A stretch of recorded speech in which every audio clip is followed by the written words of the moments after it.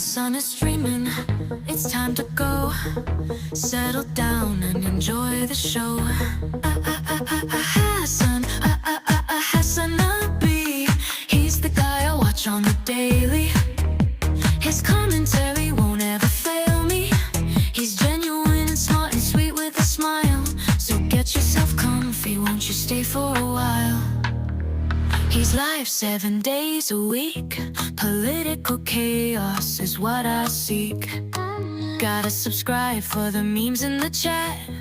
Say weird shit, you're gonna get clapped. HasanAbi, he's the guy I watch on the daily. His commentary won't ever fail me.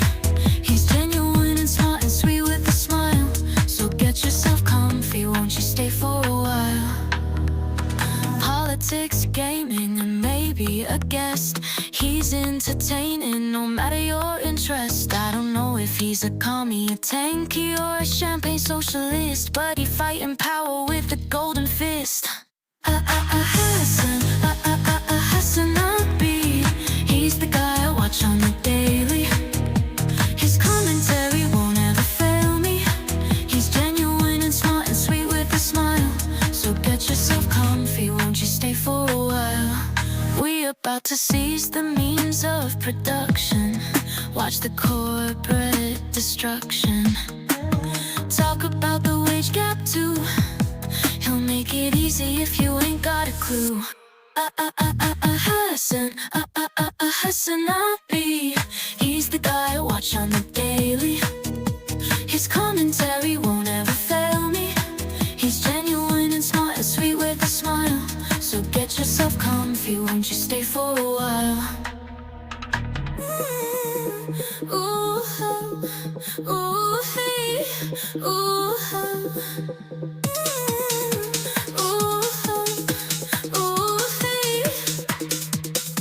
Hasan is streaming, it's time to go. Settle down and enjoy the show. HasanAbi, he's the guy I watch on the daily. His commentary won't ever fail me. He's genuine and smart and sweet with a smile.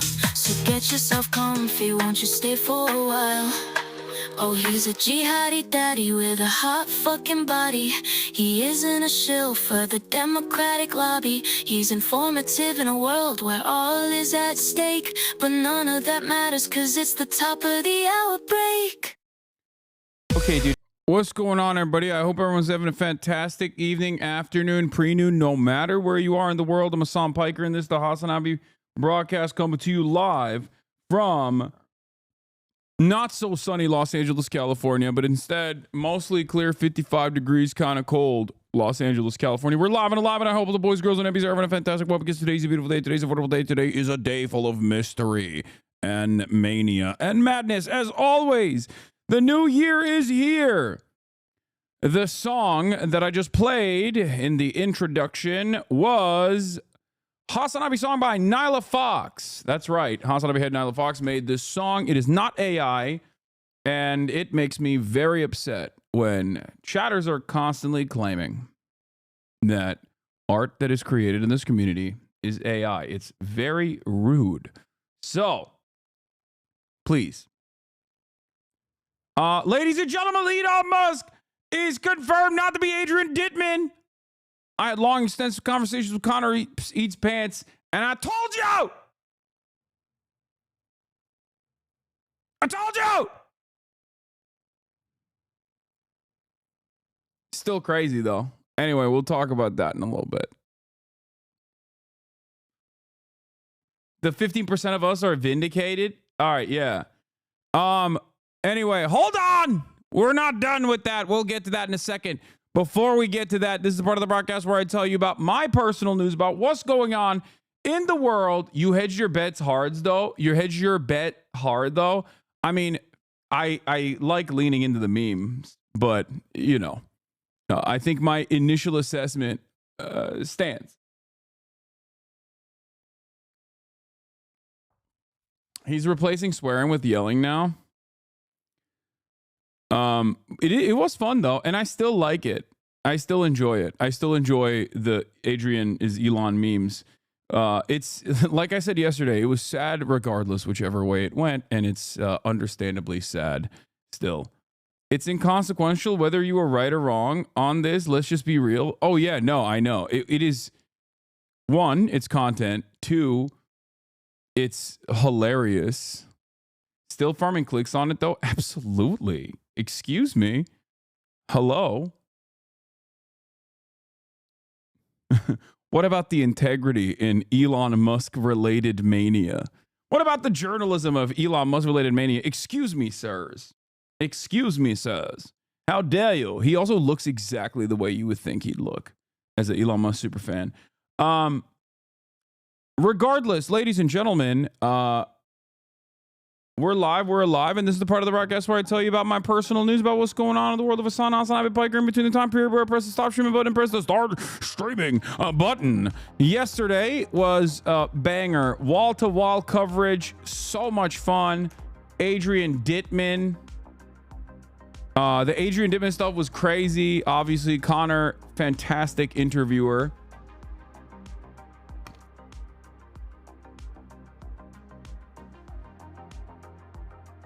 But overall,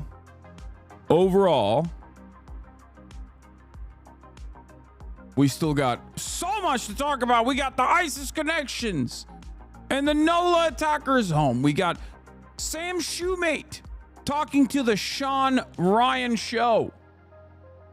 You called him being German? Yeah, because, dude, the only reason why I called him being German is because I am a language autist, okay?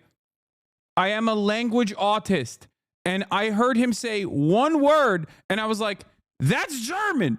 He's German. That's not how Elon Musk says it. Okay? He said person. Like the way he said person. Careful, someone might get mad that you're saying headlines. What? All right, anyway.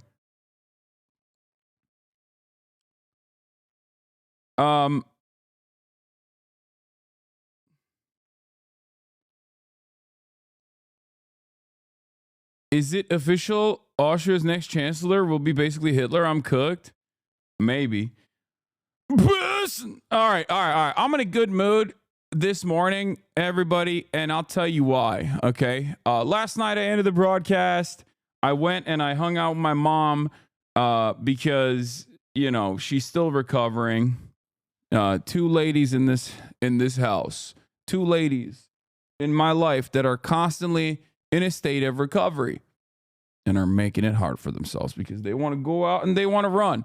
Okay, this lady absolutely wants to go out and run. Don't make no mistake. Her sleeping right now does not mean that in her mind, there isn't a constant race, a constant chase. So, hopefully, I think I asked my vet if I could take her out. I think I'm going to be able to take her out tomorrow. I'm probably going to take her out tomorrow and to like have her run a little bit. But hung out with my mom, came back home, watched a little bit of Squid Games, passed out. Is your dog normal weight? Looks big. She's like she was around 100 pounds. She might have lost some weight since the surgery because I haven't been feeding her as much. She hasn't had as much appetite. And also, she hasn't been running around too much. So, did you clean her incision? I did yesterday just to make sure. There's like a little bit of scar tissue. Oh, I played some Rivals off stream. I played like one game of Rivals off stream that I got absolutely clobbered on. It wasn't very good for me. But yeah, I went to bed, woke up early, and I worked out. And I also posted a TikTok. I'm planning on posting more TikToks as a matter of fact in the new year. So that's right. That's what I'm planning on doing. I posted one here, okay, where I talked about how in pain I am actually. I haven't been able to train for the past week because my trainers were... Oh my God, my hair is getting white. Anyway, I haven't been able to train because my trainers were taking a holiday. And in that time frame, you know, I still worked out, obviously. But I was only playing basketball. I wasn't actually training weightlifting. When you get back to the gym, it feels so freaking good. Like the pain.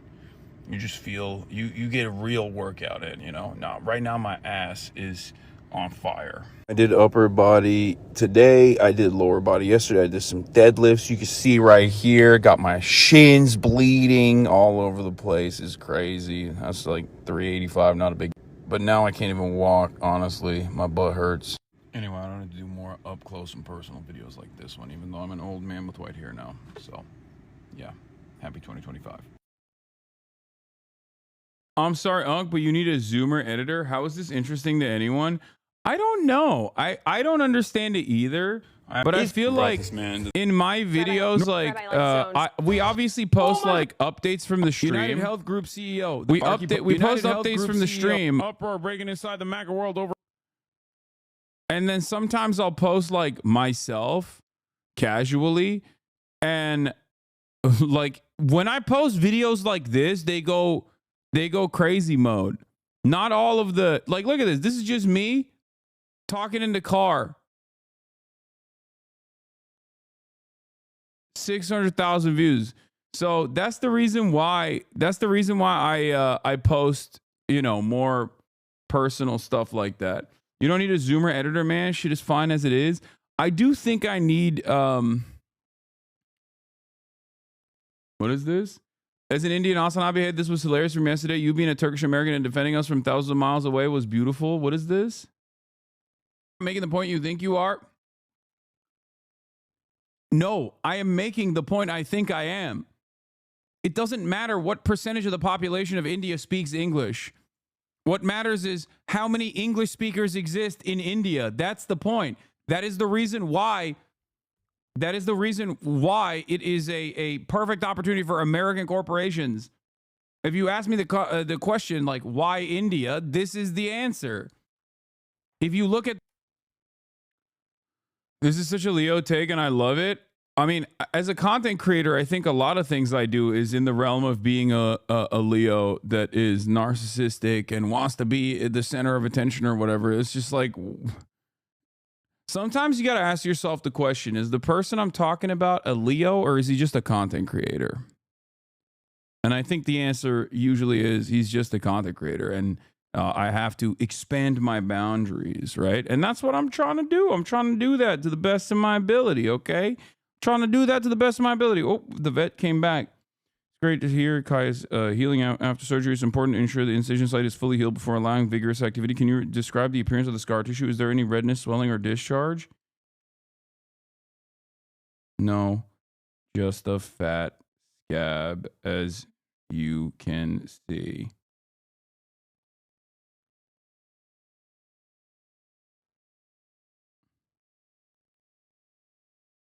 Or anything. Okay.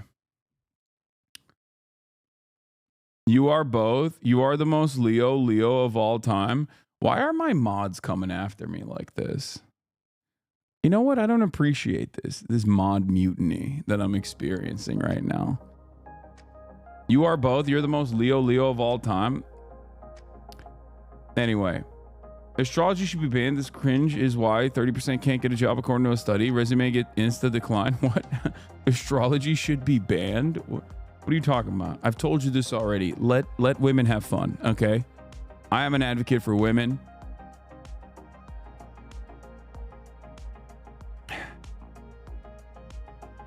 Some beautiful fan art for this beautiful Saturday.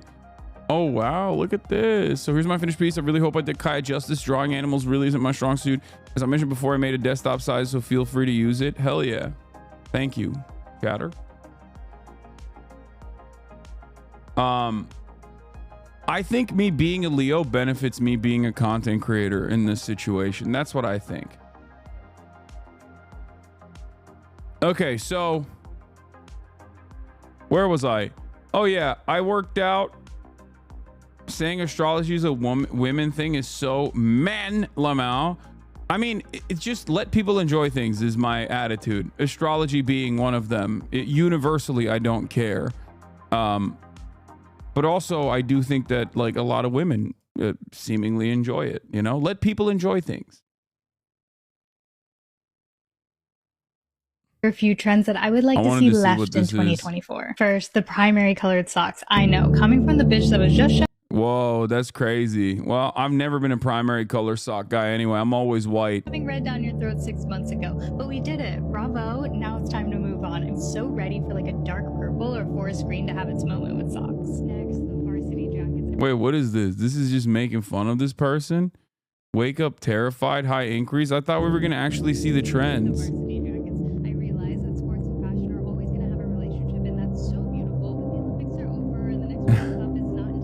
What is my TikTok for you page, man? What is my TikTok for you page? A voice actor is in chat. That's such a Leo take. Yes, we have a bunch of people that come in and out of this community and are in the chat at any given moment. Sometimes those people can be decorated, award-winning, Vogue cover having feature film voice actors. Okay? And then other times it's Valkyrie. Unmod me? No. Do some work, okay? How about you do some work? How about you earn your keep? Anyway, that's such a Gemini take from Valkyrie. All right. Let's move on. Where was I? All right. So, yeah, I worked out. I posted a TikTok. I'm in a good mood because you know, I had a good workout. Also, I'm in a lot of pain, but it's good pain. It's the good pain that you only experience when you take like a week off and then you get back into the groove of things like weight training, and all of a sudden you're feeling pain again, like your recovery pain again. So cutie merch is drip. How cold is LA today? Right now, Los Angeles is 55 degrees. Let's see if Hasan sticks to his 2025 goals of not focusing on bait chats and negative chatters. Oh, don't worry. I think I've been doing a pretty good job. Of not cursing, and I think I'll stick to the no bait thing as well. I hope the chat doesn't see that as like an opportunity, like as a challenge, you know? That's something that I am obviously fearful of, that when I say that I'm not going to eat the bait as hard, sometimes chatters will see that as a challenge. But yeah, I was shooting a film outside Jersey City last night in 30F. Brick. Yeah, it's brick. It's brick in New Jersey always. What is this? Allowed to touch Marvel Rivals.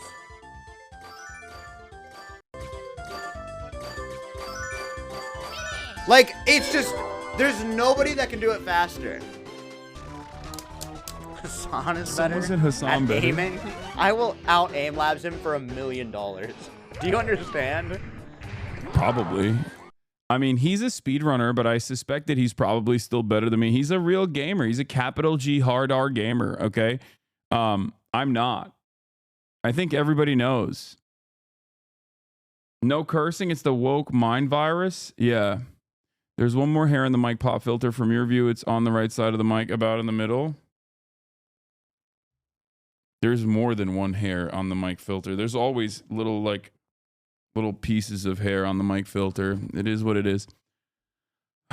Are we watching the Pierre Polivier Jordan Peterson interview today? It's cold in Canada today, and we need some spicy hot reacts. Maybe. Maybe. Oh my God. Look at what my roommate got me for Christmas. Oh yeah, I saw. I mean, this is goated. Yeah. It's fantastic. Cursing on Piers Morgan? No, you can. I think here's the thing. Part of the reason why I don't want to curse as much is because I feel like when I do curse, it is more impactful if I don't curse all the time. If I curse all the time, it's not as impactful. The Piers Morgan example is fantastic because when I'm on TV, I usually try not to curse as much. So when I do, it's more impactful. That's part of the reason why I want to, you know, lower the number of curses per capita. So, I digress. Let's pop off. Let's blast off and let's get into it. And then first, let's get into it. And then let's get out of it. Okay, it's going to be Saturday. We're going to talk about the conspiracy theories. We're talking about Sean Ryan's pod leaks, Cybertruck, explosive manifesto. Adrian DITTMAN is not Elon. NOLA attacker radicalization journey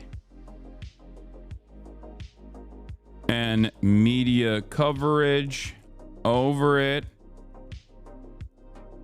Another Hasan W take different viewpoint stuff. Video currently unavailable. Chatter.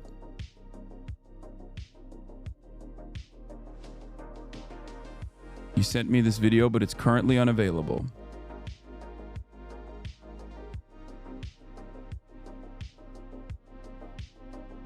F's for you. Please react to this channel for fun react. All praxis, no theory. No. What is the name of the bottled coffee you sometimes drink? Volant is the coffee that I used to drink, but I don't drink it as much right now. All right, let's continue. So, Sean Ryan's pod leaks, Cybertruck explosive manifesto, Adrian DITTMAN is not Elon, NOLA attacker radicalization journey, media coverage over it. Mr. Beast got money from DOD. Predictions for 2025 and more. It's Saturday. Fun reacts time. Get in now. 3 days since Rivals on stream. Gaming is dead again. 2025 is over. Yeah, it's done. Yeah, I had to take out gaming out back and put one in the back of gaming's head. It's over now.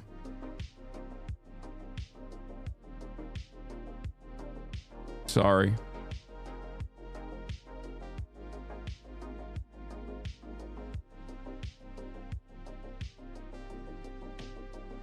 Okay, do we have a blast off meme? Hey Hasan, I was curious, how difficult is Turkish or Kazakh speakers? Would you say 3 months of learning would be enough to be fluent in Turkish for Kazakhs? What advice do you have? Thanks. My Kazakh girlfriend wants to learn Turkish.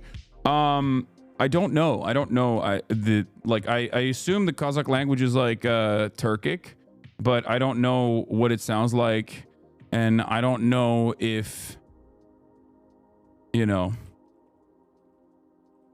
I don't know if that would be like, I have no idea. Okay, we got it. We got it. I already used the Adrian DITTMAN Disco Elysium meme chat. You got it. You got me on that one. All right, let's do it. Did you ever beat Wukong? Yes, I did.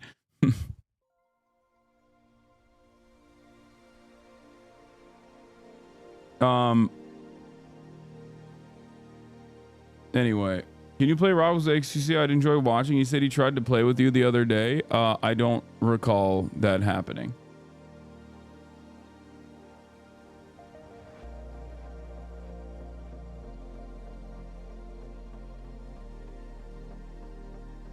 I think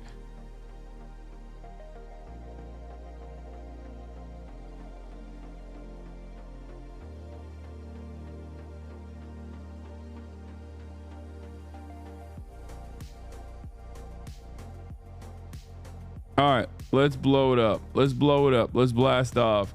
Flocky, thank you for the resubscription for 58 months. That's crazy. Looking forward to any winter anime. I don't really follow the anime stuff closely, so I don't know. 2025. What you want to do? Go to gym?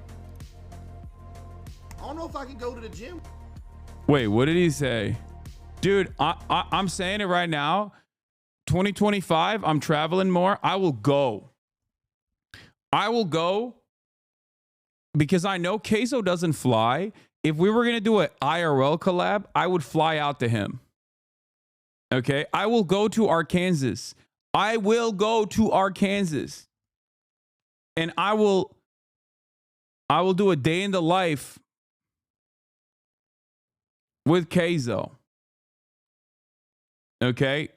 I'll live the way he lives. I'll study the ways. Okay? Hasan wants to collab in 2025. What you want to do? Go to gym? I don't know if I can go to the gym with Hasan, bro. He likes Mountain Dew. I don't know if I can hang out. Oh my God. I would also, I mean, I would game with Queso is what I was saying, but I'm down to go to Arkansas too. I'll do both. With him. You can watch You the know, that's a big issue here. I can't believe bro likes Mountain Dew. I still can't believe it. I think we need to do a soda tier list. I think that's another thing that we can collab on. You know what I mean? I also think I could out eat him. Like, that's not even a joke. I mean, I've been purposely trying to shrink my stomach to the best of my ability, but I think I could out eat. I don't know. Is that crazy? Dude, especially if I get some PEDs. Okay. You guys saw the way I am an eater. You saw the way I operated during the drive-through challenge. I think y'all forgot. You forgot how much I can consume. ADHD comes in clutch for overeating, man.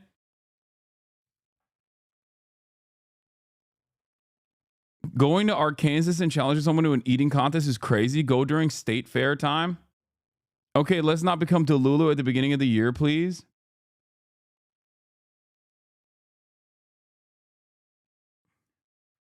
Yo, people forget, dude, I downed, that Disney turkey leg. When we went to Disneyland and I just downed that turkey leg, that was me holding myself back too. Like, that was me holding myself back. I called the Blick Hasan way it eat. What?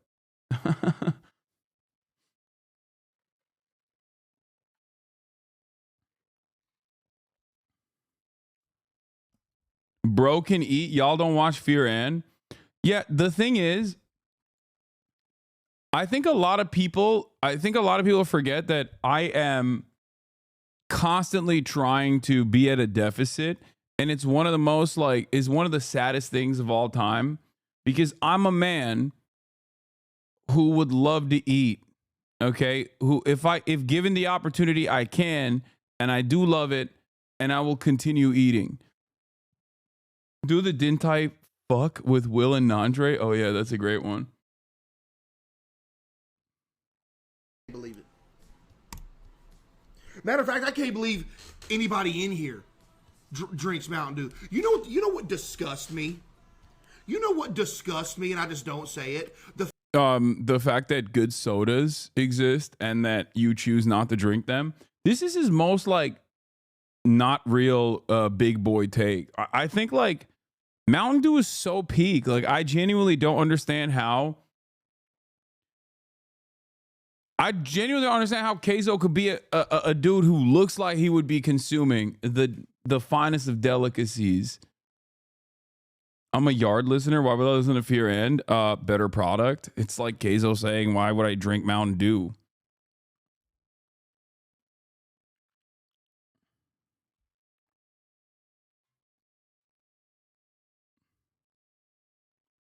Am I a Baja Blast, man? Yes.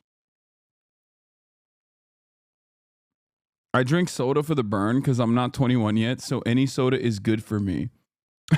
For the burn?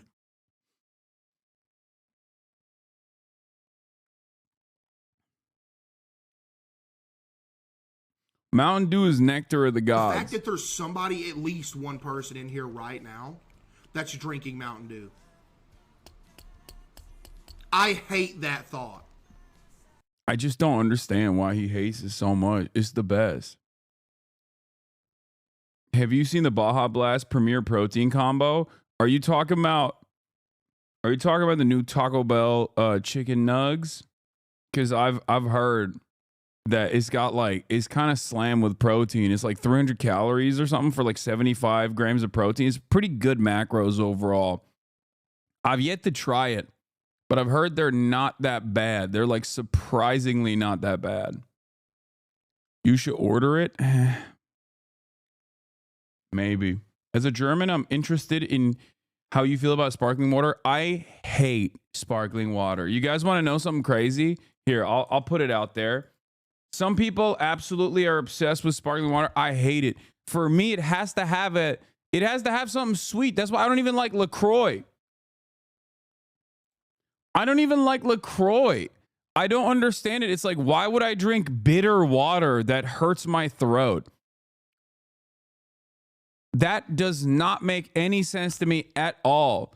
I don't get it. LaCroix is like in between, you know, sparkling water and you know, like an actual delicious soda bev, right?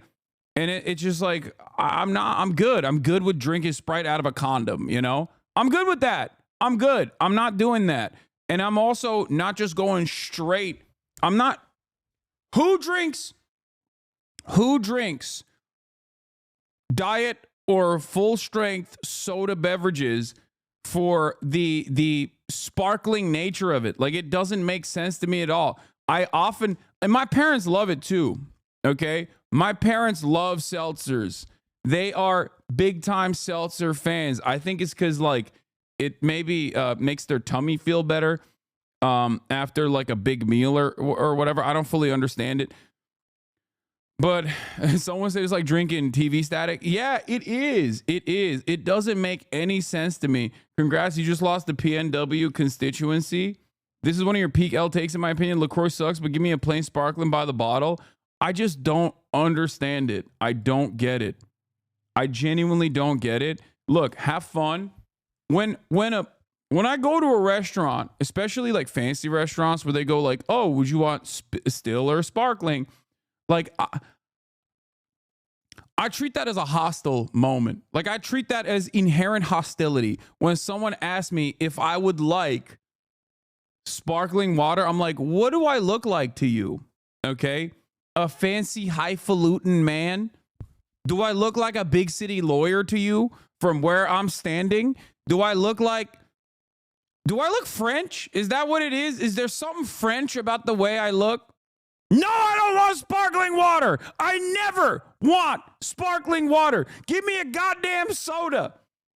Okay? I will have a regular still water, please, and also some diet sodas on the side. And I can't even drink Coke anymore because it's on the BDS boycott list. So now I don't even drink soda that much when I'm out. And it sucks because I'd rather die than drink Diet Pepsi. Anyway, that's my take, okay?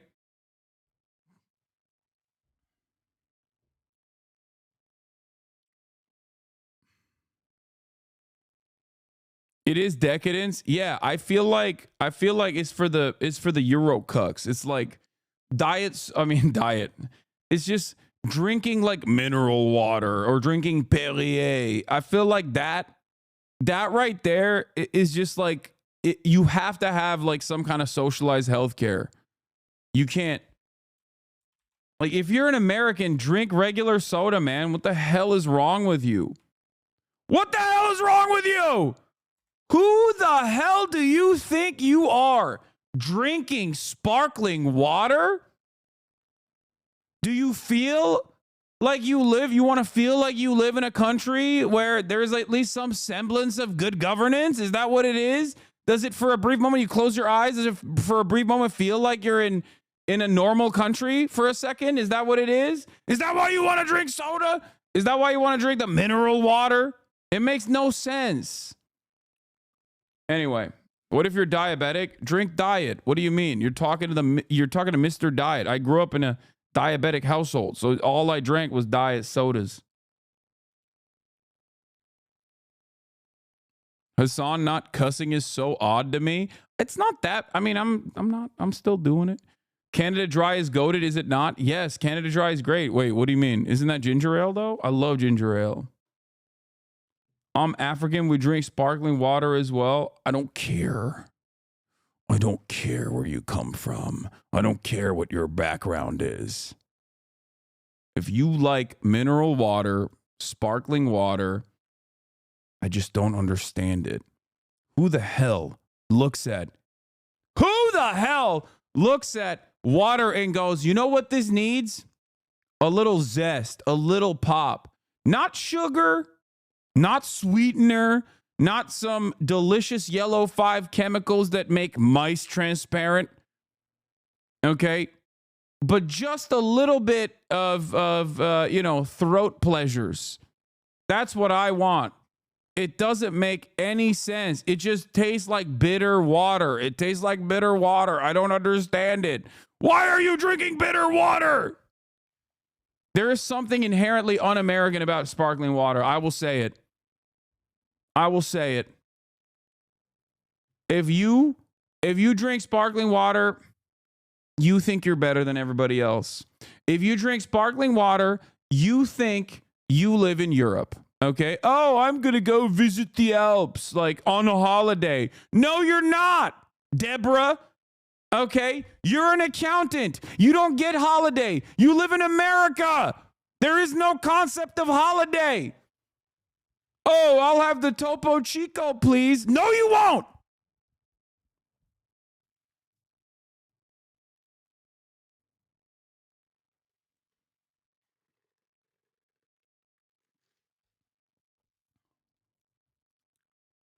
I used to think it was expired water as a kid. That's funny.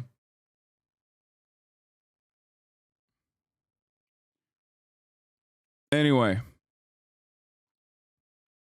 you look at sparkling water and think, a little bit of carcinogenic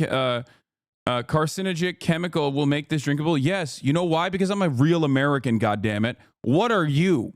Yes, exactly. I look at sparkling water and I say, I need chemicals that are going to make me have different kinds of ass cancer. That's what I say. You know why? Because I love this country. And it seems like you don't. And if you don't love it, you can leave. This is going to lose you more people than Ethan lost over Gaza. Okay.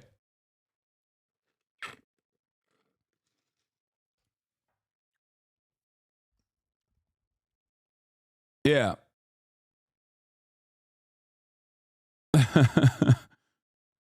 All right. All jokes aside, what happened to let people enjoy things? I like bitter water because I'm a bitter person. That's what I'm talking about. At least that person recognizes it. Okay? You're bitter and maybe a little un-American. Okay? Maybe a little, just a little bit, but not in like a cool way, in a bad way. Okay?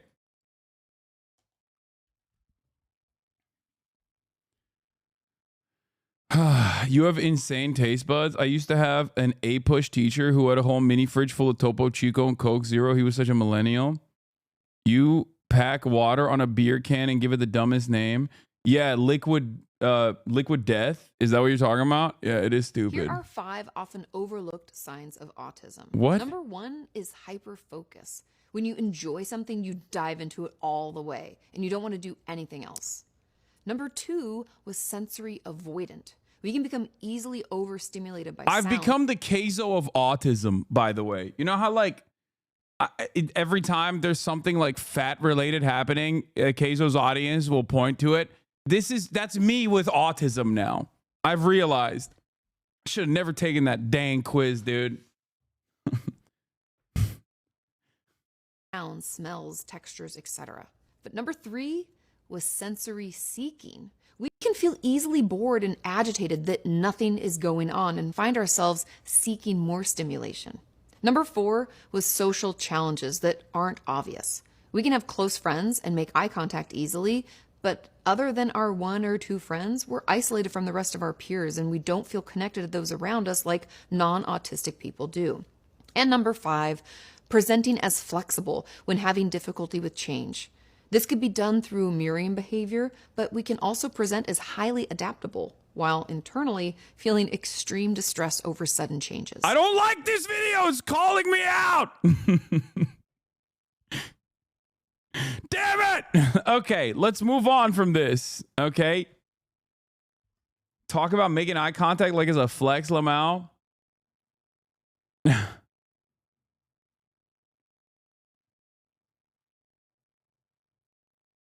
For the new fans, where can we take the fan base quiz? What is the fan base quiz? Throw a curse in there. You know you want to. I'm not. You're negatively influenced me as a non-American and I always crave soda now. Let's go. Finally, dude. American cultural export is still, our greatest cultural export is still very much alive and well. Soda, black culture and soda consumption. That's it. That's America right there. Also brain rot. There's a lot of right-wing brain rot that we also farm out as well to ruin the rest of the globe, as if it wasn't enough that we were destroying the world with American imperialism. We've decided to also destroy the minds. Anyway, burger.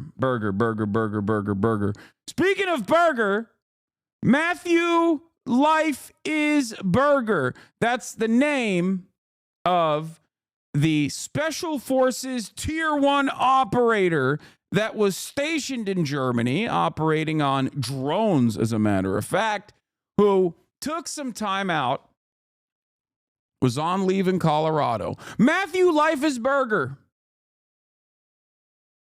decided to go on the Turo application and rent a Cybertruck, which, according to some sources, in text message conversations that were revealed to his ex-girlfriend at the time, made him feel like Batman or Halo. Matthew Life is Burger. Matthew Live Love Burger was a man who had spent 15 years in the military. 15 years as a Special Forces Tier 1 operator, a doorbuster. The type of guy who goes on the Sean Ryan podcast. Now, of course, he unfortunately couldn't make it to the Sean Ryan podcast when he was alive. Matthew Live Love Burger killed himself outside of Trump Tower in Vegas, inside of a fiery inferno of gas canisters and explosive ordnance such as fireworks in his Cybertruck. A lot of people were confused this had happened just in the first day of the new year. People thought, what is going on? America is out of control. This is happening right alongside the New Orleans attack that had taken place with another American military veteran with an ISIS flag strapped to the back of his truck. So people thought, are these connected? Well, it turns out Matthew Life is Burger seemingly was on some different stuff. Okay.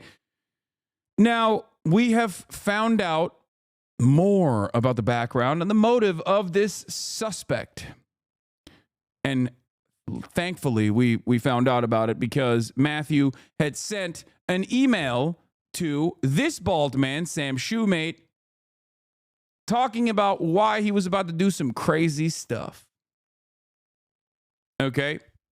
We have luckily, Sam Shoemate tactically ascertained this email, even though he initially had made fun of it. We watched certain parts of this broadcast that is now sitting at 2.58 million views in one day on Sean Ryan's podcast. Sean Ryan, for those of you who don't know, because you're probably not a Tom Clancy reading, military grunt, enjoying, former vet, who likes to drink Black Rifle coffee, and has had a string of bad relationships and probably are a divorced dad. If you're not one of those things, you probably don't know who Sean Ryan is. Sean Ryan is the place for guys like that. Sean Ryan is the place for Matthew Life is Burger and many others, right? Not former vet, sorry, veteran.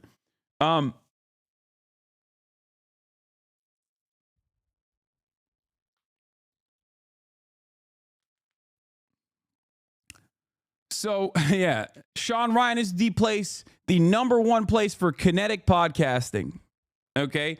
Tactical ascertainment and kinetic podcasting where veterans, former government stooges, and current government stooges alike end up getting the full 2-hour broadcast, starting off with the gift giving. Sean will give you a gift of a phone that he is sponsored by, a phone company that he's sponsored by.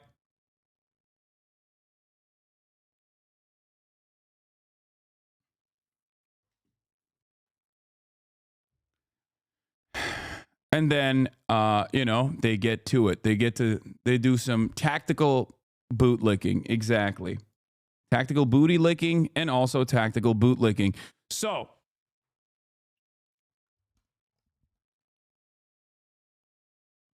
there's a video by Ryan Macbeth about why the email manifesto about the Cybertruck terrorists is probably fake news. Almost only 5 minutes or so. Yeah, Matthew Life is Burger has lived a long life, but it seems in the last hour of his life, he sent this email to Sam Shoemate. We covered it yesterday. I'm going to go back into it, but I want to start off by looking at the email real quick. This is the way that Sean Ryan talked about his podcast that came out. I urge everyone to dedicate at least 45 minutes to fully grasp the details that have unfolded over the past few days. This episode takes a deep dive into the manifesto, an email sent to Samosaur by Matt Livesberger himself. Within this chilling document, Livesberger boldly declares, what I'm going to send you is going to change the course of humanity. Matthew Livesberger, a former Green Beret, is at the center of the story. Just days before he drove a Tesla Cybertruck loaded with explosives to the Trump International Hotel in Las Vegas, this Cybertruck incident has raised serious questions about Livesberger's motivations, his credibility, and the information he shared. In this episode, we unpack the manifesto's contents, which include allegations of advanced drone technology, U.S. war crimes in Afghanistan, and the use of gravity propulsion systems by China, anti-grav machines, drones in New Jersey, the Chinese weather balloon that drifted off course and made Americans panic for approximately a week. All of that and more was featured in Matthew Livesberger's email that he had sent to this other guy, Mr. Shoe, Sam Shoemate. Sam Shoemate initially looked at Matthew Livesberger's email, which I will read you right now, and kind of joked about it because it sounds, frankly, a little insane. But for Sam, Matthew Livesberger blowing himself up outside of Trump Tower, inside of the Cybertruck, was enough to go, okay, this insane thing that this insane guy sent me, after he did the extra insane thing of blowing himself up, now I believe it. Why? Because content and clout. So let's take a look at the email really quickly, and then we'll move back to the conversation that they were having.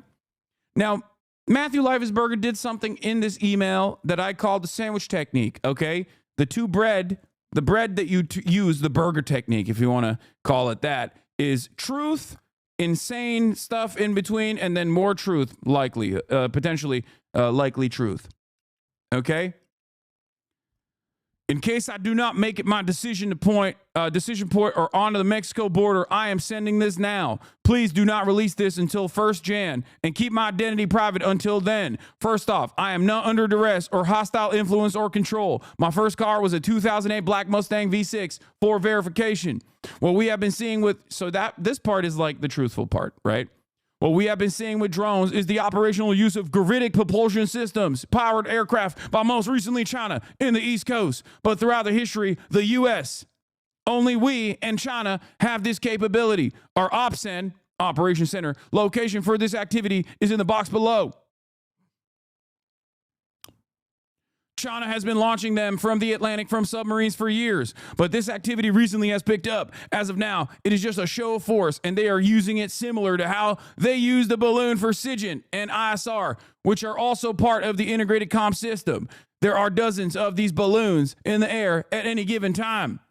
The so what is because of the speed and stealth of these unmanned aircraft. They are the most dangerous threat to national security that has ever existed. They basically have an unlimited payload capacity and can park it over the White House if they wanted. It's checkmate. USG needs to give the history of this, how we are employing it, and how we are weaponizing it, how China is employing them, and what the way forward is. China is poised to attack anywhere on the East Coast. I've been followed for a week now from likely Homeland or FBI, and they are looking to move on me and are unlikely going to let me cross into Mexico. But I won't, because they know I am armed and have a massive VBIED, which is code word for vehicle-borne improvised explosive device. I have been trying to maintain tactically a very visible profile and have kept my phone, and they are definitely digitally tracking me. Okay, this is like signs of paranoid schizophrenia, in my opinion. Okay. I have knowledge of this program and also war crimes that were covered up during airstrikes in the Nimruz province in Afghanistan in 2009. So we're back to like the truth now. Okay, likely the truth. By the admin, DOD, DEA, and CIA, I conducted targeting for these strikes of over 125 buildings. 65 were struck because of civcas that killed hundreds of civilians in a single day. U.S. FORA continued strikes after spotting civilians on the initial ISR. It was supposed to take 6 minutes and scramble all aircraft and CENTCOM. The UN basically called these war crimes, but the administration made them disappear. I was part of that cover-up with U.S. FORA and agent of the DEA, so I don't know if my abduction attempt is related to either. I worked on General Miller's IO staff, as well as the response to Bala Murghab. AOBS commander at the time, can validate this. You need to elevate this to the media so we avoid a world war, because it's a mutually assured destruction situation. For vetting, my LinkedIn is Matt Berg or Matthew Life is Burger, an active duty 18 Zulu out of 110. My profile is public. I have an active TSSCI with UAP and USAP access. Do not message me. I will send out updates via both Signal and email, but trust me, you're going to want to be involved. 18 Zulu, signing out. So, my initial assessment on the on the guy and also Sean Ryan in general is that I don't think you're going to ever find some real damning truths about whatever is happening within the American government by the likes of Sean Ryan or on his show. Ironically enough, Sean Ryan also has claimed that he might be under threat for revealing this information. Okay? Where was it? He tweeted out something along the lines of with the weight of the baggage America is carrying within its borders, I can't help but wonder, when the baggage becomes too full, will America be able to recover, or have we already reached that point? He basically tweeted out something like, I'm under threat. Hey, man, this is an activity duty Special Forces TM Sergeant out of 10th. I want to blow the whistle on our activities in a certain place. I'm willing to sit down with you on the 31st in Flagstaff or do it remotely via phone. Must be done before the 31st, as I'll be leaving. You know what's really funny? Okay. Sean Ryan probably gets at least 1,000 emails like this a day, which is precisely the reason why when he saw this email, he did not respond to it. I'm rather shocked at the lack of loyalty and military conditioning of American service men and women. Where is their sense of loyalty and discipline? Yes, the U.S. has a mental health pandemic. The U.S. military seems to have very serious loyalty and discipline problem. Too many of them have gone rogue. What are you talking about? What?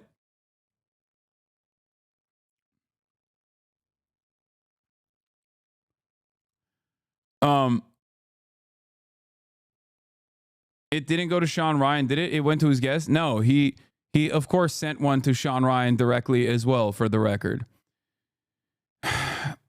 Of course, what's funny to me, at least, is that you have one former government guy, former Navy SEAL CIA contractor, getting upset at another current government guy, Jack Posobiec, also former Navy intelligence. Okay? Jack Posobiec immediately runs into the story headfirst and says, spoke with an Army friend who served with Matthew Livesberger in Afghanistan. Says the email story about the war crimes in 2019 is totally made up, that they didn't even have strike authority like he's talking about.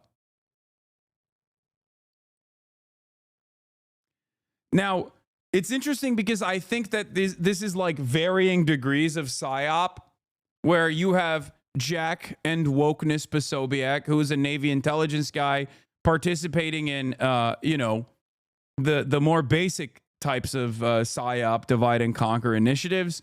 And then you have the Sean Ryan guy, who has to maintain his veneer as an anti-government guy, but then sometimes, almost always, ends up landing on the side of whatever initiatives the government wants you to pay attention to.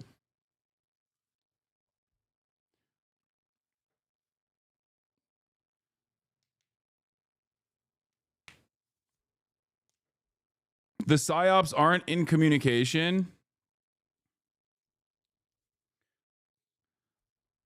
Anyway. So, Flagstaff guy is not legit. He didn't give, make, model his Ford truck like the Tesla guy. What? I'm a psychiatrist, and this is very clearly schizophrenia or psychosis more broadly. Unfortunately, many such cases after the kind of trauma you experience in the Army. Yeah, that's what I think as well. I see nothing wrong with the dude's email. Unlimited payload and anti-grav technology. You see nothing wrong with a guy. Look, submarines do have the capability of launching drones. That is 100% correct. Okay? Just so you understand. Unlimited payload capabilities are, as far as I understand, impossible. Okay? The fact that he also paired up the Chinese weather balloon as a massive point of, like, Chinese military might that they're flexing over the American, the oblivious American population, I think shows how maybe there's a limit to the veracity of the statements. Okay?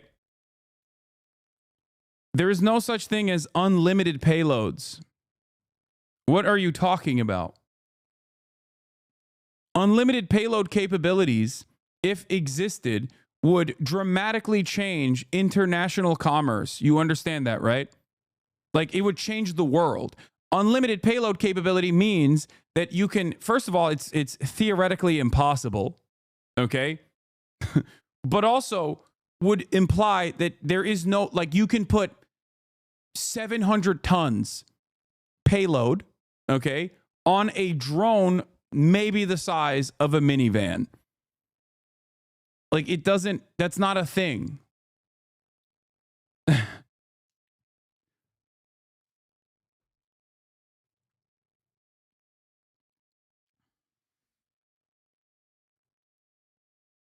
Don't get excited, but we know very little about our existence or the world around us. Oh my God, it's always alien guys in the chat that go, yeah, it's alien technology. Yeah.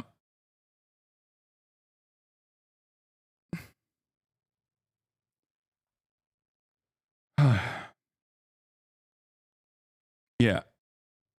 Anti-grav technology and unlimited payload would be life-altering information, okay? Life-altering technological developments that undermine things that you know about gravity, okay? Things that we understand.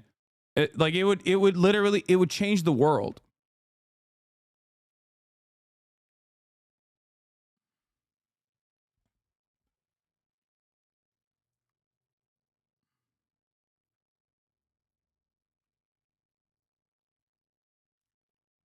Anyway,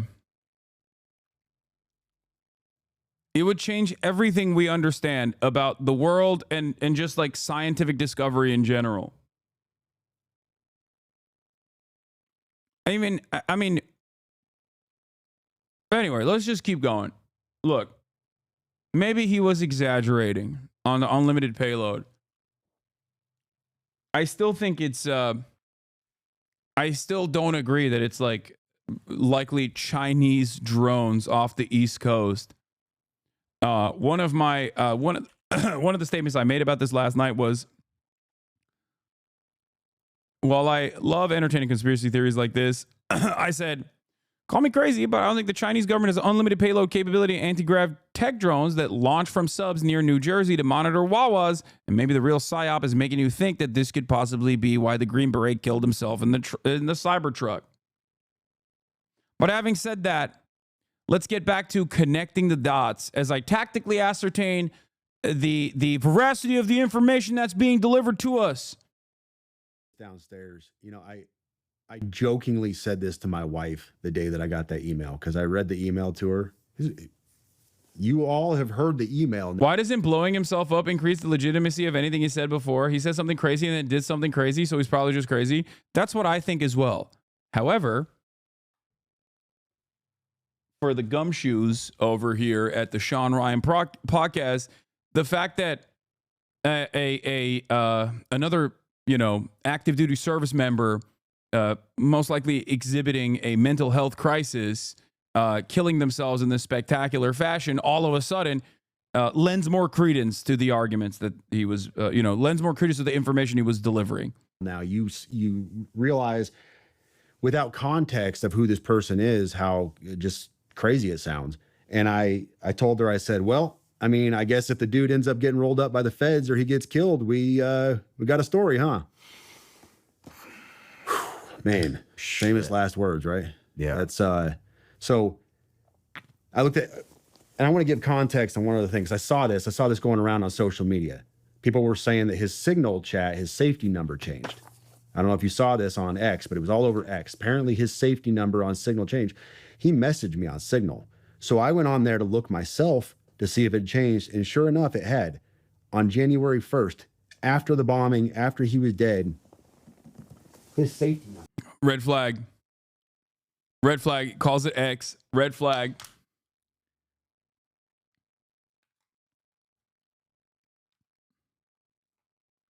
My 2025 red flags are, and this is this is like a holdover or carryover from 2014 as well, which is when someone calls Twitter X, when someone is really invested in AI art and routinely uses AI art. Those are like two, for me, those are, did I say 2014?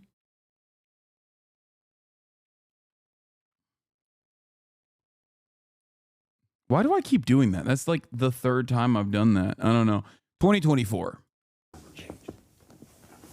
That's all he sent me. He said initial contact, and I gave a thumbs up, and his safety number changed at the bottom. Look at that. That's after he's dead. Oh, Bitcoin too. Yeah, cryptocurrency. Being really into cryptocurrency. I don't know enough about Signal to know why that would happen. Somebody has to have manipulated that, though, and messed with it. Somebody had to have been in his account after the fact and done something for that to have changed. What did the FBI say when you contacted him? Not a lot. I gave him the story on what went down. Was very over the top, telling them, hey, I am being transparent in every way.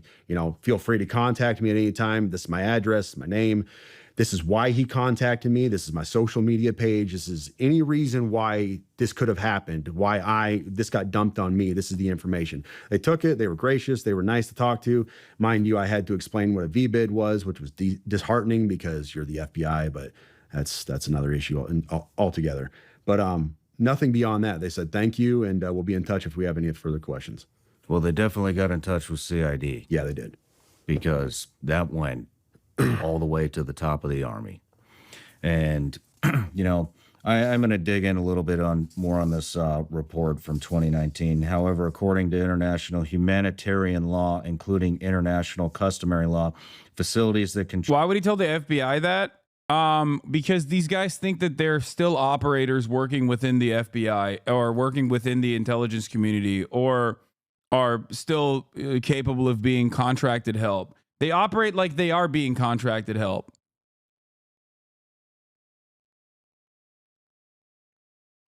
I want to call each of these conspiracy theorists dodo. No, I mean, like, they're LARPing. They're LARPing. That's what it is. Contribute economically or financially to the war effort or of a party to a conflict are considered civilian objectives. The report jointly produced by UNAMA and the UN Human Rights Office concludes that the drug facilities associated with workers may not be lawfully made the target of attack and should be protected. The United Nations maintains that considering these objectives and individuals legitimate targets dangerously erode the fundamental principle of distinction, placing the broader civilian population. I went back and reread it. When he's talking about basically unlimited payload, he's not talking about weight or any one drone. He's talking about payload as an ordinance and unlimited by the cumulative effect of all the drones working together. First of all, payload doesn't simply just mean ordnance. Payload means payload. Okay? Payload means it can be surveillance technology. It's whatever the drone is carrying. Okay? And it doesn't matter. Ordnance or not, it's impossible for it to be unlimited unless there is some kind of alien-style space technology out there, anti-gravity technology.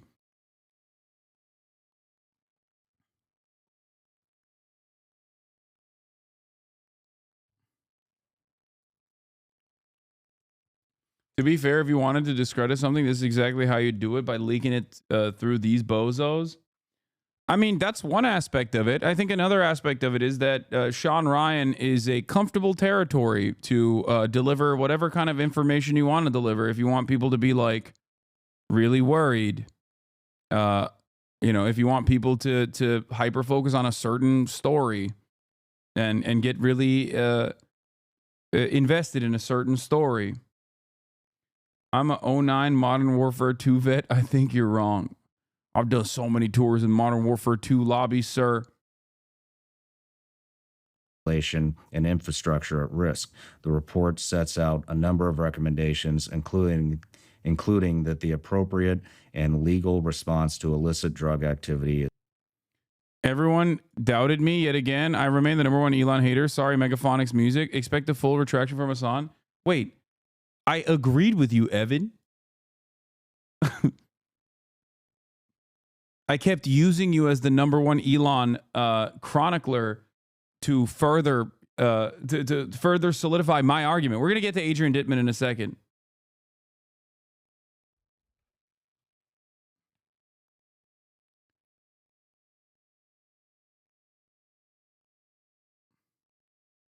I even did it yesterday. Yeah, Adrian DITTMAN is not Elon. Why do you think he's talking about you? Oh, because because he probably misunderstood when I was using. All right, we'll get to it. We'll get to it. Just let's do it. Is through law enforcement, not military operations that endanger civilians. Well, and here's the thing. We want to know why the DOD is scrambling on this, why the FBI pushed this to them so quickly, to CID all the way up to the very top. These are very, very serious allegations. Yeah. I mean, this is like UN level opening an investigation type stuff into alleged war crimes. This is no joke. It did happen. Yeah, the Ripple. Okay, I disagree with that vehemently. The United Nations opening up an investigation to American war crimes is basically a joke. Hello? Have you not been around for the last year where it's not even the United Nations that is already constantly humiliated by America in general and the Security Council that the American government basically weaponizes its influence over to ensure that nothing happens to our extension in the Middle East, Israel. The American government has also openly talked about like invading the Netherlands, invading The Hague. So no, I don't think that the UN, calling into question war crimes committed by the United States of America is that serious. It's just not. It just straight up is not. It is crazy. Full effect is going to be massive on this. It did happen. I think we should take a quick break. I want to scrape our email to see if this Green Beret, what's his name again? Matt Livelsberg. Matt Livelsberg. Let's see. Burger. Okay. Let's see if Matthew Livelsberger sent us an email through our website email desk. We'll be right back. Vigilance Elite Productions. I know everybody out there has to be just as frustrated as I am when it comes to the BS and the rhetoric that the mainstream media continuously tries to force feed us. Yeah. And I also know how frustrating it can be to try to find some type. That's right. That's why I love getting my non-mainstream media narratives from former CIA contractor, Navy SEAL Sean Ryan, who famously will go on the Joe Rogan Experience to say things like, you know, the Taliban is just printing out passports to come into the United States of America through the southern border of Mexico. And any moment now, there's going to be multiple 9/11s. It's far too late. Now, that's the type of cutting edge anti-government rhetoric, anti-mainstream media rhetoric you can get from Sean Ryan, which seemingly always is aligned with the American State Department. I don't know how, I don't know where, I don't know why. It just always seems to lean in that direction.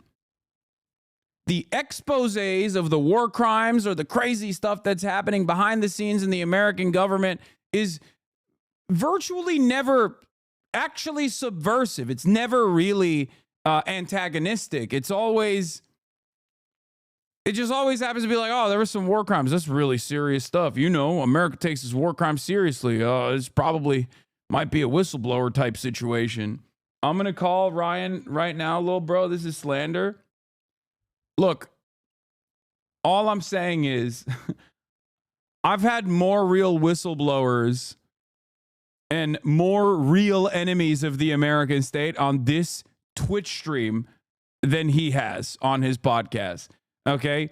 His interviewees are the likes of Pete Hegseth, who is about to be the Department of Defense Secretary. Okay? He's about to be the Secretary of Defense.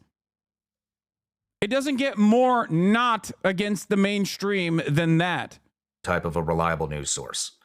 It's getting really hard to find the truth and what's going on in the country and in the world. And so one thing we've done here at Sean Ryan Show is we are developing our newsletter.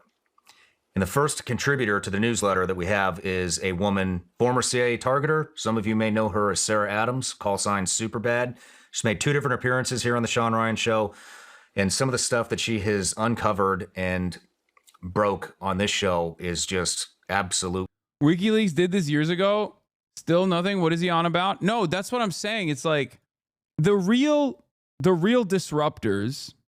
Okay. The real disruptors, the real like whistleblowers. Okay. They don't get to go on the Sean Ryan podcast. They don't get to have a Sean Ryan podcast. They're in exile or killed or suffer severe penalties like Chelsea Manning did. Okay? That's it. They go to prison. Like they either go to prison for a very long time or they get killed. Or they are in a non-extradition embassy, like a non-extradition country's embassy, locked away as the American government, including the likes of Hillary Clinton, like openly talk about assassinating these people, like Julian Assange, and only are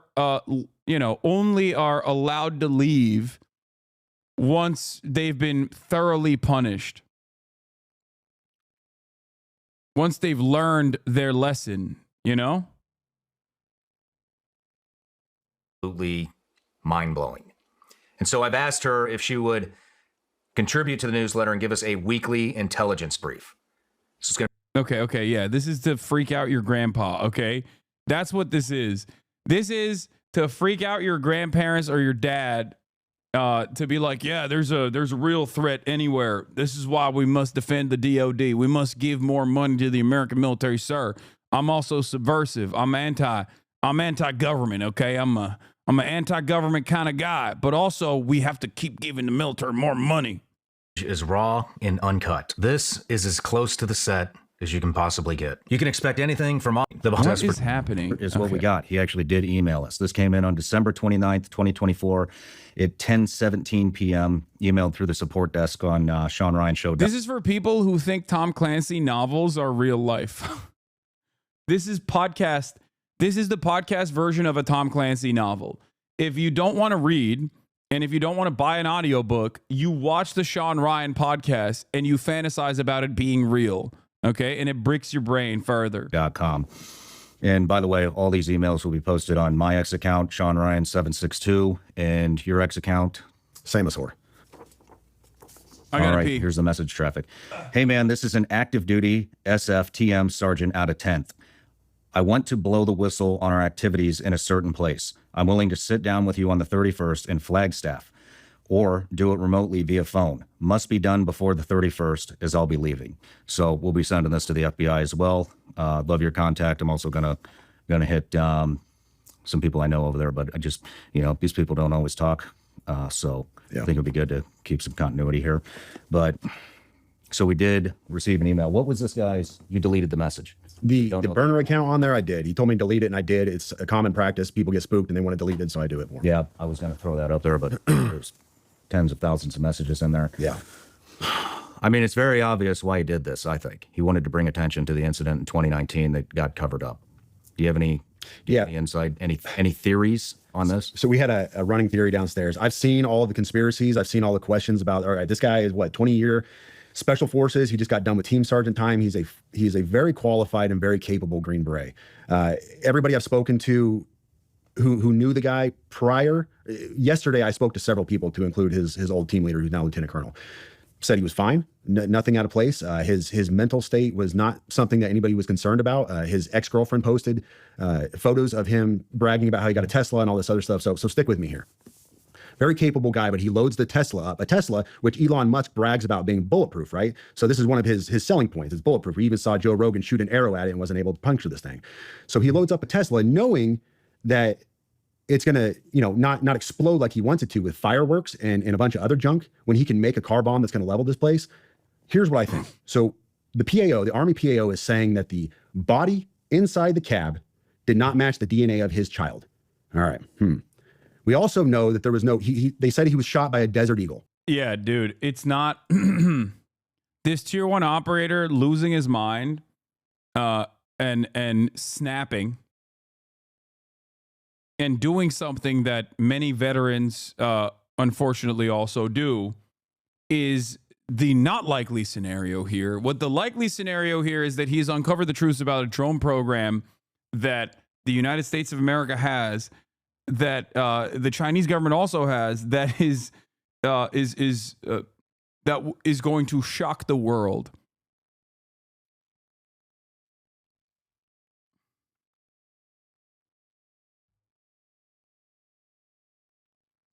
Echelon, I believe, is the worst surveillance system to ever exist. Like, we don't need that system for surveillance, right, Hasan? I thought it violates the amendments of the rights of privacy, right, Hasan? What? HasanAbi, you're wrong. You're wrong. You don't know tactics, brother. That's true. You cry yourself to sleep knowing you are part of a gender propaganda machine. Free Israel.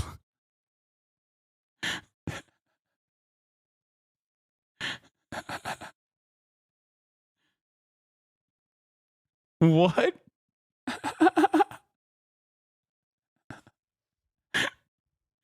A gender propaganda machine? What does that even mean? An agender propaganda. We know that there was no signature when it rolled up. So nobody shot themselves when it rolled up to it. You would have seen a large signature. Mr. Guns and Gear, he's on X. Yeah, I mean, yeah, free Israel from the Israeli government. You're right. You're not wrong. Free Israel from its genocidal tendencies. I agree. Yeah, I'm on board with that. Free Israel from the constructs of heteronormative gender roles. He goes into this a lot in depth. He's a firearms expert and he talks about this, and there's no signature. So this is what happens. You get a Tesla because you know it can drive itself up to the hotel, the Trump Tower. You put a body in it, roll it up. It's already burned up, or it's already shot, excuse me. You don't want to kill anybody because that's not the message you're trying to send. You're not trying to. Wait, what?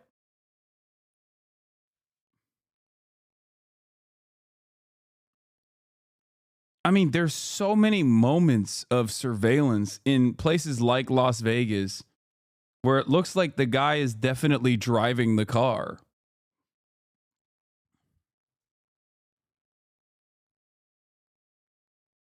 I don't know if these people need a welfare check. I mean, I don't know, man. I don't know what the full extent of self-driving is at this point. Like, I mean, Waymo is obviously pretty successful at full-blown self-driving capabilities. I just don't know if FSD is as good. It seems like it's not as good. But even then, there's a difference between fully self-driving and someone controlling the Cybertruck, which I think is the argument he's trying to make. The argument he's trying to make is that someone killed him, put him in the Cybertruck, in the driver's seat of the Cybertruck, and then blew up the Cybertruck, drove the Cybertruck through remote control, and then blew it up, basically. But what also doesn't make sense in this regard, what doesn't really make sense in that story. No, he's saying life is Burger. Oh, he's saying Burger is still alive. He faked his own death. Yeah, that's insanely unlikely. That is the most unlikely scenario. You would have to tattoo all of your... You would have to straight up tattoo the body of the person that you killed, and then self-drove, and then got to self-drive the car to the Trump Tower. And I believe they also match your dental records. I'm sure that they matched his dental records as well. Level the tower or kill a bunch of people. So you load it up with fireworks and a bunch of junk to send a message. And we know that his signal number or his signal safety number changed. That can't be done unless you're inside that signal account. And a lot of people conjecture, was the FBI inside his signal account, whatever else. But what if he accidentally changed his safety number, goofed up there? He rolled a body up in a Tesla, specifically because a Tesla can drive itself up to the tower, and did what he did to send a message to expose his stuff. And he's still alive out there somewhere. Well, the other answers a lot of questions. The other thing is maybe the FBI wasn't in his phone. Maybe, I mean, this guy's obviously very... Yeah, to my knowledge, shreds and tatters of his tattoo remains plus teeth, not fakeable in my not fakeable amount.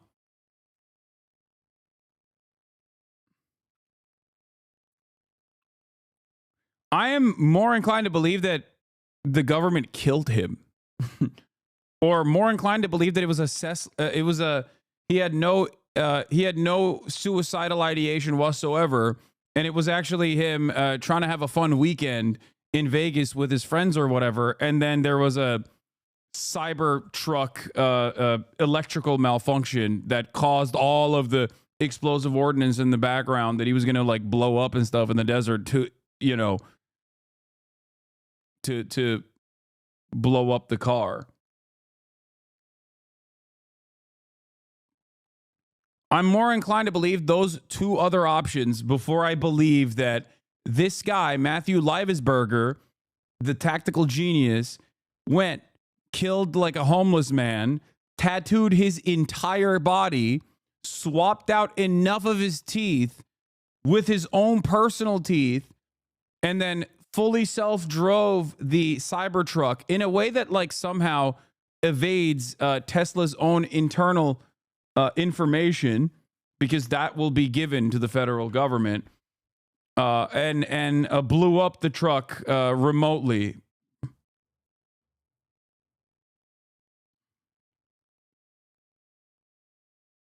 I'm kind of becoming a fan of this unrestricted delusions focused podcast. Like, can we just make anything up into a podcast? What do you think 90% of podcasts are? 90% of podcasts are this.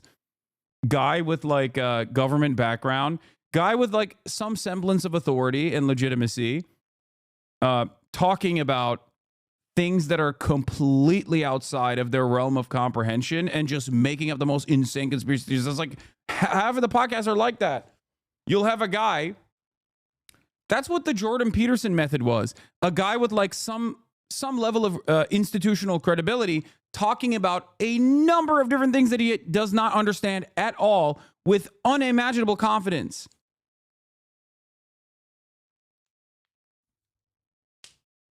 Also, the Fear M Pod. I mean, the Fear M Pod is like obviously a entertainment comedy culture focused podcast. We don't, you know, we don't have any sort of authority over any of the things that we talk about. What are you talking about? As a matter of fact, most of the podcast is about how little we know about things. Very competent. I mean, he's got a TSSCI clearance with the polygraph. He's been associated with USASOC. Obviously, he was on this operation in 2019. By the way, the general in charge of that was General Miller. You'll see that in the email that we post on X later after this interview comes out. You know, maybe he changed his number on purpose and switched phones because he obviously was tipped off or conducted his own counter surveillance and caught Homeland or FBI tracking him. And so I think there's a very good possibility that that Matthew Livelsberger might be still alive. It checks, as far as I can tell, it checks all the blocks. The Desert Eagle, you know, the Desert Eagle, I mean,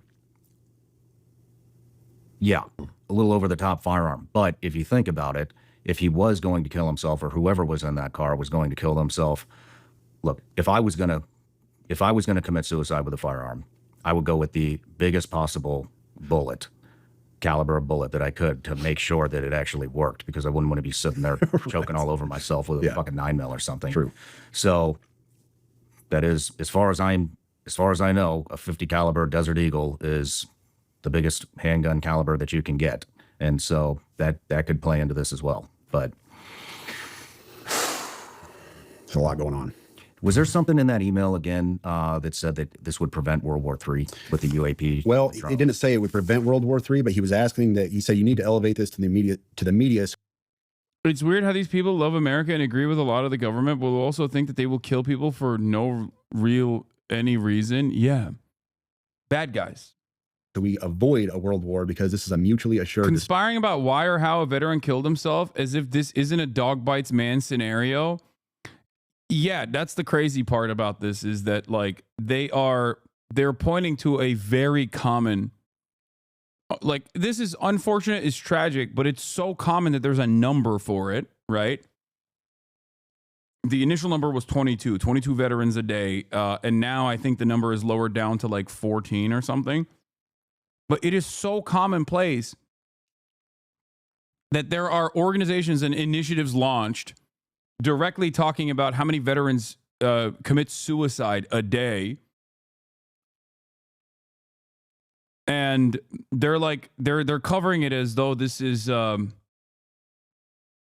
covering it as though this is like a very unique phenomenon. Now, obviously the way it happened is definitely more spectacular than the average way it normally happens. He wasn't mentally disturbed. He was Oracle Patriot fighting the deep state. Yeah.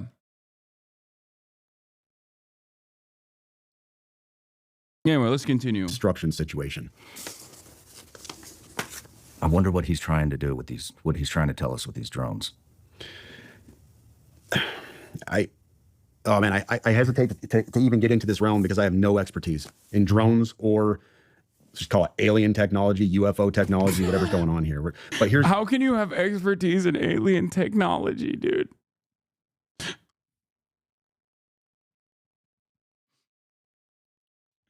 Oh man, let's get into it. But I'm sorry, Sean.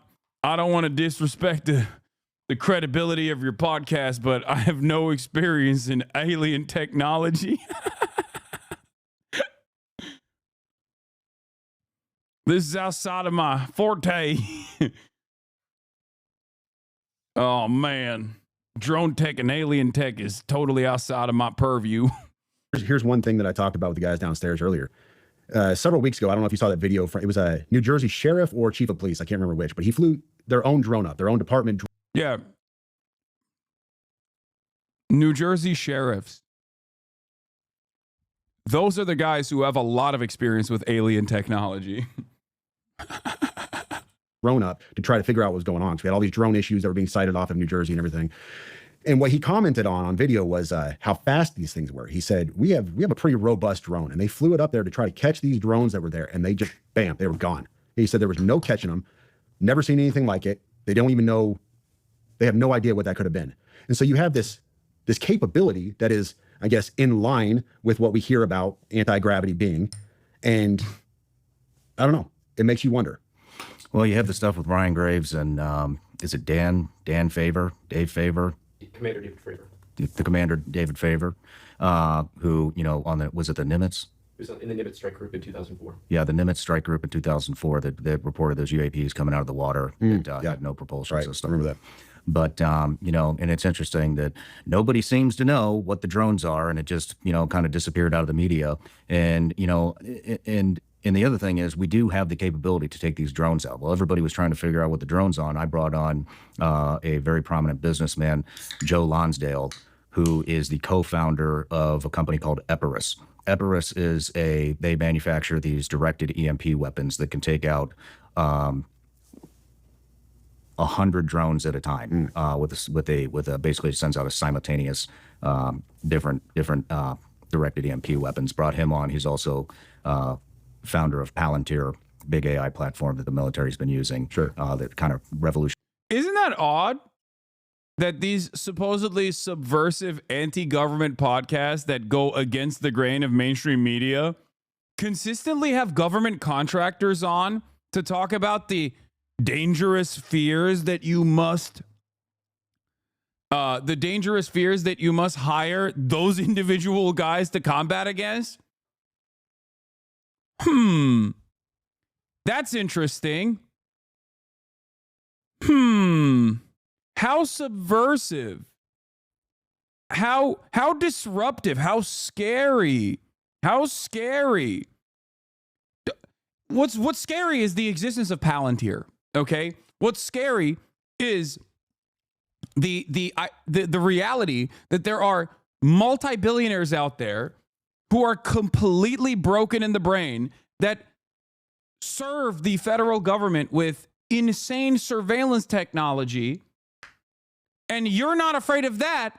You're afraid of alien drone technology. And the only way to defend yourself against that alien drone technology is with Palantir or with, you know, these EMP weapons providers that are going to become government contractors. Like, think. This is what I will never understand about all of these cynics, all of these skeptics, all of these conspiracy theorist people. They're not afraid of Peter Thiel. They're not afraid of Elon Musk. They're afraid of Bill Gates, which you should be. He's also a billionaire, okay?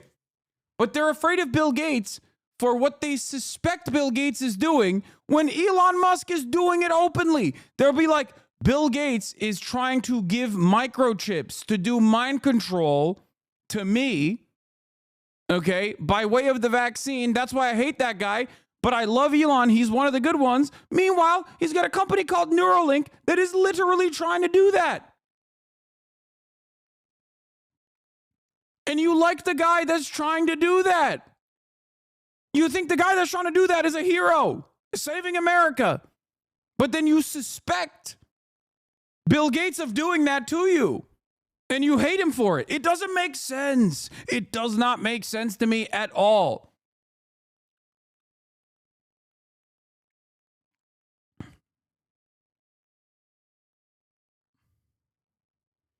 Yo, did skincare last night like a clay mask and everything. My face is smooth like the brain of a lead-poisoned boomer. Anti-gravity tech is real. Only explanation for the flight paths of all those documented UAPs. Hasan isn't familiar with Bob Lazar? I guess not. Oh my God.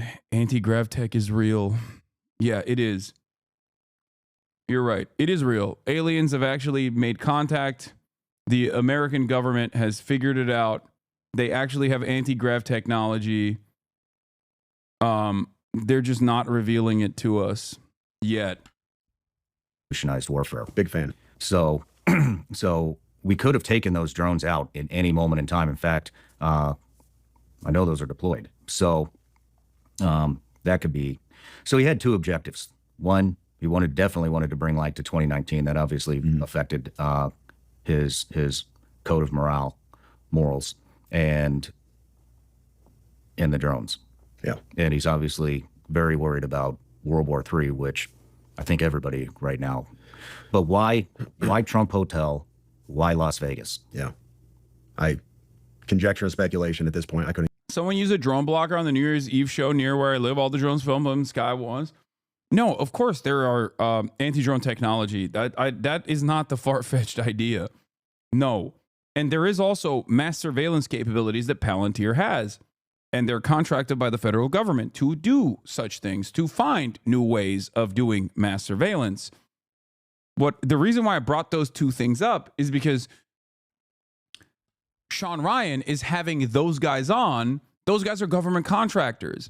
You can't be a subversive anti-government guy and then simultaneously offer non-hostile, positive interviews to the people that are doing the actual evil. If your position as an anti-government guy, a conspiracy guy, is that like the government is doing a whole bunch of stuff that I consider to be evil, and then you have the mass surveillance guy on and you bring it up as though it's like a good thing, but then you're not an anti-government guy. You know what I mean? What do you mean?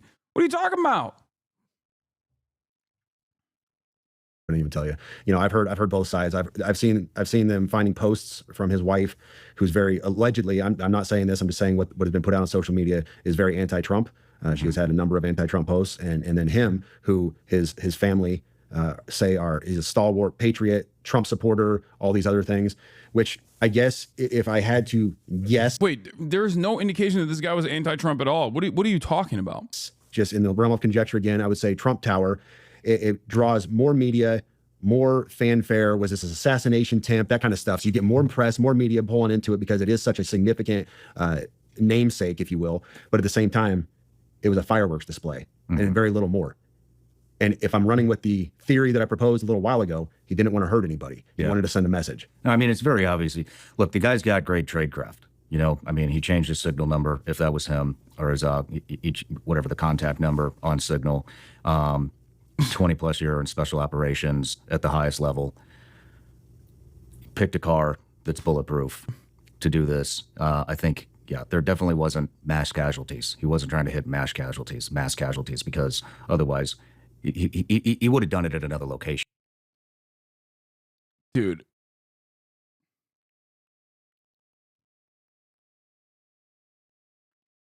That is...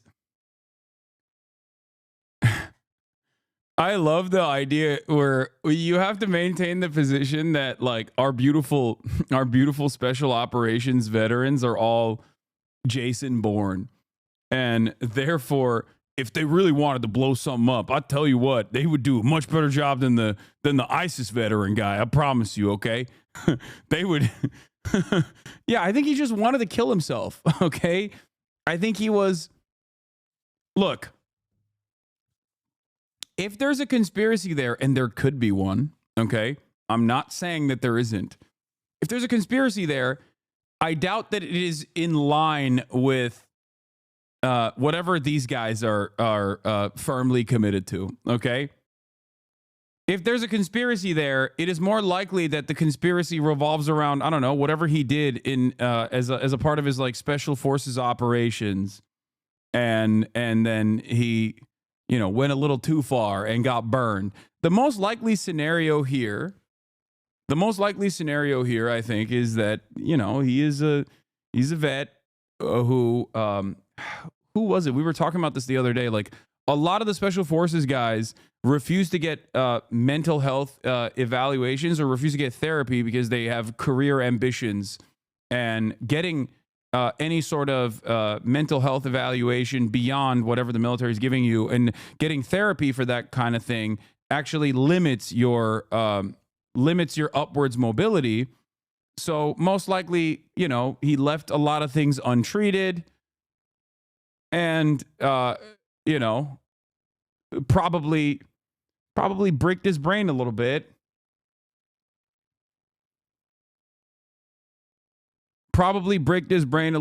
And then did something that unfortunately a lot of veterans do, right? I think that's like the more likely scenario. And it seems like he believed a whole bunch of crazy stuff that was also happening, that the government was like tracing him and tracking him and stuff like that.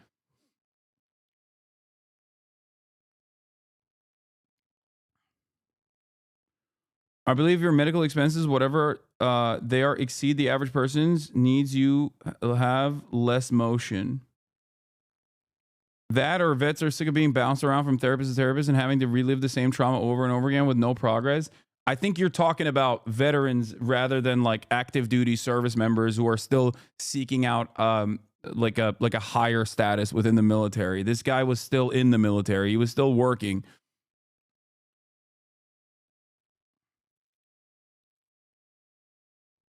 As an Air Force vet, can confirm the perception that getting help will ruin your career opportunities. Yeah, if you're still in service, and you have a lot of baggage, I guess you have a lot of mental health complications that stunts your growth within the ranks. Is this conspiracy only a thing because of how obsessed with how awesome and amazing the operators are, or whatever? That's what it seems like to me. A little bit, yeah. As well, or the bomb would have been bigger to take the entire building. I agree. Out. And so this definitely wasn't, in my opinion, this definitely wasn't incompetence.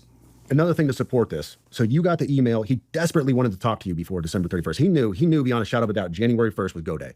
Nobody was pressuring him. At the beginning of this email, we see, first of all, I'm not under duress or hostile influence or control. Okay. So he says that he reached out to you. He was very emphatic that it had to be before December 31st because he was doing this thing on January 1st. For some reason, that was a landmark day to him. Maybe it was just because big day for everybody, January 1st.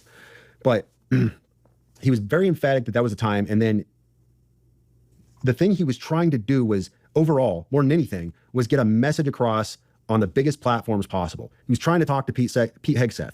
Why would you want to talk to the Secretary of Defense? He's trying to blow the whistle on these war crimes. He's trying to say this thing happened, man. Like, I can't live with this anymore. He desperately needed to talk to you, the biggest platform out there. He needed to talk to Fox News. I need to get this message out. That was his overall goal.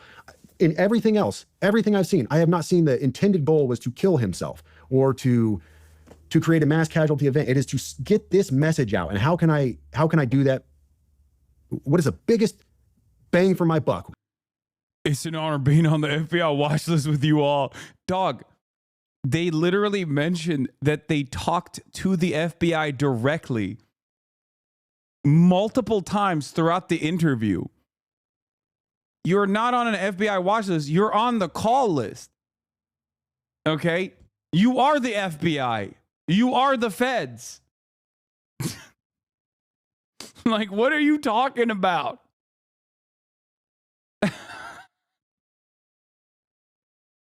Yeah, you're on a list of the FBI. It's just a list of known collaborators that we can call up anytime we want some information.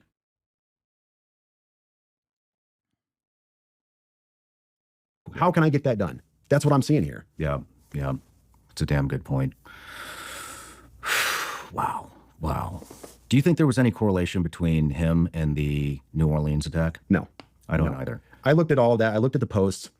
I looked at people are scrambling for news. Everybody wants to post something. They want to be the guy on social media that posts the groundbreaking thing. And I saw all these connections to Fort Bragg, and they deployed together at this time. And great. So did 500,000 of the rest of us. I was at Fort Bragg. Oh man, tie me to Delta Force. I must. Uh-oh. I was there. Who amongst us hasn't been to Fort Bragg? I mean, he's not wrong. But also at the same time, you're not exactly a clear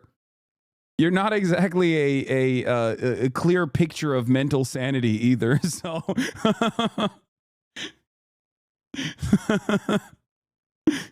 who amongst us must have been part of Delta Force and some side. No, I had nothing to do with them. It's this nonsense. It's a big organization. The Army is very large. You're picking things out and you're trying to make this a thing. That New Orleans guy was a staff sergeant who got out of the active duty Army in 2015, and he was in the reserves until 2020. People are saying in the last year he was radicalized. I talked to multiple of his peers, to include, I'm going to be very, very careful with this, former leadership, I'm not going to give what echelon they were at, former leadership of his, there was no indication at all back then that he was radicalized. He didn't say radical. I've seen the posts. I saw several people who were saying, well, we have confirmed posts that he was saying radical Islamic things. I don't believe it because nobody he worked with confirmed that. They said, no, we had no indication that he was like this. And if you talk to people now, they said in the last year, he was radicalized. He started taking on these more radical teachings of Islam and everything else. And he had this, he fell into financial hardship and all these other things. So you're telling me this guy who was a former 42 Alpha S1 guy, human resources, pushes your paper, and then an IT guy, 25 Bravo, is somehow connected to a Green Beret team sergeant? Dude, I love the tactical speak in here though. Hey, 25 Bravo. He's a 42 Alpha, then a 25 Bravo. Oh, it's so sick. Oh, Jesus. This guy's an 18 Zulu. He has no connection. He's special forces. He's Spec Ops.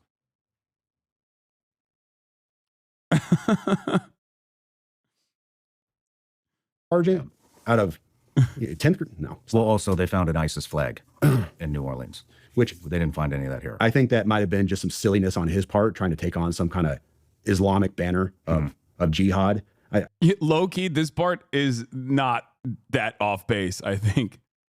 Look, the way I see like there's a term for it, okay? They say ISIS affiliated versus like directly ISIS inspired, I think. Well, I don't know what the exact terminology is, but like the thing that the media is reporting now from what the FBI has said thus far is that he might have been ISIS inspired rather than ISIS affiliated. And what ISIS inspired means is that he didn't actually have a direct contact with ISIS or any connection with ISIS and just kind of decided to take on the moniker. And that could have happened. That has happened in the past. There are people who either get radicalized online in the same vein as a lot of mass shooters are radicalized online through like Telegram channels like Terrorgram, like the girl that did the mass shooting a couple weeks ago. Like that would be a direct connection versus someone who has no immediate affiliation or any connection whatsoever and just decides to adopt the moniker. And that is like that would be someone just saying like I'm doing something crazy and I'm doing it for ISIS, even if it's not there is no direct point of radicalization. So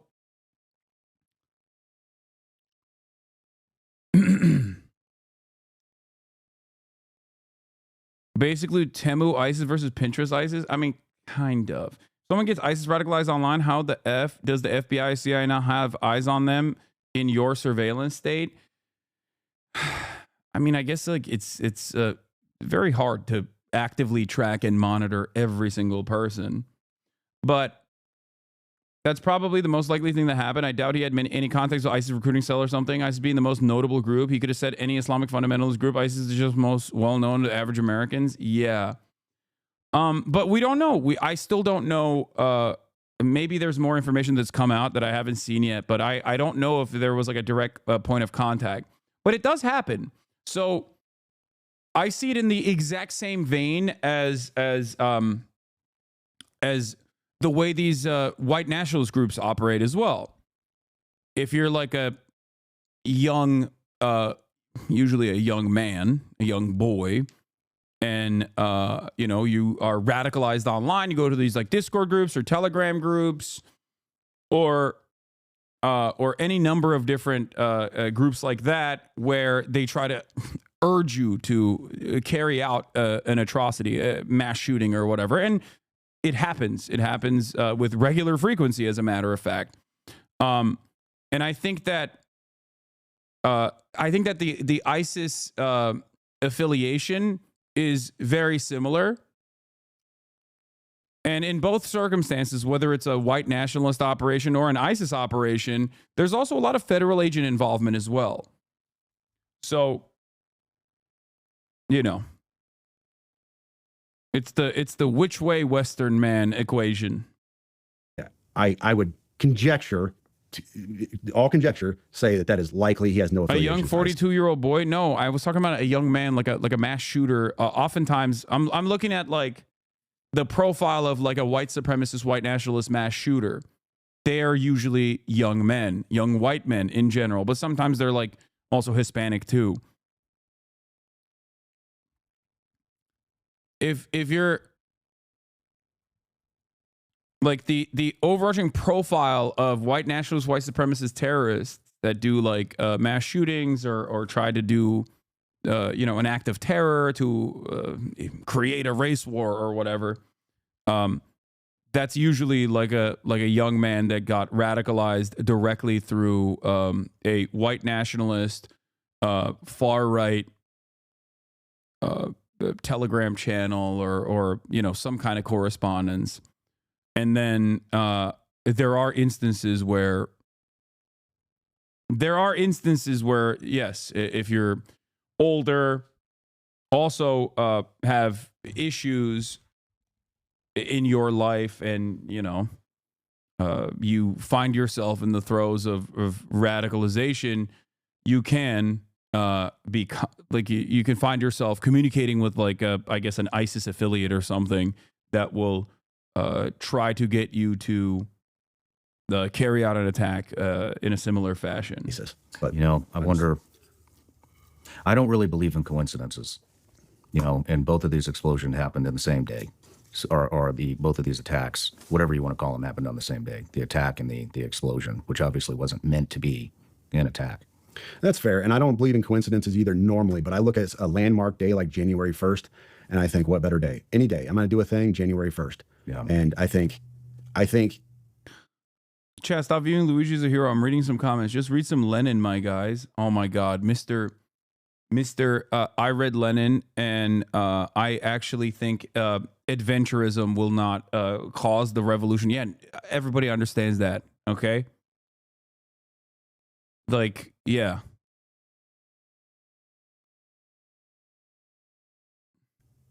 Possibly, old boy. I mean, he's not wrong. You should read Lenin, but in New Orleans had help. I don't think that he could have done all the spotting and surveying and assessing himself. He would have likely had to at least have a spotter to say, yeah, you're good to go. Maybe, but I think that's plausible. But other than that, I have a hard time making that connection. This email, I wonder who else he reached out to. This came in from Dabber GMIB or MLB at protonmail.com. Wait, So why he's are they even going using back an to the encrypted same email? service, which I think everybody in intelligence and special operations knows what Proton Mail is. Yeah. I would imagine if Joe Rogan, Fox News, name some other big names out there, scrub their emails right now, they could probably find a message from this guy. Yeah. He came to me because I'm like D-list media. I'm the guy who has kind of a platform on social media, but I'm not big time, but I can kind of get things to the big time every once in a while if it's a big enough story. And that's what he was hoping for. He was just throwing mud at the wall, trying to get somebody to get his message out. Well, it's going to be big time now. Yeah. But is there anything else we need to cover that you can think of? Jeremy?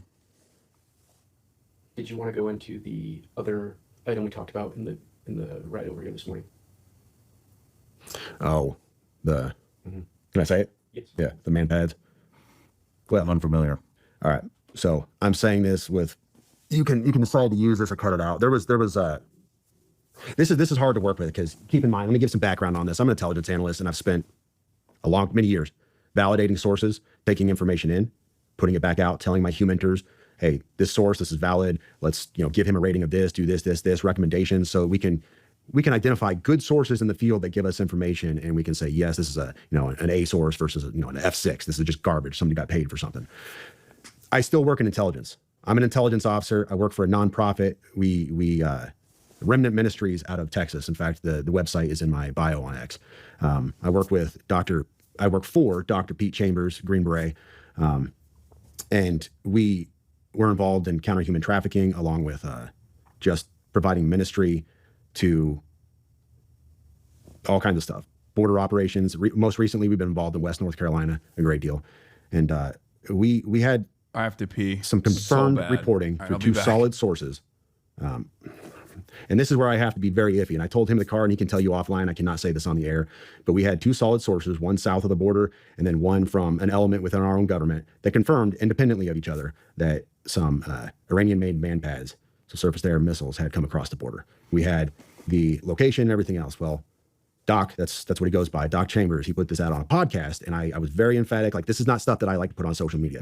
I'm an intel guy by trade. This stuff is not for social media consumption. We got this to Secret Service. We did the whole gamut and got everything pushed to them, and that's why Trump was pushing a lot of this stuff out when he was, because we had told the Secret Service and they had the reporting and everything else. But we have not, to my knowledge, have not recovered those man pads. Now, I'm not privy to that, but what I do know we have done is we have apprehended the couriers on a second run of theirs, and we have local law enforcement got together with federal law enforcement and rolled up the safe house in, I will not say that on this show, but they rolled up the safe house where it was, and we have since identified what that issue was on the border. Now, let me just, where did they come through? They came through an actual point of entry, in a legal point of entry along the border. I'd have to pull up the original reporting, but we had. Yes, dude. This is my and Sean Ryan, of course, kept this in. This is it. This is my favorite type.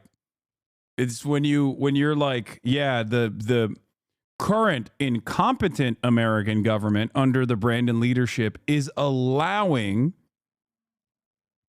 ISIS, Al-Qaeda, Taliban, Russian, or, well, I mean, it depends. Some of these guys are not anti-Russian, but like Chinese operatives to come through the southern border, which is why we need to have a more muscular military. And also, we need to have a more muscular border control process.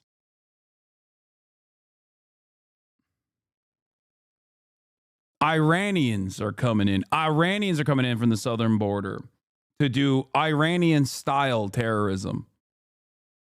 The actual. So we now have Iranian missiles.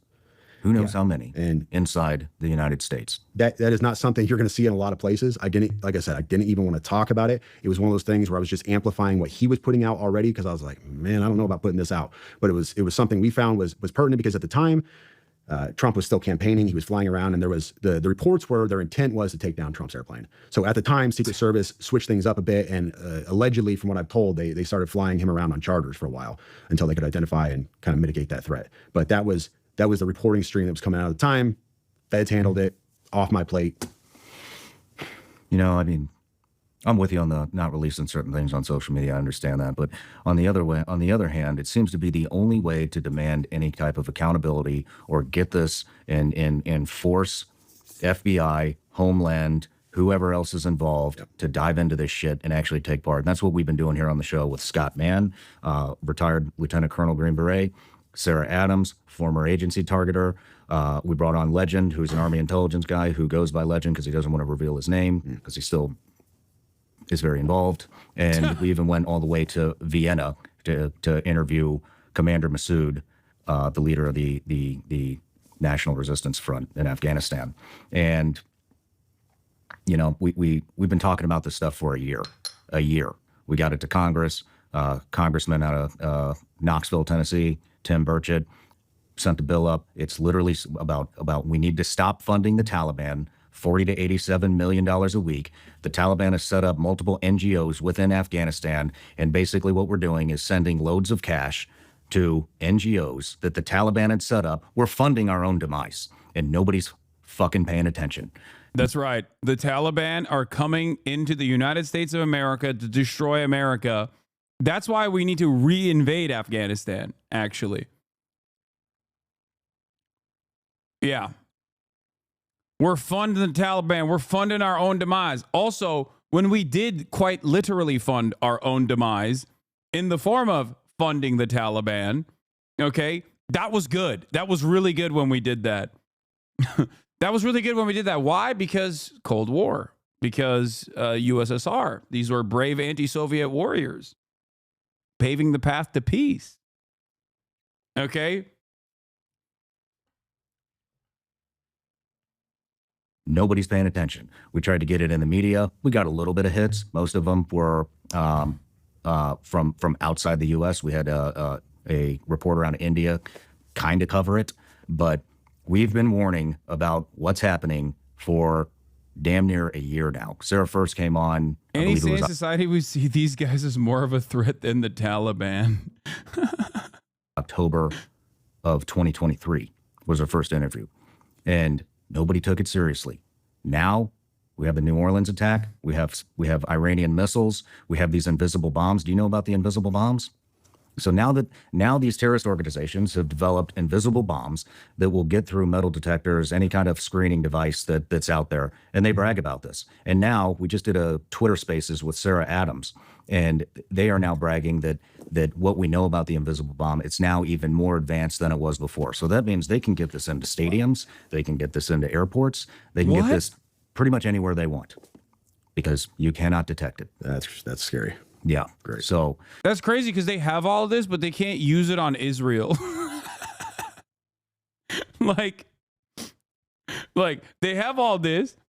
Israel's within striking distance, but they simply can't use it on Israel. But they're going to use it on America, which is so far away.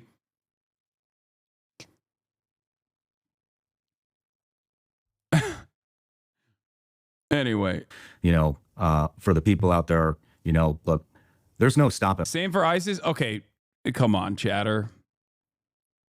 ISIS doesn't attack Israel. Come on. Come on. Oh, come on. Why would it would be like striking your own chest with your right hand, okay? That would be weird. And what's here? You cannot stop this. Nope, you can't roll it back. Not with what we have in the bottle. Already in here. We have sleeper cells. Yep. We're already getting reports that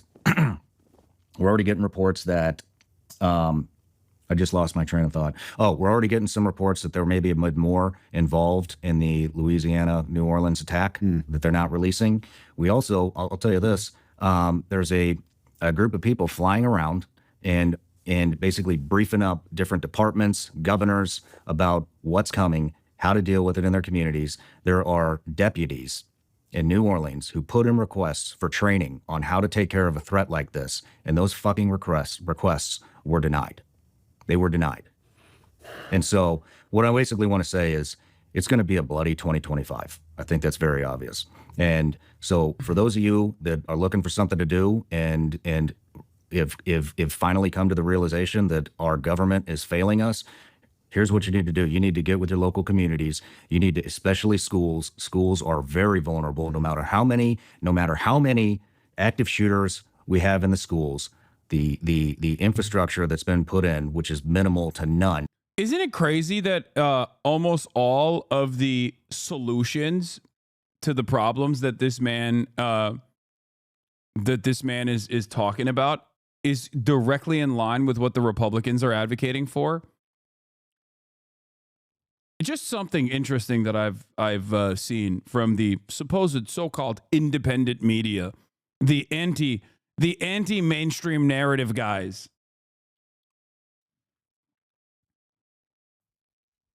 Yeah, that's right. We got to make our schools hard targets, not soft targets. All right. It's like, okay, then I guess you're not anti-mainstream media, nor are you anti-Republican, anti-government at all.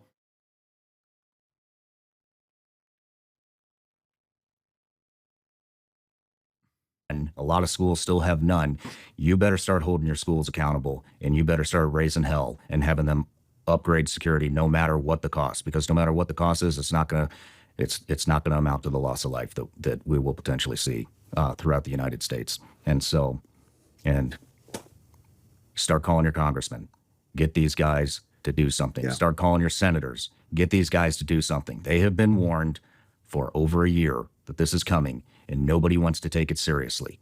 Nobody wants to take it seriously. Yeah. Contact our underfunded schooling system is in dire need of funding for not for books or smaller classrooms or more teachers, but instead for hardening its security, hardening the school infrastructure to make sure that we can take care of the threats from within. God forbid you ban guns, though. Do not even suggest some pussy shit like that, okay? To the House Foreign Affairs Committee, they did like a Zoom call.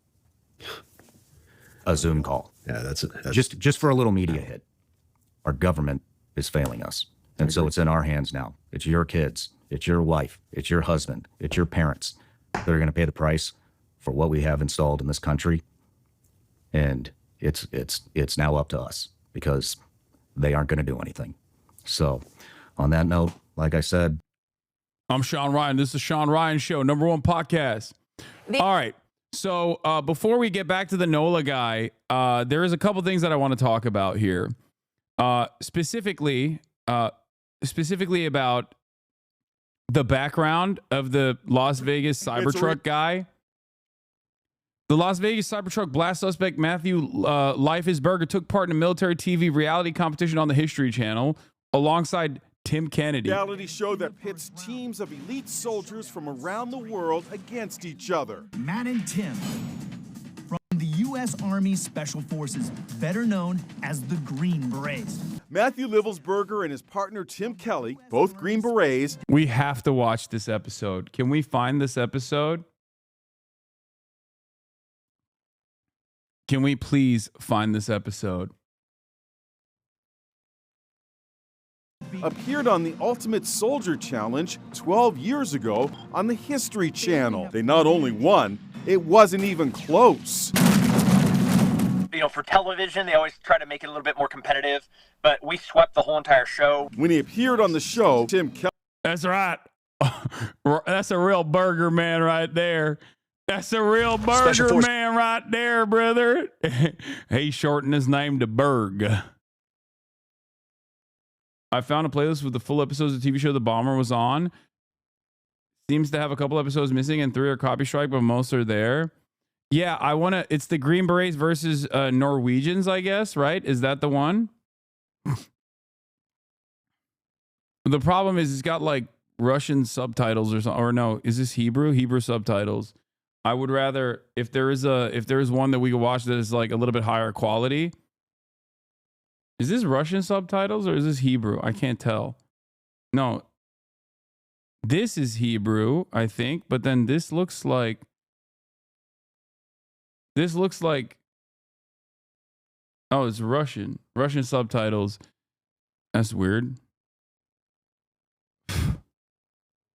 This isn't Russian. This is Hebrew, right?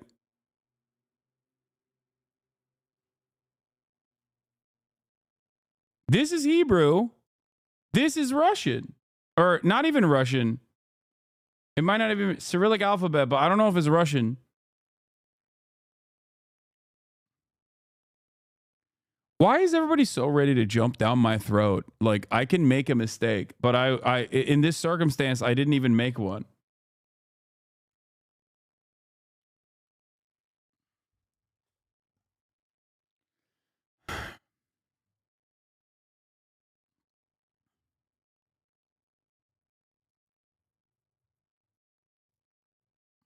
בערוץ ההיסטוריה.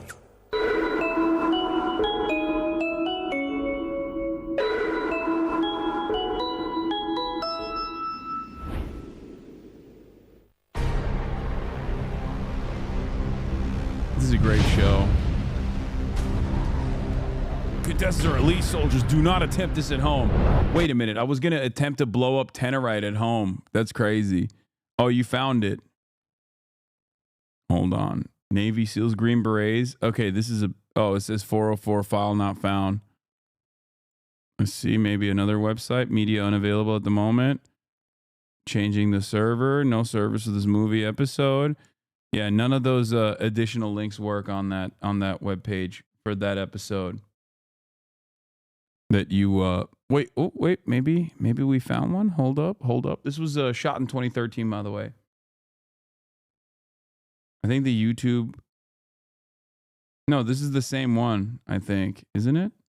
Oh, no. This isn't the same one.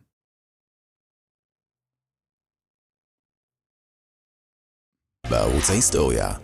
Oh, yeah, this is a little bit... Or has, like, YouTube GunTuber content bricked my brain? I feel like I have watched random people, not operators, behave way faster than both of these teams, like react way faster than both of these teams. I mean, it could be editing, but it's like shocking. I feel like the average gun tuber could go blap, blap, blap, blap, blap in like under 30 seconds. It might be you know, they're trying not to shoot the hostages. No, I'm serious.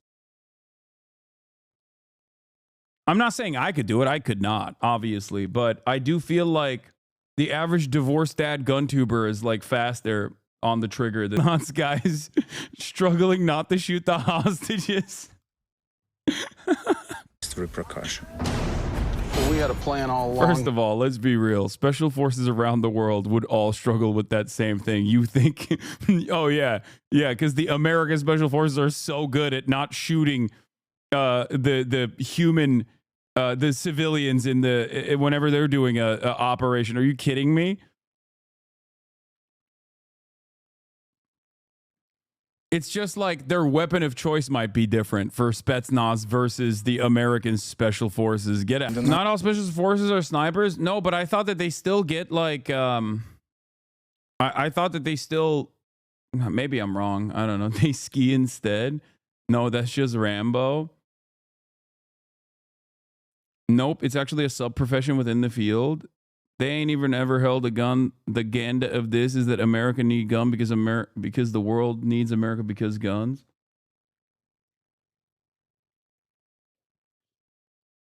They're used to free healthcare. Why would they have training with different weapons?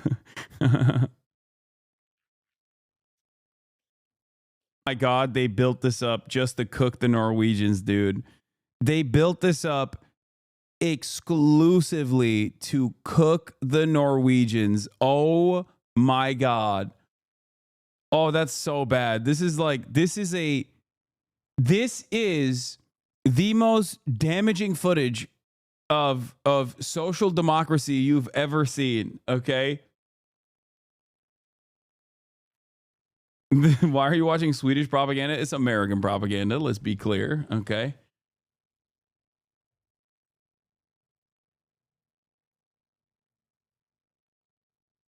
Man, I never thought about it like that. Yeah. You never want to be in a knife fight, but if you are in a knife fight, you better bring 110%, or else you're losing the knife fight. And that's not good. That's no good. That means you're going to get stabbed a lot. Okay. So what I'm looking to do here is tactically ascertain the hit markers on my perp, and to ensure that I stab faster than he can stab me back. Wait, what?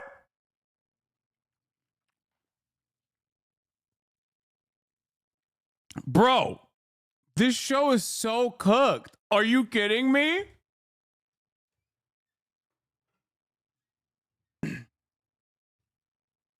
And they get an additional advantage? That's crazy.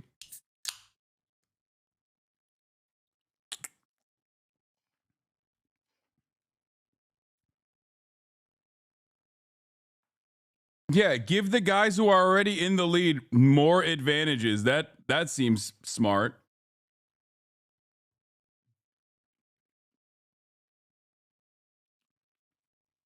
At least like they cut at least 10 minutes off of their operation time when they know that there's 5 people. If they kill all 5, then they can just directly sprint back to the finish line without worrying about tactical cover. This makes no sense. All they need to do is literally kill 5 people. That's it. No, the Americans know. The Spetsnaz and the Marine Corps mercs did not. This is where he got the brain damage, chat. Everything went downhill for him after this.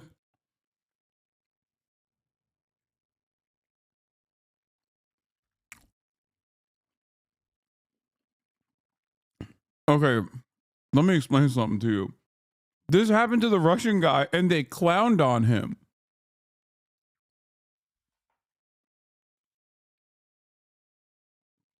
When this happened to the Russian guy, they clowned on him. When it's the American guy, they're like, oh, halt the production. Hold up. All hands on deck.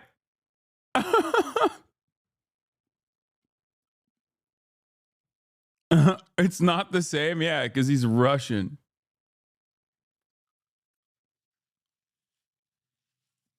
I mean, look, anything that has official Department of Defense sanctioned weapons or military gear or soldiers or anything like that is 100% Pentagon propaganda. This is known.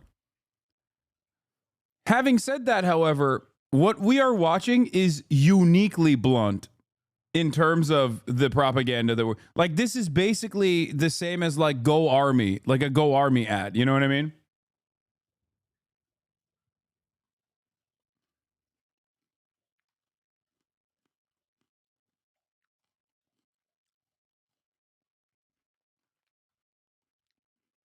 The Mercs had to maintain cover for 35 minutes.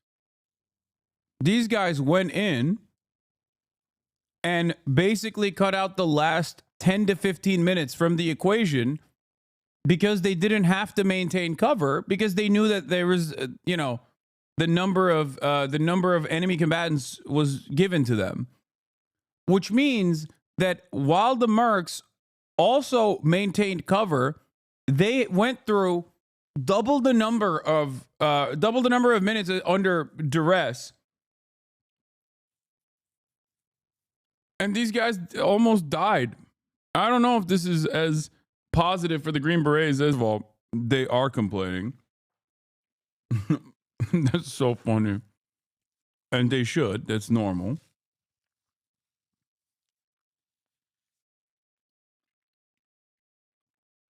Secondly,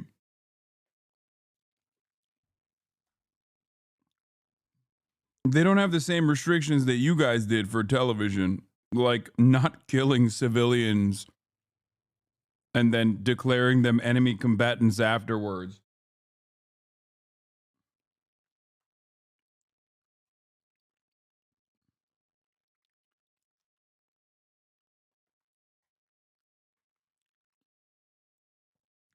Cybertruck durability test 2 just dropped. Wait, is that a joke about what Matthew Berger did?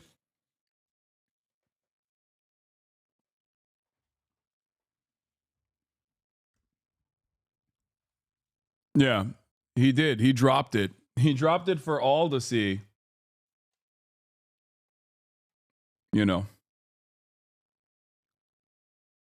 Little did Matt know he would he would have some problems with heat exhaustion later down the line.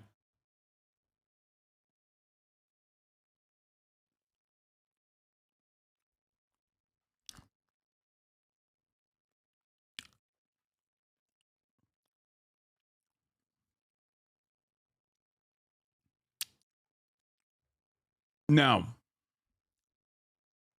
let me explain something to you guys. Okay.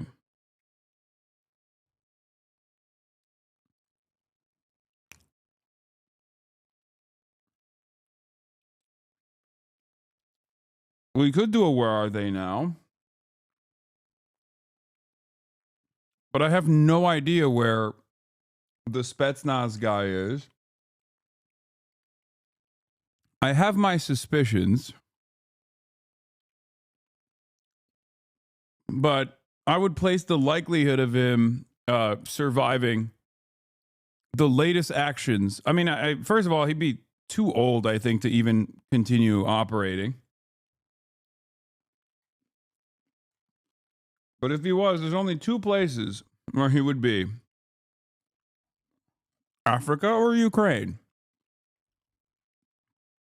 Dead in either situation, most likely.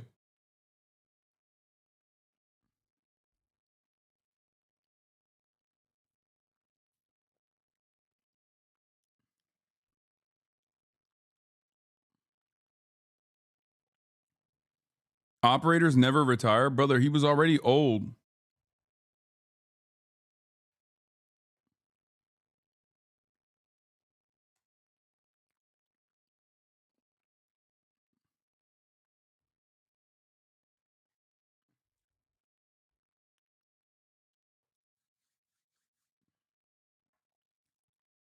Africa in question marks is so funny. Yes, dude.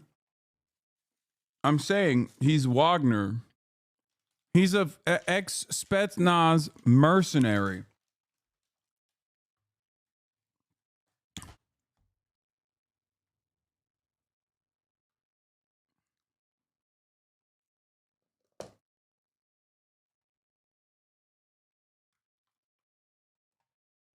Anyway.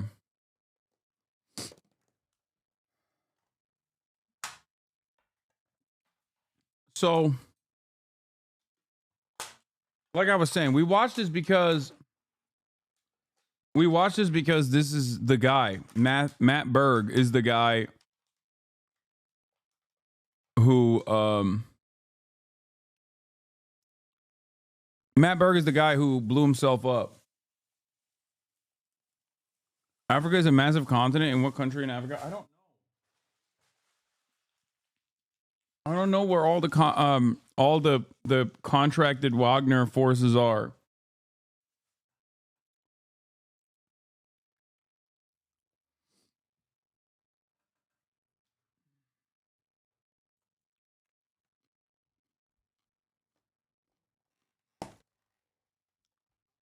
Wait, you found his LinkedIn? No way. Hold on, I need to see this.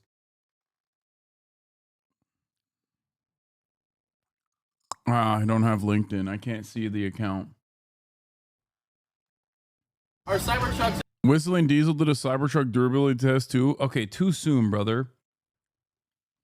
Too soon.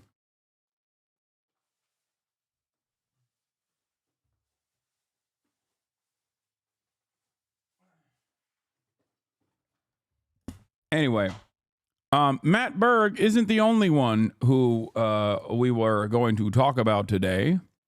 And there is some more. I wanted to also cover Mike Prisner's take. Friend of the show, Mike had an opinion on veterans, active duty, and active duty military members, and also veterans. And how the likelihood of them becoming radicalized and doing something very violent is fairly high. Let's take a look at what he had to say. Service is now the #1 predictor of becoming what is called a mass casualty offender, surpassing even mental health issues as a profiler. You know, there are many different consequences of having a massive military empire, the biggest humanity has ever seen, both in its sheer size, its expanse around the world, one that is constantly engaged in endless and morally indefensible wars around the world. And one of those consequences is the violence abroad coming back against people at home. Leibesberger, of course, his career was one of killing. And then, you know, the New Orleans attacker says he was inspired by ISIS. The mass killing ideology of ISIS. ISIS would not exist were it not for the US military's complete destruction of Iraq and mass killing of innocent people. You know, America in general, of course, has a mass violence problem. Mass shootings happen quite regularly, more than once a day on average. And that the reasons for that are linked to US militarism, both in that kind of cultural domination of a country that glorifies violence and exports violence, but more so a government that is presiding over a country with deep and extreme social problems, which it refuses to address while having a blank and endless check for militarism abroad and an ever-increasing budget for the military-industrial complex. And so this gives rise to an extreme amount of social problems in our society that are rooted in things like alienation and inequality and desperation and despair and hopelessness. And then so the US military comes in and for the purposes of recruitment must target people who are most impacted by those social problems.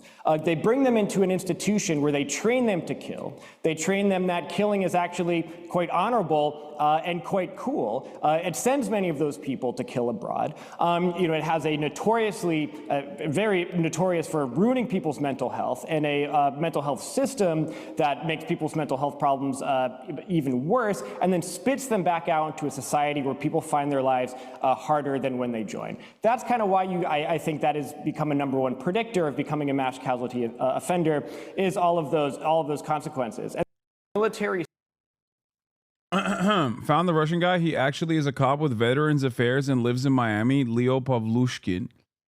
That's amazing. We imported the hog. We imported the hog and made it our own. I love that.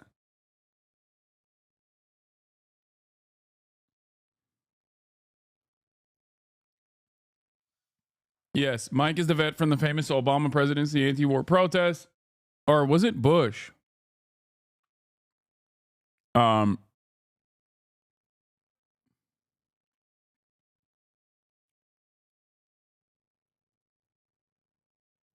mean, he has also protested against Bush. He recently yelled at Bush a couple of years ago, where he called him a war criminal. But yeah, this was incredible. I wanted to show you what Mike had to say, friend of the show. But also, I have some more interesting takes. We will be getting to the real Adrian DITTMAN in a little bit. But now that we covered the Sean Ryan stuff, I wanted to go back and talk about the FBI finding bomb-making supplies at the New Orleans truck attacker's home. The FBI has uncovered more chilling evidence surrounding the New Orleans New Year's Day terror attacker. Investigators say they found bomb-making materials inside his Houston home and at an apartment in New Orleans.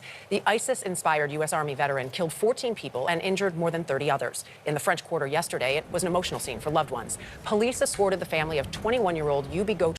Hussein hates capitalism, yet has a $2 million mansion and a Porsche. Explain, don't you see? You are a cancer to the commentary community. Why do you not take criticism? Watch the Tom Dark video. Either show he is wrong or expose yourself for the liar and narcissist you are. Brother, you just said the commentary community. I don't even know who you're pointing to here. But if you're defending the commentary community and it's like sanctity, I don't know what to tell you. I hope 2025 is better for you, though. It's like, my friend, the YouTube commentary community is filled to the brim with just like the lowest effort Reddit thread comments compiled into a YouTube video, masquerading as like serious commentary. The notion that I would be in any way, shape, or form associated with that community is silly. I'm a political commentator. To a growing memorial on Bourbon Street. They walk hand in hand to stand at the spot where Gautreaux died. Omar Villafranca is in New Orleans. Omar, good morning. Good morning. Memorials like this one behind me on Canal Street are lined with crosses and flowers to honor the victims. And the healing process is starting, but the investigation is well underway. CBS News has confirmed that on Friday, investigators searched the Houston home of Samshuddin Jabbar and the New Orleans Airbnb he was renting before the deadly New Year's terror attack. Sources say bomb-making materials were found at both locations. The U.S. Army veteran sped down Bourbon Street, ramming his truck into a crowd, killing at least 14 revelers, an attack authorities believe was inspired by ISIS. Those stunned by the horror include Jabbar's half-brother, who did not want to show his face. Maybe he was going through something, that he just didn't tell anyone about. Federal agencies have now put out a bulletin warning of possible copycat or retaliatory attacks. Now, New Orleans officials launched an investigation on what went wrong with security. A central focus now are on those bollards on Bourbon Street, designed specifically to thwart a vehicle from plowing through. On the morning of the attack, the bollards were down for repairs. New Orleans Police Superintendent Ann Kirkpatrick. A terrorist is hell-bent on destruction. And if it hadn't been on Bourbon, he was going to go... This lady is so crazy. One of my favorite new characters that we have found out about. A lady who herself personally committed a similar act to what the New Orleans terrorists did. Only a couple months prior... been passed around from agency to agency, police department to police department, due to her obvious incompetence, gets paid $340,000 a year by the state. She's been fired a bunch of times. It's amazing. It is amazing. Bro, just means she has experience? Yes, she ran people over. 2 people. One had to be hospitalized. In the month of August, In 2024, she ran 2 people over. One of them had to be hospitalized, chatter. Fantastic.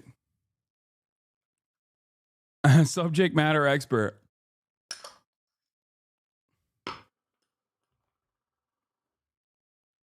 Somewhere else. But Bourbon Street is the heart of the French Quarter, and New Orleans did have a backup plan. These Archer barriers, also meant to stop a speeding vehicle from driving on the sidewalk. Kirkpatrick was asked why those barriers weren't put in place until after the attack. I didn't know about them, but we have them, and so we have been able now to put them out. The first funeral was on Friday for 18-year-old Kareem Badawi, who was a freshman at the University of Alabama. On the corner of Canal and Bourbon Street, there are 14 crosses and images honoring those who died. The growing tribute includes a wall where one mourner wrote, "We will never forget, terror didn't win." The resilience also extends to the dozens who were injured, including Jeremy Sensky. The 51-year-old Pennsylvania resident was in his wheelchair celebrating when the attack. You're burying the lead. The superintendent was sober when she ran them over. Oh, yeah. She wasn't even drunk. Attack happened. He kept yelling for help, but he wasn't the worst injured. He was 5 feet from the truck. He was watching the shootout from the ground. We're just so grateful he's alive. To be fair, she was fired for being a whistleblower in Oakland. You always get fired for being a cop whistleblower. No, she was fired because she said that the Oakland Police Department actually collaborated with federal law enforcement agencies in a sanctuary city in a sanctuary state. That's the reason why she got fired, because she was a hog and wanted to promote the bona fides of the Oakland Police Department at a time when obviously the Democratic leadership would have considered that to be completely unacceptable and in direct violation of certain sanctuary city restrictions given.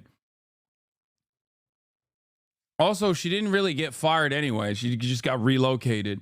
And also, then the city had to pay her $1.5 million because that's how strong police unions and their legal teams are. That is really funny, though, when they're like, yeah, she presented herself as a whistleblower. You don't know what you're talking about, bro? Wait, what? Everything. Am I reading bait? That's got to be bait, right?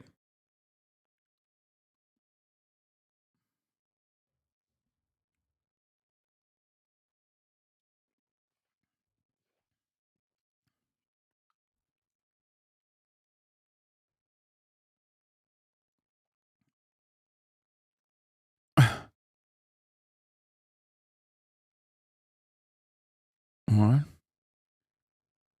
There's a lot of slop, but you lying and spreading misinformation isn't great either. But they have sent people just to attack you when Trump won. I heard people came to your stream and laughed and trolled. There's no benefit that no one learns anything from that. Okay, maybe you can be salvageable, chatter, who is talking about the drama commentary community. I do not care about the commentary community. I'm not a part of the commentary community. And I think most of the commentary community is filled to the brim with drama and slop. Most likely, what you consider to be lying and spreading misinformation is a part of that slop. You have probably been duped into believing that I am a serial misinformation specialist. Okay? And that's it. If you think that I am routinely spreading misinformation and routinely lying, you have most likely been misinformed, ironically enough, by the very same community that you also personally consider is filled to the brim with just slop. No, some stuff you say is true, but other stuff is wrong. Okay, point to what I'm saying is wrong then, and then we can have a normal conversation. But if you're going to turn around and say that like you're pro-Russia, well, you're wrong. There is extensive commentary that I have engaged in that is not, that is not pro-Russia at all. I am not pro-Russia. If you were to say the Al Ahli hospital, well, Israel's blown up every single hospital, so you can just kind of look around to see who was most likely the responsible party. These are some of the slop farmers that consistently point to a 15-second clip over the course of like an 8-hour broadcast.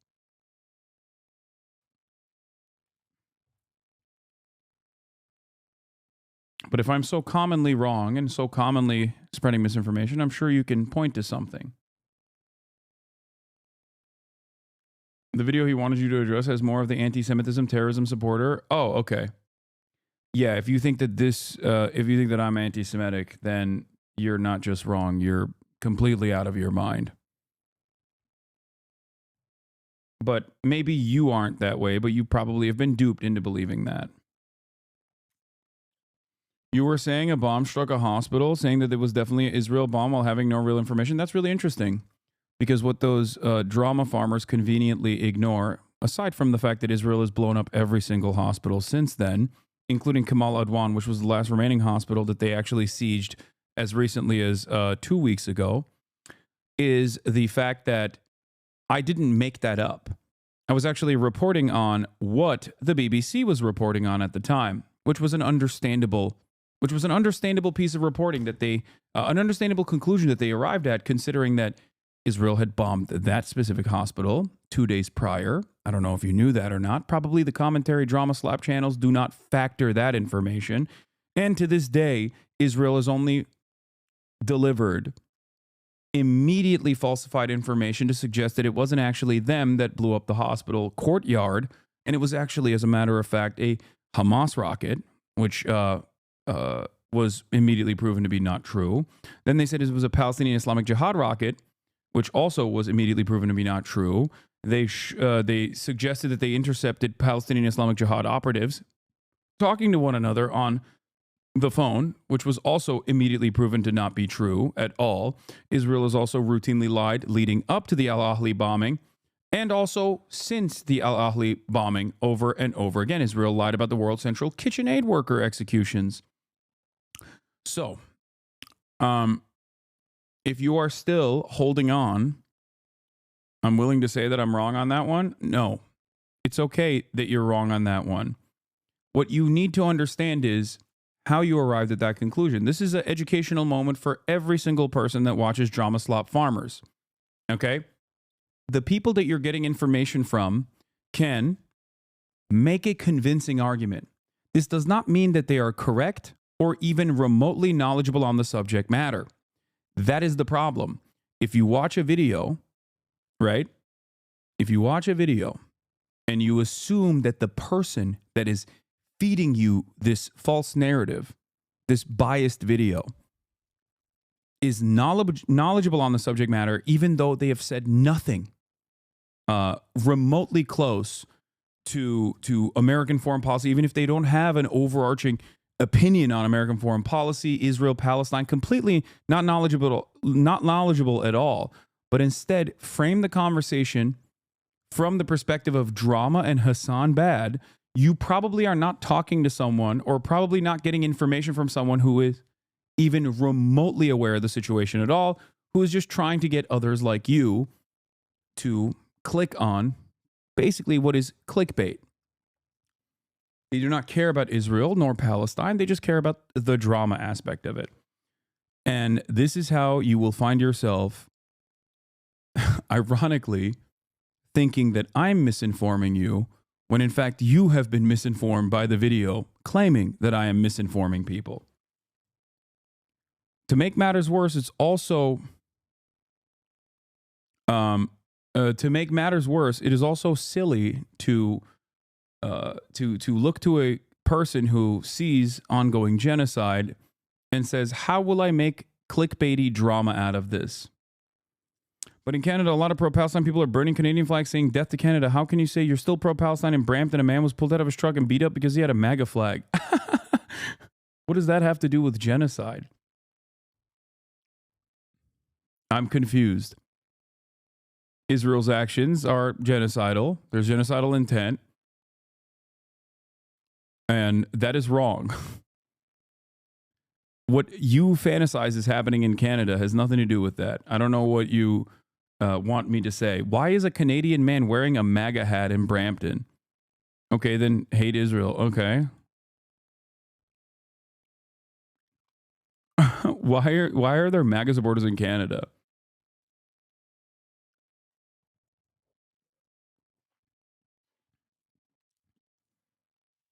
Canadian chatter here. That man is getting his news from Rebel News, Lamau. At least he's still open-minded.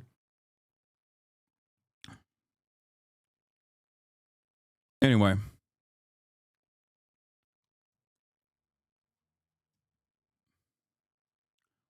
Now, let's get back to the new FBI. Let's get back to the New Orleans terror attack. FBI warning this morning following the deadly rampage in New Orleans early New Year's Day. ABC's Christian Cordero joins us now from New Orleans with the latest. Good morning, Christian. Gio, good morning. The reopening of Bourbon Street and the Sugar Bowl are both examples that this community is trying to get back to normal. But there is still a tension in the air and a lot of unanswered questions. This morning, investigators are combing through the physical and digital footprints of Shamsuddin Jabbar, the man suspected of killing 14 people in New Orleans' French Quarter on New Year's Day. His half-brother Abdur tells ABC News Jabbar traveled to Egypt for about a month in 2023. When are you going to take the anti-Canadian sentiment in your chat more seriously? Yeah, I think we should become more serious about having a anti-Canadian stance, considering that there are a tremendous number of America First MAGA supporting Canadians out there. We should take the anti-Canadian stance to the next level, it seems. Telling his family he was going because it was cheap and beautiful. These are some of the items his brother says he brought back: jewelry, tea, and other gifts. Sources tell ABC News investigators are looking into whether the trip has anything to do. It seems like he just went on a trip.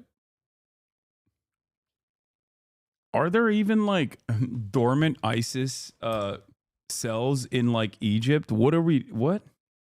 With his radicalization. What I can tell you right now is that he was 100% inspired by ISIS. On Friday in New Orleans, the ATF returned to the house that Jabbar rented ahead of the attack, concluding he tried to set a small fire in the hallway in his effort to destroy it and other. Your culture infects our nation law. There have been people in Canadian courts trying to use the First Amendment argument as if that's a thing here. That is so funny. Oh my God. That is like, what you're describing is like being a sovereign citizen in America, but instead you're an American libertarian in Canada. Because Canada has more advanced laws, okay? The Canadian sovereign citizens are not even doing the Admiralty Maritime Court take. They're simply stating they're LARPing as American libertarians, which is amazing. Pulling up the First Amendment from the American Constitution when defending yourself in Canada is so funny. That's a whole ass different country. That is amazing. There is, yeah, more so in the Sinai. Oh, you're talking about, now you're talking about ISIS.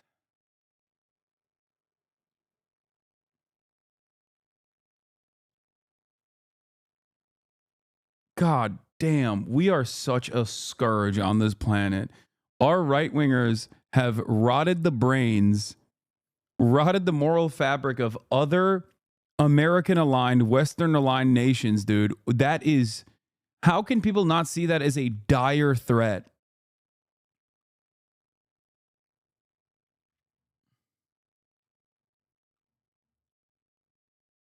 It seems we have rotted Canada to its core.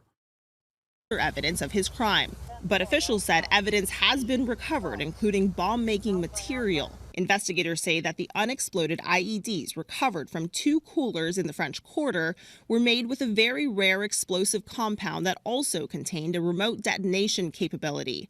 The FBI now warning every law enforcement agency in the country of potential copycat attacks. As the FBI sifts through the evidence and interviews witnesses, we're learning more about the survivors. 22-year-old Brandon Whitsitt was out celebrating New Year's Eve with friends when he saw the white truck swerving towards him. I ain't know doing it on purpose. His family hasn't left his side. We didn't know what the status was. We didn't know how far everything was. The former football player tells us he hasn't tried walking yet, but vows to get back on his feet step by step. I know it's going to take a minute to get back to where I was.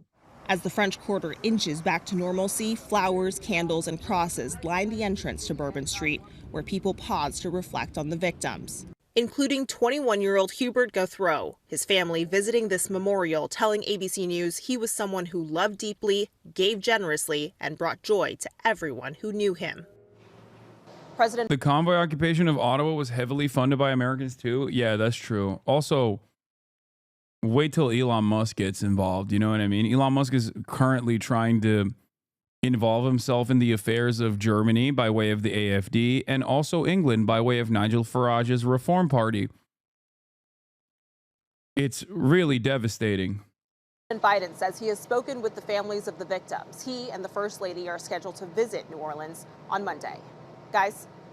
So much heartache, Christian. Thank you so much. And Whit, I know that you spent the past week basically there in New Orleans. You spoke with these survivors, these relatives of the victims as well. I mean, what were they telling you? How are they moving on? Yeah, Gio. Please don't speak that into existence. No, I'm not speaking that into existence. I'm covering it after the fact. It's already happening.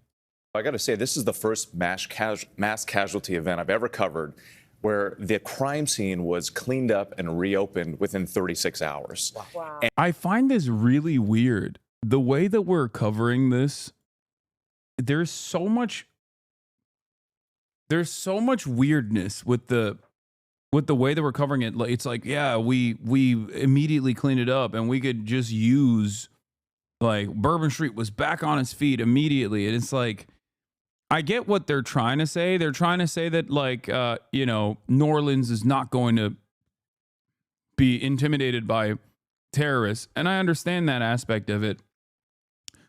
But also, it kind of shows how desensitized we are to ultra violence. You know what I mean? Like, where we're just immediately back. Like a mass casualty terror attack occurs in America on New Year's, and instantly we're back to business. And we're also talking about how quickly we went back to business. To me, it feels like we have become increasingly more desensitized. And it's become so normal that this kind of violence will happen.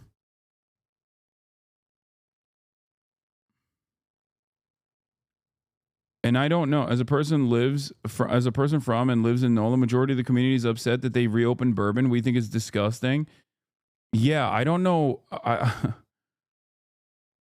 don't know why they're taking the spice must flow attitude, you know? Commerce must continue.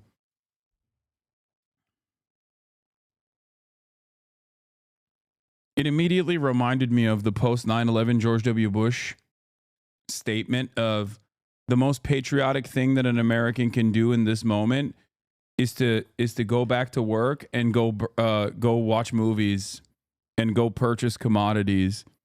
That was the take. George W. Bush presented shopping as patriotism in the aftermath of 9/11.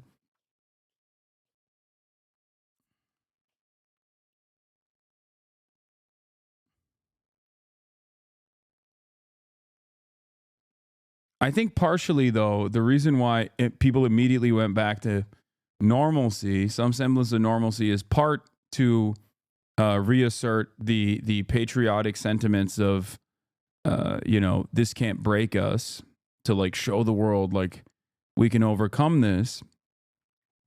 But I think the other part, and perhaps the scarier part of this, the scariest aspect of this, at least from my analysis, is that we just don't care anymore. We don't care when 10 people are slaughtered, when 14 people are slaughtered. We just genuinely are like, yep, that's another day. Like the worth of an individual life, unless they're a CEO, make no mistake. If they're a CEO and there was a deliberate targeted attack against the CEO, then we got to shut down the city. Okay? We got to shut the city down. We got to shut the bridges down. All hands on deck. If it's like 14 individual lives you know, common folk, regular folk. Then business as usual, baby. Let's go. Yeah, here's Bush. As we work with Congress in the coming year to chart a new course in Iraq and strengthen our military to meet the challenges of the 21st century, we must also work together to achieve important goals for the American people here at home. This work begins with keeping our economy growing. And I encourage you all to go shopping more.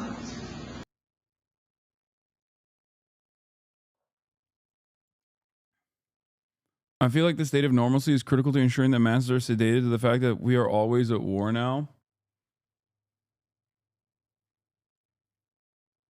Yeah, go shopping. I'm George W. Bush. I'm George W.B. Go shopping more. I get what you mean, but one case had an active manhunt where the suspect was killed on scene, right? Sure. I guess that's also true. It's not like commerce kept flowing after Brian Thompson's assassination as well.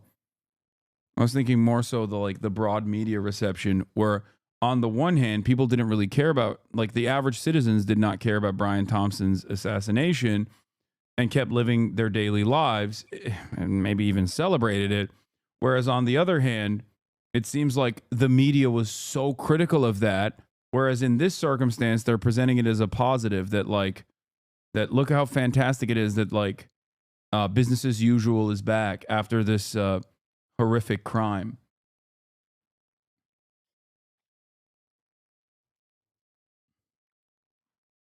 Like there was CNN coverage specifically dedicated to how Americans were just living their lives daily as a CEO. An innocent CEO was assassinated in broad daylight.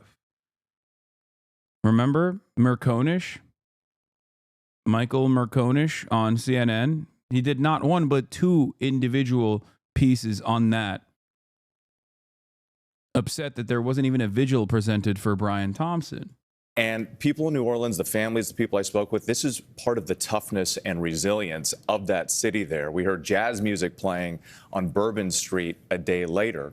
They are mourning the lives lost, but they are also celebrating the lives that they lived. Yeah. And this is a big part of the spirit and the culture of New Orleans. So I think for an outsider, I was taken aback a little bit at first at how quickly the atmosphere changed. Yeah.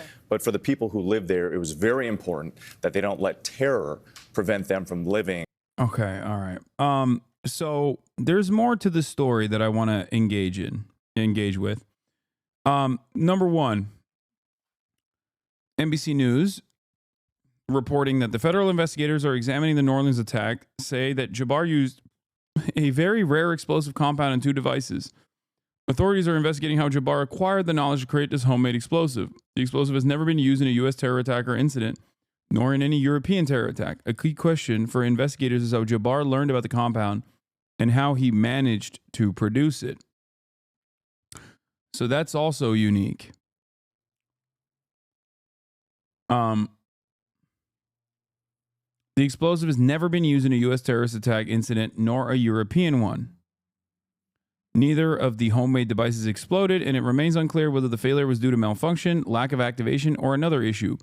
Jabbar planned to use a transmitter to detonate the two bombs, which were placed in coolers, the authorities said. The FBI and the Bureau of Alcohol, Tobacco, Firearms, and Explosives said in a joint statement Friday that the two explosive devices were placed on Bourbon Street, which Jabbar later returned into a scene of devastation.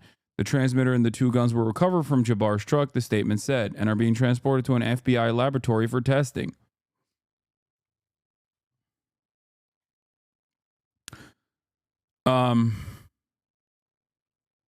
Jabbar had also set fire to a short-term rental house on Mandeville Street in New Orleans where bomb-making materials were found, Friday's joint statement added, in his effort to destroy it and other evidence of his crime. I think a lot of people are hyper-focusing on the other vet, Matthew Livesberger, as like a unique and fascinating incident because he was a special forces guy. But I think this one is significantly more interesting from the point of like potential conspiracies. How does a guy who is otherwise normal, also an American military veteran who did HR work and IT work for the American military, who was also a real estate guy. How does a guy like that turn around and get radicalized, say he's ISIS, and even go so far as to create a chemical concoction that has yet to be used on U.S. or European soil as a improvised explosive device?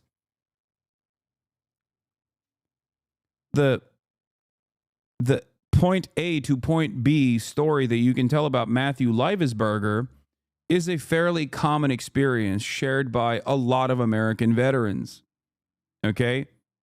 Guy who loses his mind after divorces and also, you know, has a hard time dealing with PTSD, things of that nature, and then ends up going out in a spectacular fashion, but ends up killing himself is a very common story. For Jabbar, there's a lot of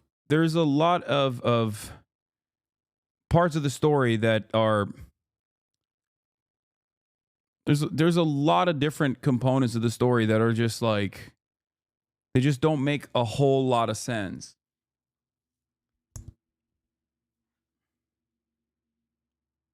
This does not seem like a conspiratorial thing at all. I mean, financial problems and also having issues with like family issues and feeling isolated create a unique opportunity for the likes of someone like Jabbar to be targeted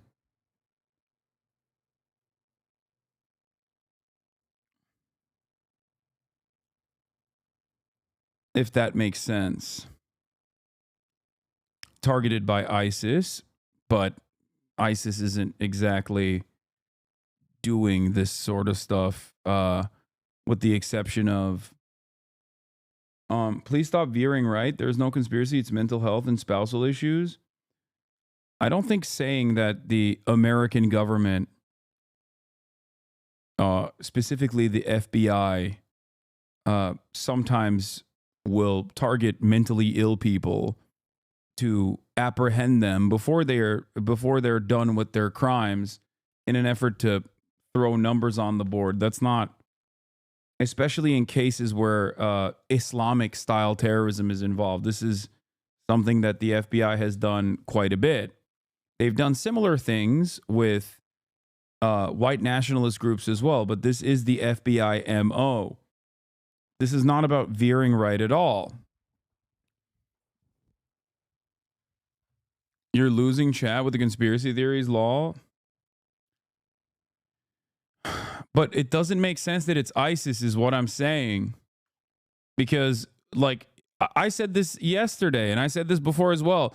If this was a quote-unquote psyop or something, it would make infinitely more sense for whichever government agency to claim that this was actually someone who was activated by Hezbollah or activated by Iran or activated by Hamas. While there's no actual pattern of this sort of Western attack committed at the behest of either of those groups, it's still, you know, if you want to make a statement, and if you want to I don't know, ignite public fervor against any number of different foreign adversaries, you wouldn't use ISIS, which, especially at a time when they're basically like they're gone, right?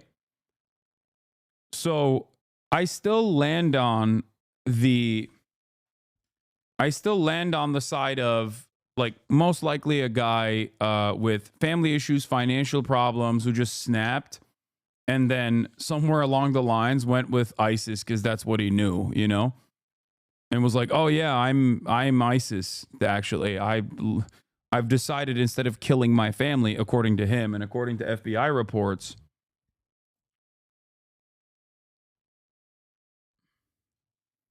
was he landed on ISIS instead of killing his family. That's what they're saying. That's not what I'm saying. That's simply what the reporting is.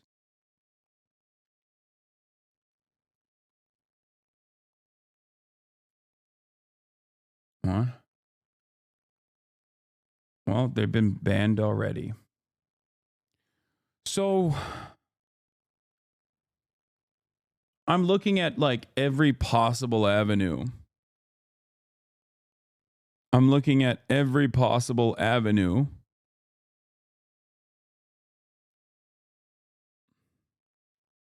to try to figure out what could be the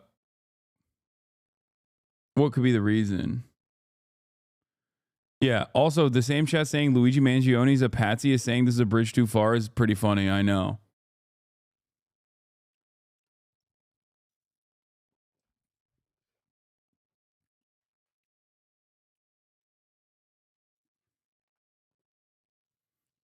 What's your central claim against the claim that the FBI is making?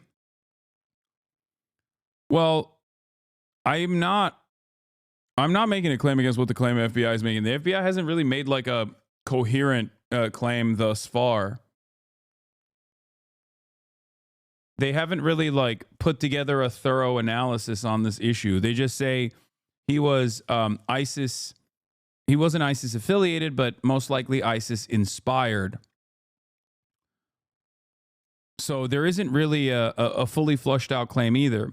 Now, that hasn't stopped opportunists like this lady from the New York Post from taking advantage of this, just like the Fox News coverage that we watched, where they immediately turned around and were like, you know what Jabbar did is exactly the same as what, queer English majors did in Columbia campus when they said Israel is an apartheid state, which is objectively true. So they immediately... There were, of course, opportunists in the media that turned around and were like, you know, Jabbar is just like Columbia campus protesters. They did do that because they're opportunists and charlatans. Here is what the New York Post lady did, apparently getting access into the crime scene. We are here inside the New Orleans terrorist home. You can see that it's been clearly destroyed. The door. Wasn't there an ISIS attack on Russia last year? It could have been the same situation where ISIS just approached an individual. My friend,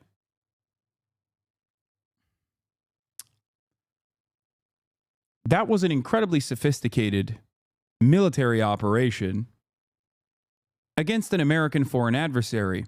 Targets that ISIS routinely targets, as a matter of fact. Okay?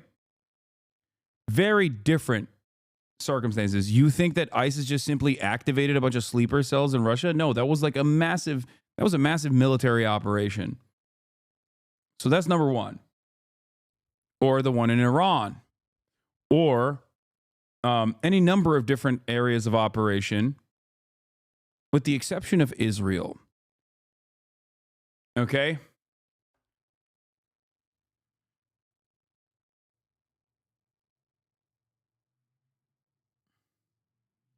Yeah, just like the attack that took place on the drone factory in Turkey.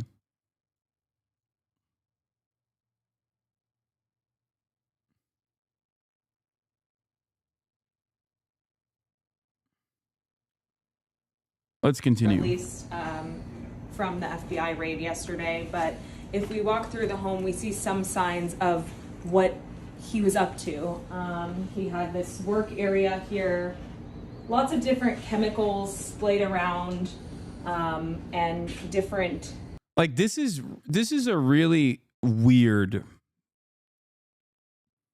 piece of news coverage, I'll say.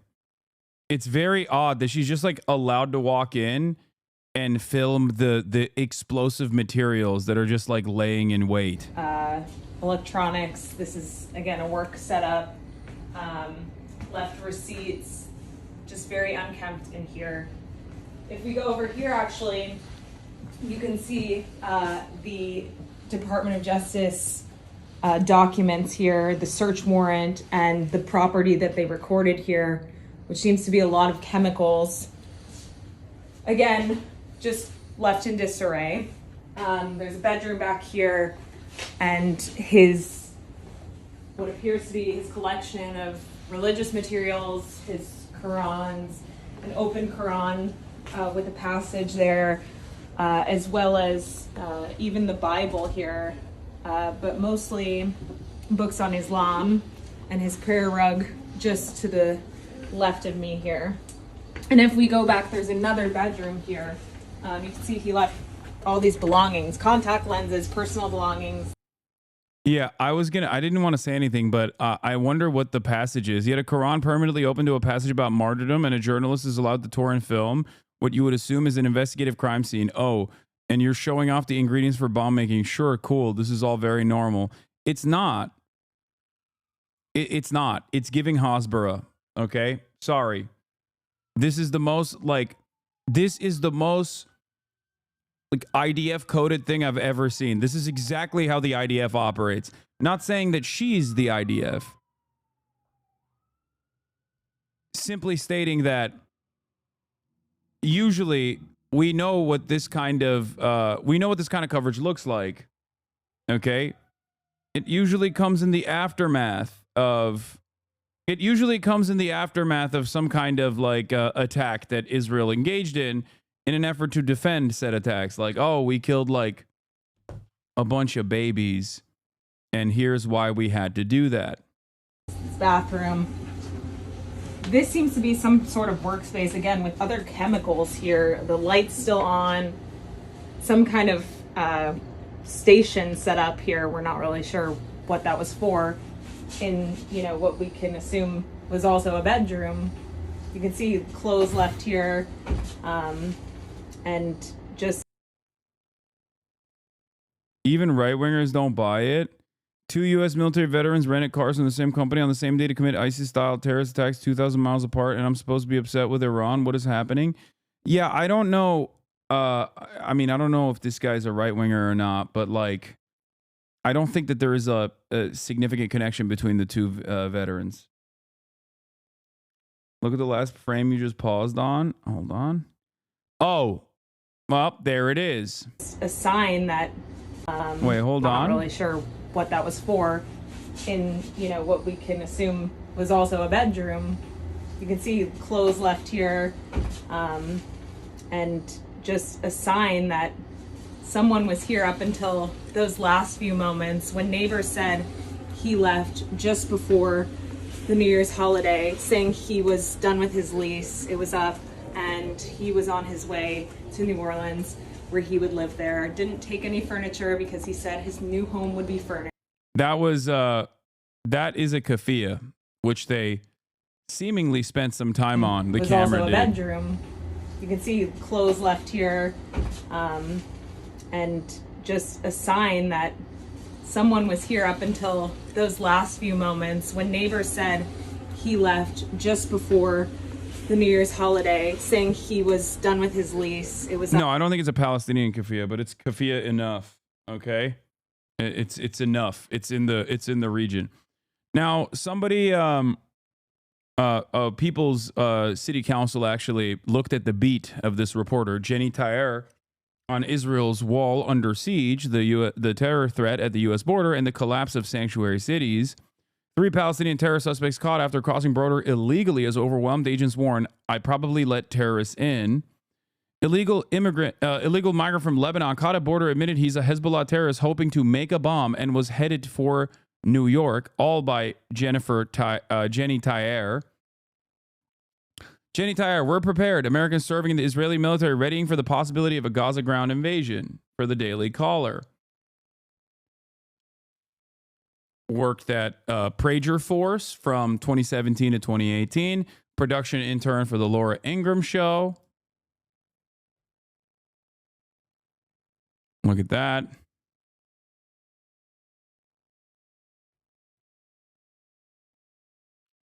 Oh, she worked for Camera. Okay, well, that's okay. That's it. For those of you who don't know, Camera is, I believe they also get grants from the Knesset, if I'm not mistaken, but it's Committee for Accuracy in the Middle East Reporting in America. It's another one of these media fairness organizations that specifically works on, I mean, she wrote it in her LinkedIn, promoted Israel at University of Arizona through social media and campus events. Why would the Committee for Accuracy in Middle East Reporting promote Israel? What? according to her own admission on her own LinkedIn, on her own CV.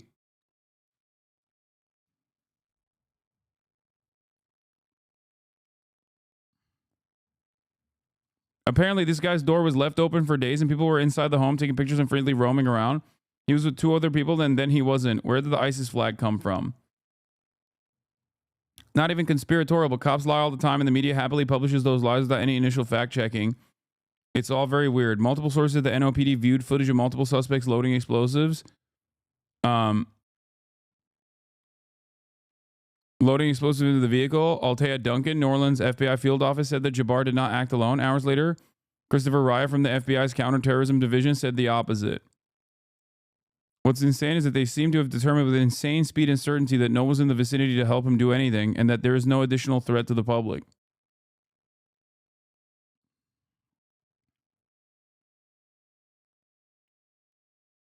Deputies closed down the street in North Harris County where Shamsuddin Jabbar was living. A source tells me the HCSO bomb squad was on the way to collect evidence. This comes days later when the door was left open and people were inside the home taking pictures and freely roaming around.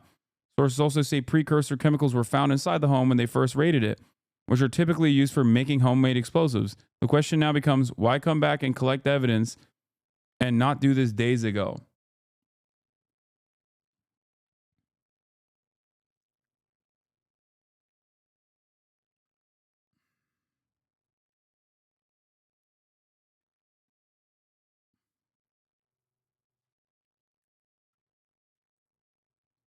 Is there other times when the FBI radicalized normal Americans? Not normal Americans. But yes, of course, the FBI has absolutely worked to entrap and honeypot oftentimes mentally disabled Americans, like Muslim teenagers and stuff like that. But also even white supremacist militias too.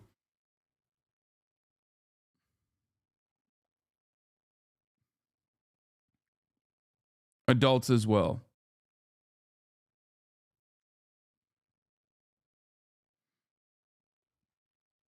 But like I said, regardless of the weird nature of some of the information that's come out of this and some of the backtracking that's also come subsequently after the initial coverage, this part is just like so clearly cut for propaganda. One must ask the question why this person has this level of access as they've like staged all this stuff. It's just like, look at the bomb making material and look at the Quran. Stuff, and he was on his way to New Orleans where he would live there. Didn't take any furniture because he said his new home would be furnished.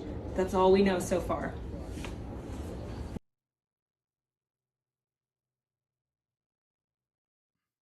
Would you even consider yourself an American with the views you have about our country? Treasonous bastard.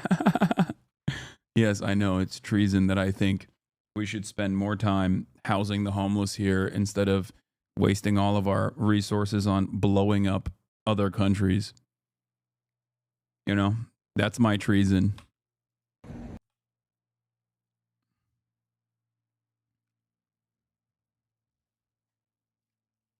Yeah.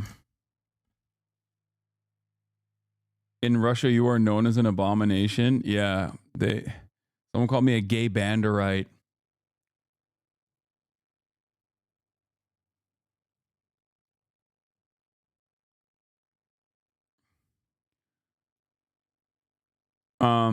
There's also, wait, what is this one? There's more I wanted to talk about here as well, but yeah, I wanna have free healthcare for you, my friend.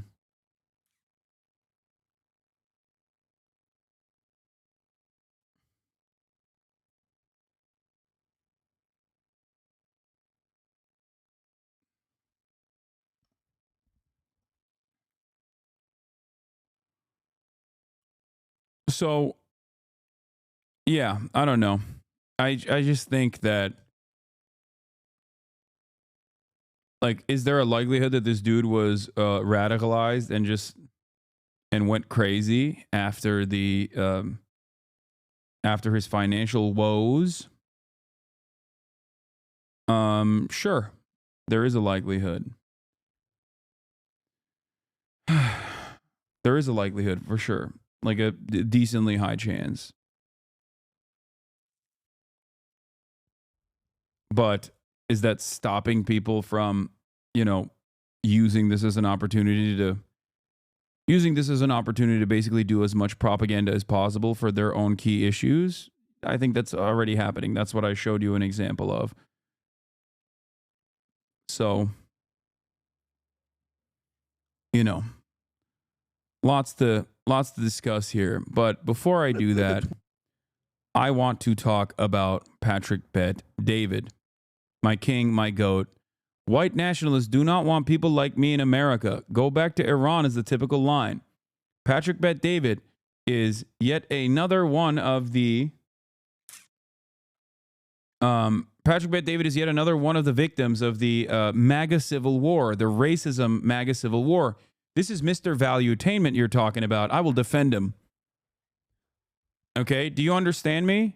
I will forever defend this man for all the value that he has tainted. For me, a Valuetainment fan, I have been tainted with value. The very fact that the MAGA civil war has now moved his crosshairs upon this goat is unacceptable. One of the tweets, I said, our founding fathers, a guy responds back and says, those are not your founding fathers. Mm-hmm. Guy posts a picture of the Shah of Iran, says, that's your founding father. Oh, it's so funny. But that tells you what, you know. No way. What? Patrick, are you telling me that the fandom that you have crafted for yourself are now calling you not American? What? Are you telling me that this eclectic group of right-wing reactionaries are held together by simply racism? This is shocking. A shocking revelation. A shocking revelation from the man, the myth, the legend. You know, a part of this, there's nationalists and there's white nationalists. White nationalists, Vinny, don't want. Wait, what? Nationalists and white nationalists?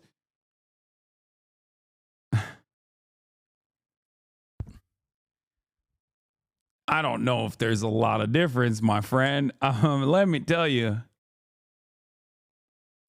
People like us here. I know. They just don't. White nationalists are a very different model. You view me as go back to Iran. Deport Elon back to, what do you call it? South Africa.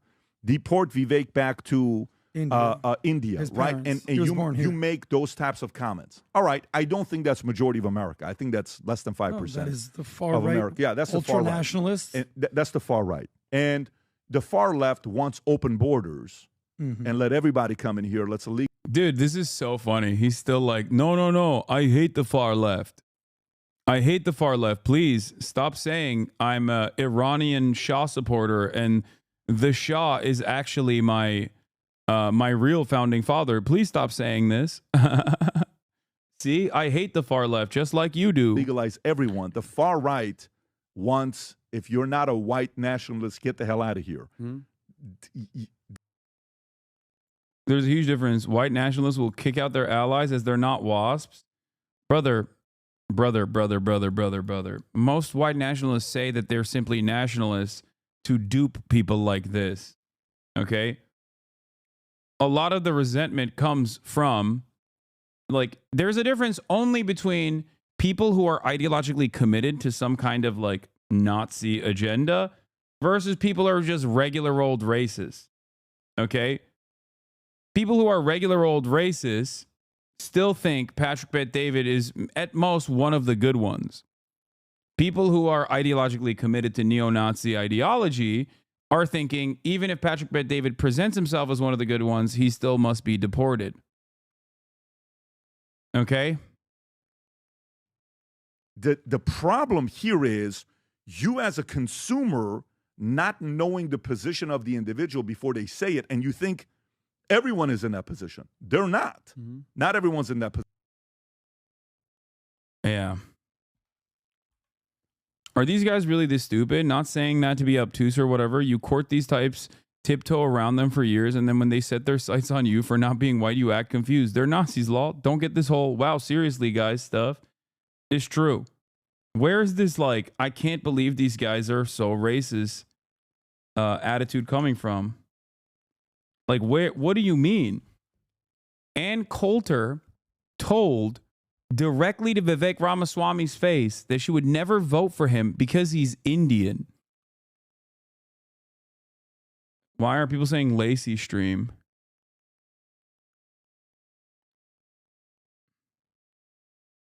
Lacey is beyond cooked? Wait, why? What happened?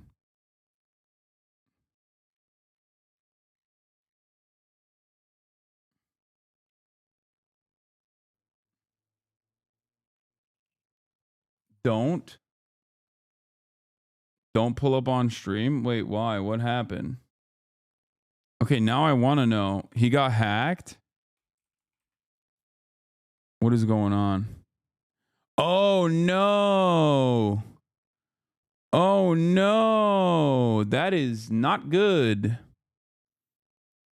That's crazy that there were mods. Ban the people that said Lacey stream. They were just trying to get me banned. That's crazy. And people still do stuff like that. It's just porn. They're just showing like a penis in a butthole.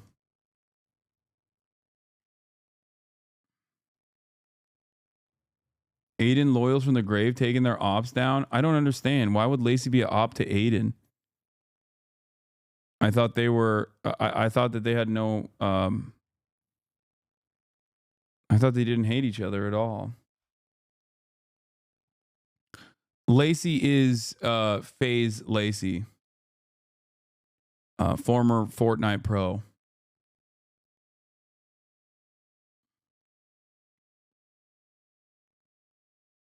Not even porn, just a penis and a butthole. Yeah.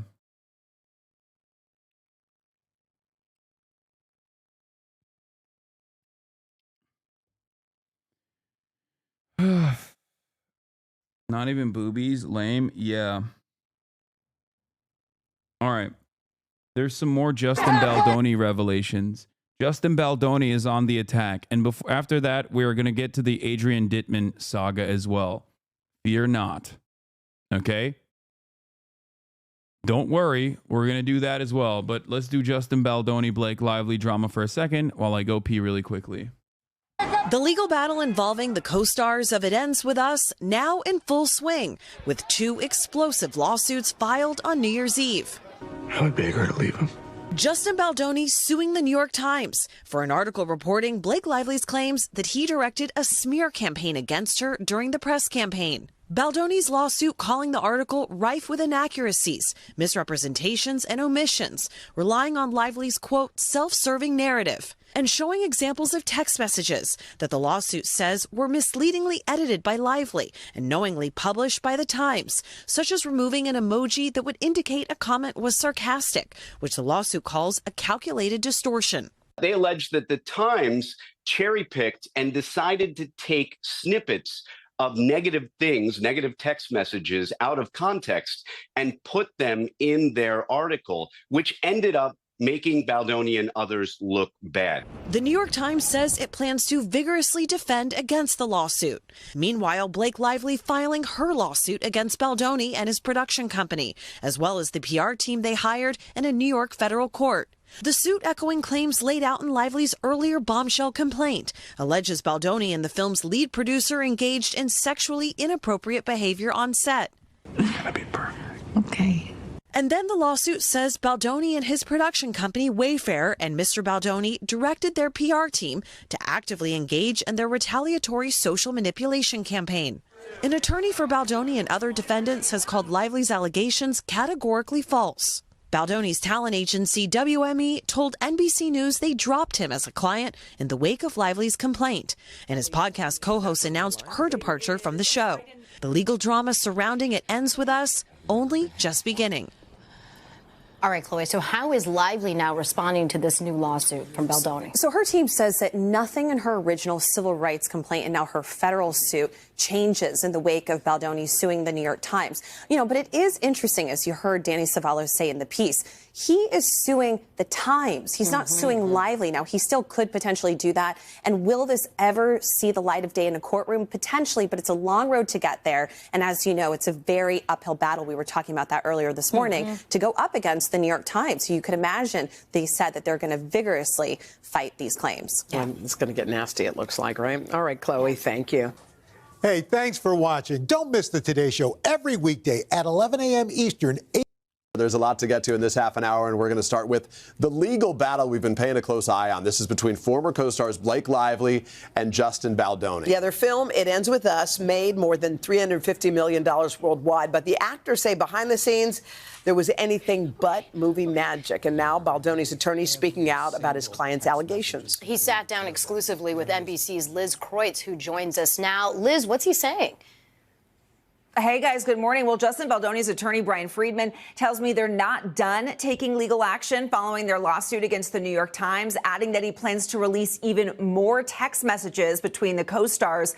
Friedman insists the truth is in those documents and that Blake Lively is the one who used her power and influence to take control of the film. Lively's team, though, they're saying they're going to defend her accusations in court. For the first time, the lawyer for Justin Baldoni is speaking out, saying the actor's libel suit against the New York Times will not be the last lawsuit in his client's legal battle with co-star Blake Lively. Do you plan to sue Blake Lively? Absolutely. You will? Yes. And what will you allege in that suit? Well, we're working on it now. Brian Friedman firing back at Lively's bombshell lawsuit, alleging she was subjected to sexually inappropriate behavior on the set of the film It Ends With Us, which Baldoni also directed. Promise me.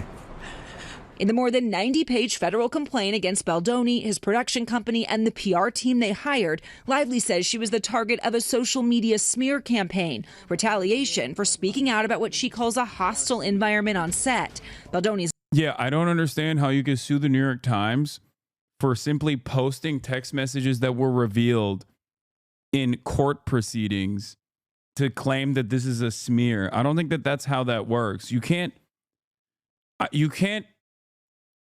First of all, news publications get sued for defamation all the time. Okay? Just so you understand. This is a very common thing that happens. What I think is what I think is weird about that is that they edited them. They claiming they altered the text messages on purpose to make it look bad. They did slightly edit the text. They removed an emoji that would otherwise make the comments seem sarcastic, not defending. Okay. I mean, sure, maybe. Oh, he knows it won't go through. He wants the media to back on his side because they're not going to go through and compare each filing.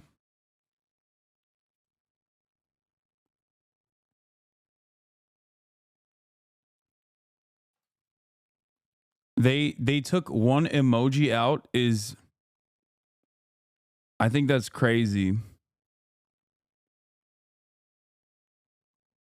Like that's a crazy line for defamation. But we'll see. What is the emoji that they took out in the original one? It's incumbent on the New York Times to fact check what they published though, right? Yes, of course it is. And I'm certain that they did. The comments he made with or without the emoji was highly distressing anyways. Yeah, what emoji was it and what? Hasan, you have no idea what you're talking about. They removed all text that gave context to the conversation in the original complaint. The complaint ruined about 9 people's careers. The emoji is a single example, bro. They took way more out of context.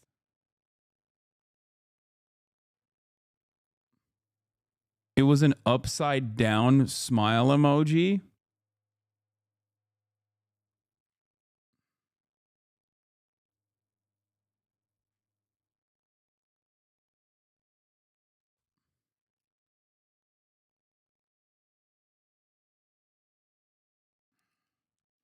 I feel like the Justin Baldoni side here is grasping at straws. His lawyer denying those allegations. Was there a coordinated smear campaign to bring down Blake Lively? 100% no. Justin Baldoni from the get-go said, I don't want to do anything negative toward her. I don't want to hurt her. The New York Times was the first to report on a separate civil rights complaint Lively filed, which included text messages and emails between PR experts that allegedly suggest she was the target of a smear campaign. In response, Baldoni and 9 other plaintiffs are suing the paper for $250 million, alleging the article relied on Lively's self-serving narrative, contending a number of those messages were taken out of context or excluded. Among the claims being disputed, Lively's allegation that Baldoni would enter her trailer uninvited while she was undressed, including when she was breastfeeding. A text exchange in Baldoni's lawsuit appears to show Lively inviting Baldoni to go over lines in her trailer while pumping. Justin Baldoni has built his brand and is known for supporting women, believing women. So why in this case should people not believe Blake Lively? I'm not asking anyone to not believe anyone. I am more than willing to take every single text message that exists out there, lay them out, put them on a website for the world to see. Have them see the truth and determine the truth for themselves. In a statement, the Times says they stand by their reporting and plan to vigorously defend against the lawsuit, while a lawyer for the actress said nothing in this lawsuit changes anything about the claims in Lively's complaints. Yeah, that's the main part here, which is that, like, Blake Lively made some pretty solid complaints against Justin Baldoni. Okay? In the process, there was a lot of resurfacing of old materials where Blake Lively's vibes were bad. This is why I stress the importance that it doesn't matter if Blake Lively's vibes are bad. It doesn't matter if Blake Lively did a tone-deaf marketing campaign for the movie. Ultimately, what matters is the veracity of her complaints. Okay? Because these two things are not on the same playing field. Now, of course, as Radfems came down my throat and said I was a supercharged misogynistic asshole, I kept reiterating the point that Blake Lively does not need to be a perfect victim when she has been... Wait, why? They came from my throat. Sorry. Oh. Almost every instance in her complaint was disputed and proved wrong in his lawsuit. It's not looking good for her once they go after her. I'll say it again. It was more than a single emoji. The emoji is just funny. Almost every instance of her complaint was disputed and proved wrong in the lawsuit. Okay. I need to explain something. Lawyers are... This is something that I talk about all the time. Lawyers are debate perverts. Okay? If you look to just the accusations being made that is written out by lawyers, the complaints being made, written out by lawyers, without other circumstances that lend credibility to the accusations, you will just end up picking whichever side you had already agreed with. Okay? My assessment of Blake Lively's initial complaints do not simply stem from Blake Lively's initial complaints. It's also packaged around the fact that she was backed by SAG-AFTRA and virtually every single other person that was on the set. Okay? That lends credence to Blake Lively's accusations as opposed to whatever the counterclaims are from the legal team of Justin Baldoni. It's not simply just Blake Lively's accusations being presented in in civil litigation. There has to be additional points of evidence, or at least like some kind of complementary information. Evidence makes no difference. This is really just debate perjury and nothing more. Yeah, I mean, for lawyers, yeah, it is just for lawyers, it is just debate perjury. That's just how it works. I mean, I'm just joking when I say it's debate perjury. Hasan, this is not the right take, lol. You are looking at one side of this and missing a bigger picture outlook here. Justin's lawsuit has a lot more text than the one we're discussing. I'm not looking at just the text messages.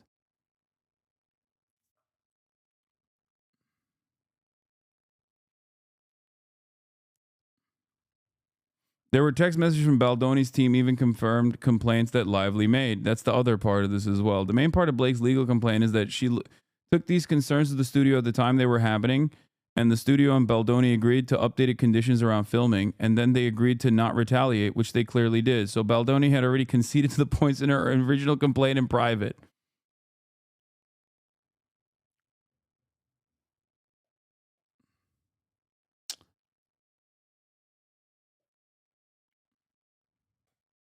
Let's continue. You're denying a smear campaign, but are you acknowledging that there may have been some behavior on set that could have made some of the cast, including Blake Lively, uncomfortable? I think there's some behavior always that can make people uncomfortable, and I don't think anybody has the intention to do that. The question really in this case is, does it rise to the level of sexual harassment?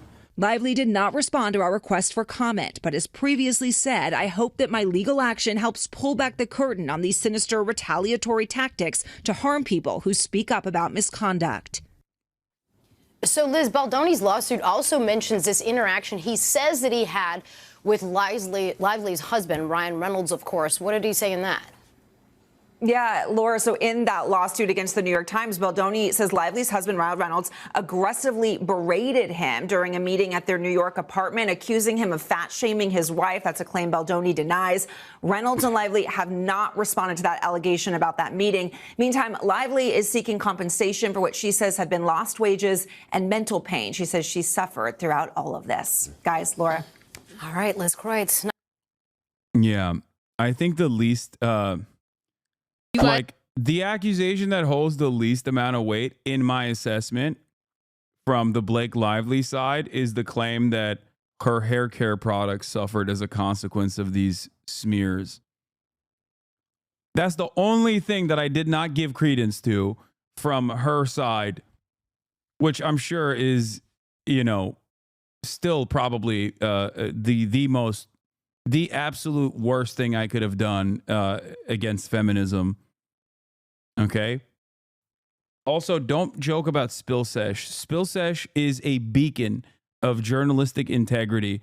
Okay. We watched her last video on the Blake Lively, Justin Baldoni coverage, and I was shocked at the accuracy in her reporting. Okay. Guys, today we are going to be breaking down the Justin Baldoni suit against the New York Times. It is an 87-page complaint with a lot of text messages. This is not making Blake Lively look very good, as a lot of people are criticizing her and her team, accusing them of editing these text messages that were in her complaint. This situation just honestly keeps on getting messier every single day. I swear there's something new in relation to the situation, and we're going to break down the complaint, like I said, because it is a lot. And honestly, it is changing a lot of people's minds about this whole thing. Justin Baldoni is currently suing the New York Times. His lawyer has hinted that there may be more coming, and maybe by the time I post this, there's already another one. But right now, we are strictly talking about the 87-page complaint filed against the New York Times. Now, Justin is not the only one that is suing the New York Times. His lawyer, on behalf of Justin and 9 others, are suing for libel, false light invasion of privacy, promissory fraud, and breach of implied and fact contract. And they are demanding jury trial. And what they are saying in this complaint is that Blake never wanted to sue Justin or anyone involved in the situation. You should say the name of this beacon of good journalism again so I can note it. It's called Spill Sesh. Accusing her of only trying to repair her public image and avoid going any further into the legal process. They wrote, Lively chose not to file a lawsuit against Baldoni, Wayfarer, or any of the plaintiffs. Here's one of my issues. When Ryan Reynolds came after Justin during a meeting, he yelled at him for calling her fat, but not about him sexually harassing her. Where's the logic? I mean, I think that might have been the straw that broke the camel's back. Also, that was a complaint throughout the entire process. So I don't think that explains anything. I don't think that proves anything, really. Voice that spared her. Other than the fact that you're just simply stating that she didn't feel uncomfortable at all on set, and she's lying about feeling uncomfortable. From the scrutiny of the discovery process, including answering questions under oath and producing her communications. This decision was no accident. First, her administrative complaint is rife with blatant falsehoods and egregious misrepresentations that would have subjected her to dismissal if not sanctions. Second, pursuing formal legal action would have derailed her true objective, an orchestrated campaign to rehabilitate her public image. Instead, Lively filed a request for a right to sue letter with the California Civil Rights Department, CRD. A procedural formality that does not require pleadings, remains confidential unless leaked as it was here, and crucially, does not subject the complaint to discovery. While such a letter can precede a lawsuit, it is clear that litigation was never her ultimate goal. Her real intention was to weaponize the appearance of legitimacy conferred by a numbered legal document to launch salacious, headline-grabbing allegations and reshape her public persona at the expense of the plaintiffs. Lively found willing allies at the New York Times. Dude, this is so funny. Okay. Jack Schlossberg faces backlash after trolling the media by claiming he's Justin Baldoni's new lawyer. Like, why do you feel comfortable making that joke? Dude, okay, listen. Guys, I'm noticing something here. Okay? I'm noticing a thing here. But it feels to me, don't kill me for this, but it feels to me like celebrity-related incidents make people a little crazy with the way that they operate. Like Jack Schlossberg is a crazy guy. I mean, this is typical of him. He does this shit for everything. But I have noticed that whenever news coverage and also like social justice related content intersects with the field of celebrity gossip and tea, it is an explosive combination where people don't have the capacity to be normal, it seems like. I don't know. They take it a little too far.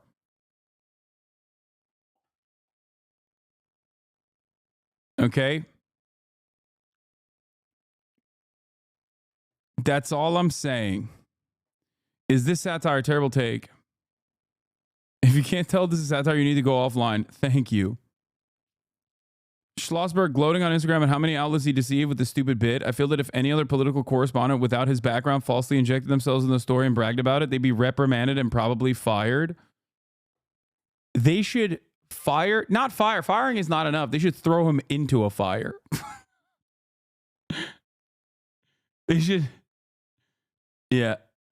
It's Girly Pop Nation. What else did you expect? This pop culture. I just once again am urging Girly Pop Nation to have this kind of smoke for Israel. Please, please. If you had this kind of smoke for Israel, I feel like the apartheid would end tomorrow. I don't know why. If we could get white women and the rad femmes, like maybe we just gotta like, you know, put together some celebrity compilations about like the bad ones that are misogynistic being pro-Israel or something.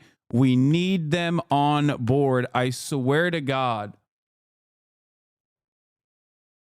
This is not being canceled. This is fucking around and finding out. I mean, he's not being canceled. There's no real. I never said he's being canceled. I don't think that that's a real concept to begin with. If that was a real concept, that would have been killed already 1,000,000 times over. I'm just saying that I think the reaction to it is a little severe, and it's not even a person that I like personally. I'm not a fan of Jack Schlossberg. I think he's like a kooky guy. Jack Schlossberg's tweet, it just kind of proved that a lot of men have a threshold of sexual violence they're okay with. Like, why do you feel comfortable making that joke? Let's unpack that. The way someone here had Jack Schlossberg being canceled in their 2025 prediction list, and it happened like the first day of the year.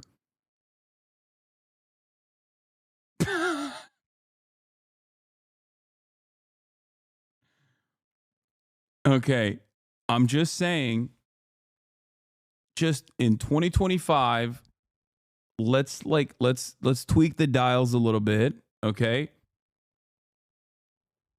Let's tweak the dial a little bit away from this kind of stuff. Or you can have this level of passion. You can have this level of passion for all of the naysayers, okay? All of the people who are not taking this story seriously with the seriousness that it deserves. Okay, and just maybe have a little bit of that smoke for like actual systemic violence, you know, like a lot worse stuff happening in general. This isn't to say you can't be upset about Justin Baloney, okay? You have every right to do so, okay?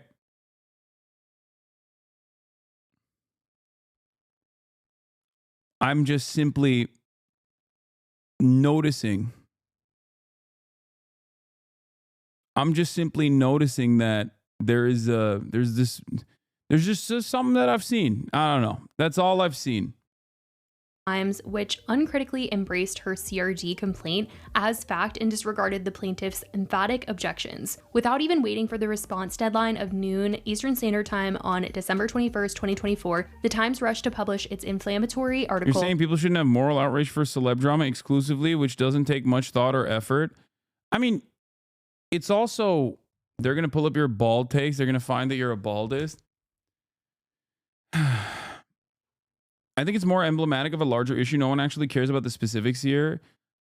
Yeah, no, that is the point that I'm making. The point that I'm making is that we exist under a patriarchal society, and women experience a tremendous amount of violence and retaliation for speaking out against that violence under patriarchal constructs. Having said that, however, most of the people recognize that they can't do anything about systemic change. They can't do anything about the systems that reinforce this violence, so they hyper-focus on the celebrity aspect of it all, and also sometimes in the process develop unhealthy parasocial relationships with said celebrities, because celebrities have the capability, being incredibly powerful and incredibly wealthy, and utilizing PR to present themselves a certain way, okay? So because of this, most people look, and I've noticed this as someone who is also, I've noticed as someone who's, you know, a Z-list celebrity, right? Like literally the bottom of the barrel, scum, right?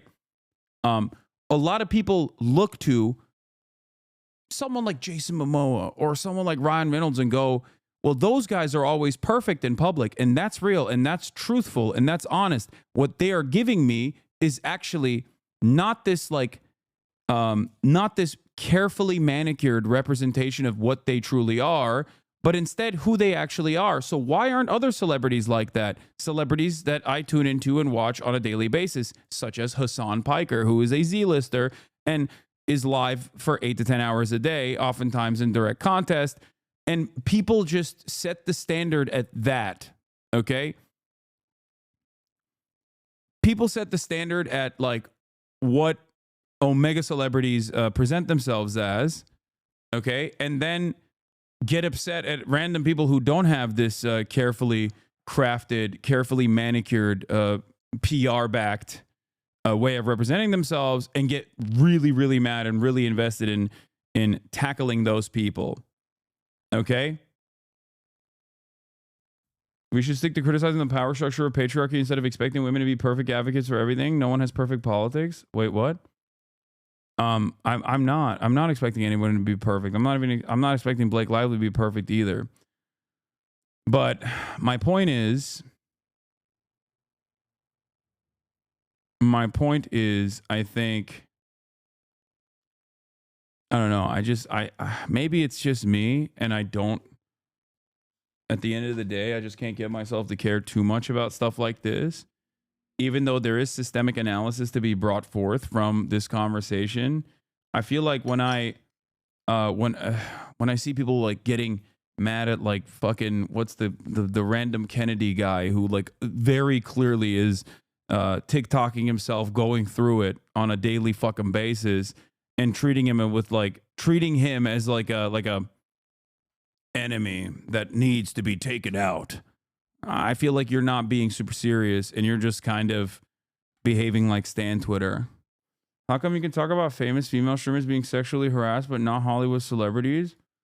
That's really funny to say, especially considering that I'm quite literally doing that. You're actually representing the argument that I made.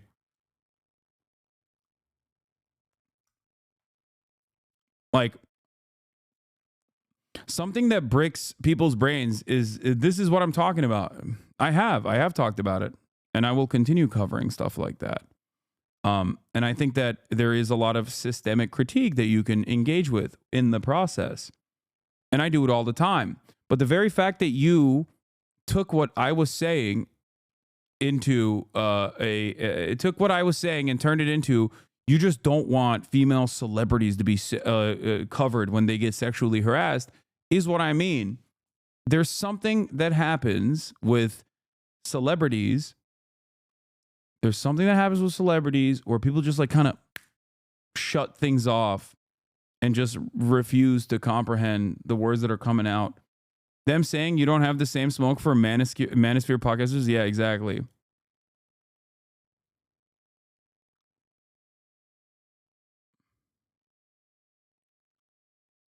We can bury anyone. It's weird. That's like a weird bad faith interpretation of what I'm, not even something that I've said.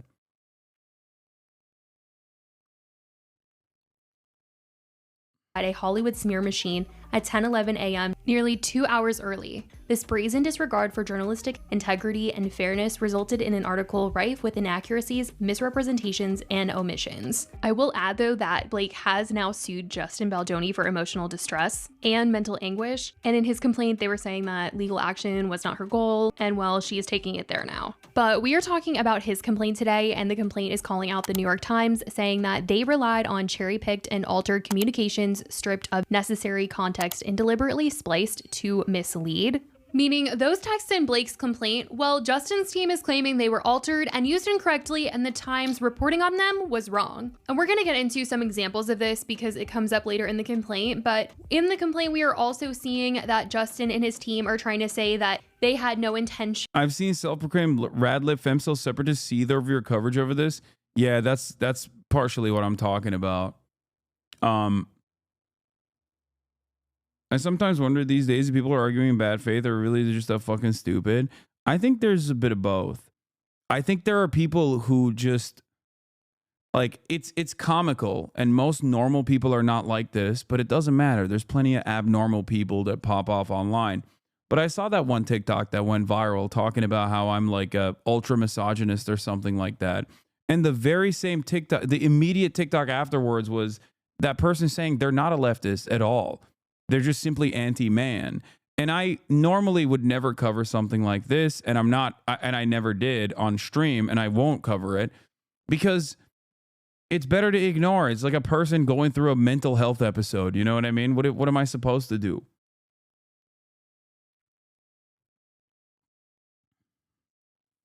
It's like, it's ridiculous. I mean, it's understandable why someone would develop an anti-man approach, okay? I'm not even discounting that. I'm just saying that, like, me covering that and laughing about it would then draw so much more ire from other people and would say, like, oh, Hasan is undermining someone who's trying to do 4B movement style politics here in the United States of America. It's like, good luck to you guys. You know, if it works, it works. All right. But if that's the rudder, that's the moral rudder that's like guiding you, then you're probably not going to get a lot across. Like, and it's not even, I'm not even saying that as like a harmed man. Oh, I'm a meninist. I'm so sad. Misandrists are so scary. Nothing like that. I get it. I get why you would fucking hate men. Okay? I understand it. And you can hate me too. But it's like weird when you make that your only political output. That's all I'm saying. And you do it by way of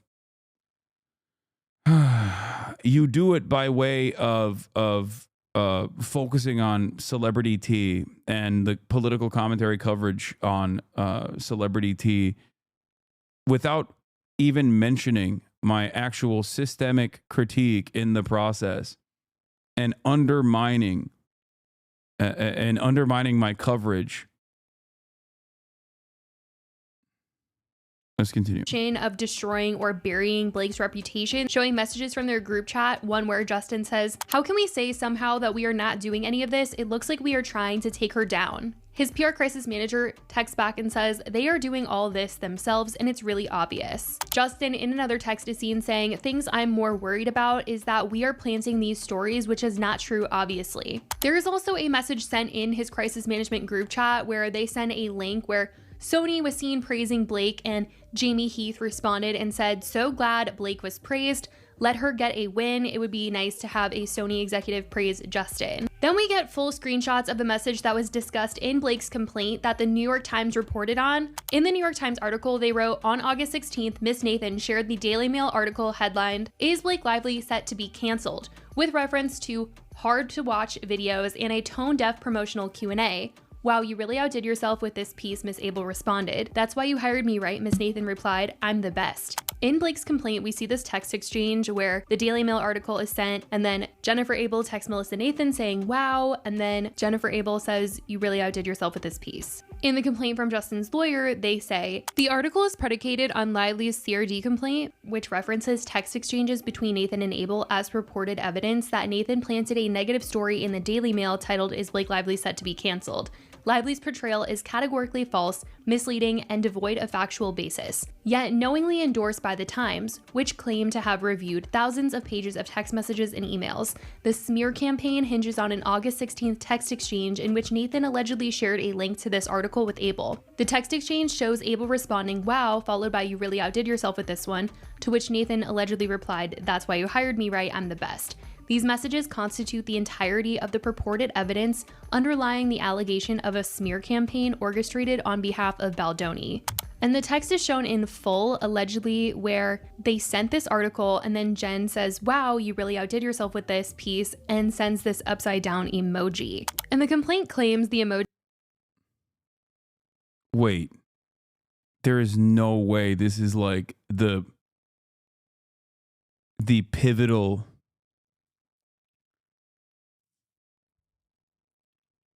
There's no way that this is like the pivotal, damning, smoking gun evidence in the Justin Baldoni countersuit. God damn. Tampering with evidence? No, dude. I don't think that's tampering with evidence. That's crazy. Emoji was important missing context, saying, "Further evidence of the Times' complicity arises from its apparent endorsement of the criminal altercation of these text messages by Lively."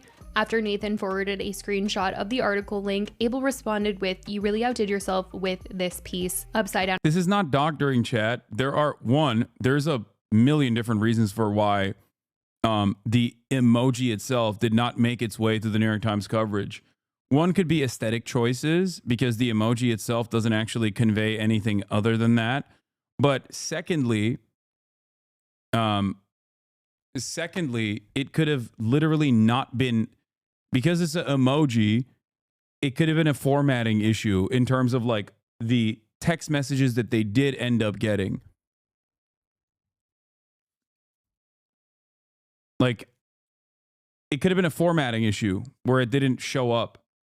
Emoji, adding an upside down smile emoji to indicate the sarcastic nature of her message. The upside down smile emoji is commonly used to convey irony, sarcasm, joking, or a sense of goofiness or silliness. They further try to prove how they did not play a part in a takedown for Blake Lively and showed them talking about how she took down her own reputation with more screenshots from the crisis management group chat where someone said, "We didn't tell Jed to go after the idea that her promo was inappropriate. That happened organically. This is a movie about DV that they wore florals to. This is a crazy way to market this movie." Another text says, like, "Come on, we had nothing to do with that." There was also text of Justin wanting to know if this...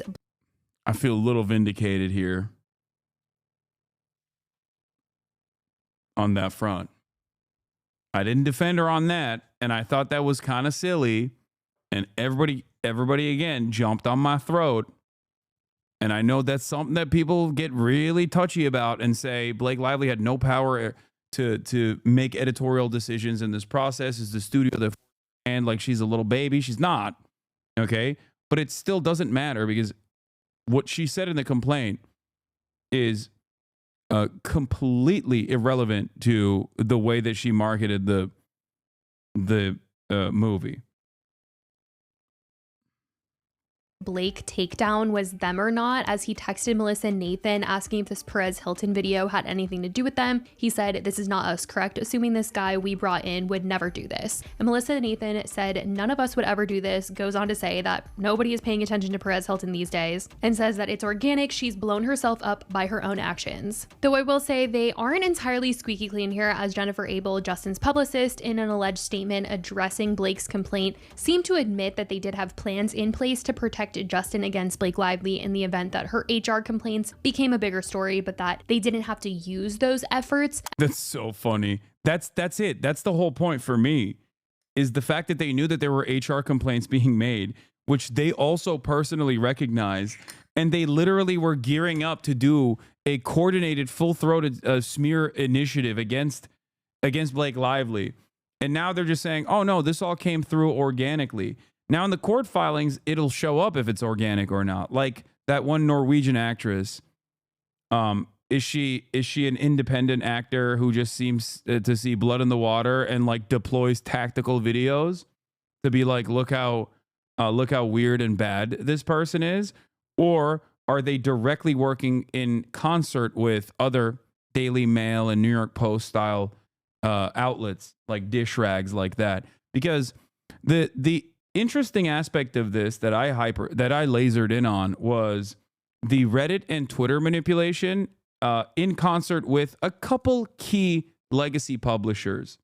Okay, and they didn't even have to be like NBC or anything, especially because NBC and the like are going to have better journalists overall that aren't interested in immediately going on smear mode, and they're going to exercise a little bit more critical thinking, for example.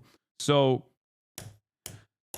but you can get a lot done with like a couple media articles placed in a sea of social media onslaught, because social media has no boundaries whatsoever. There's no checks and balances. Whereas legacy publishers still have like some semblance of editorial interest and control. As she wrote, no negative press was ever facilitated, no social combat plan, although we were prepared for it, as it's our job to be ready for.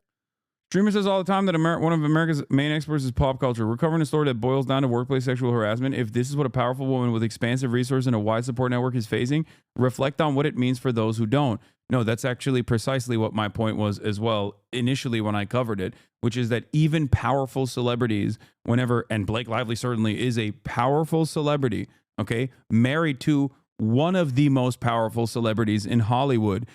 Even the fact that powerful celebrities with money and PR and the capacity to hire the best legal teams can be hit with the misogyny faucet as a factor that immediately brings about the interest of what I call misogyny tourists to make motion in the direction of whatever man that has been wronged in this process in their minds.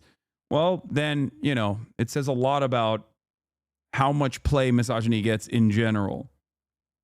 For any scenario, but we didn't have to implement anything because the internet was doing the work for us. Sure, we talked about it, contemplated if we needed certain things, flagged accounts that we needed to monitor, worked with a social team to help us stay on top of the narrative so we could act quickly if needed. And yes, we rejoiced and joked in the fact that fans were recognizing our client's heart and work without us having to do anything but keep our heads down and focus on positive interviews for our client. As the texts show, we sophomorically reveled and again joked privately to each other about the internet's feedback to the woman whose team was making our lives incredibly difficult over the course of the campaign. The complaint also shows group chat messages of Justin's crisis management team talking about Blake's publicist and her thinking that they were ruining her. Blake Lively fearing for her career amid it ends with us backlash. God, I'm so over this. I'm sure Leslie thinks we placed this one as well. Yep, and same. As someone texted a link to an article titled Blake Lively fearing for her career amid it ends with us backlash, and someone from Justin's PR management team said, God, I'm so over this. Am sure Leslie thinks we placed this one as well. And Melissa says, yep, and same. More texts later show his PR management team discussing that they have nothing to do with all of Blake's hate, saying this is crazy, she doesn't have a good reputation, all of this is organic stuff from real people making TikToks, not bots.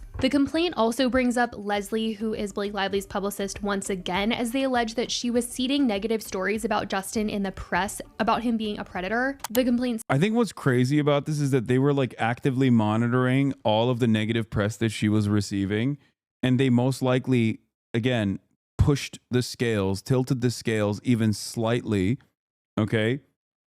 And very clearly had a campaign ready to go if things turned sour, knowing full well what the complaint had, knowing full well what the complaint was. No one is addressing the initial complaints.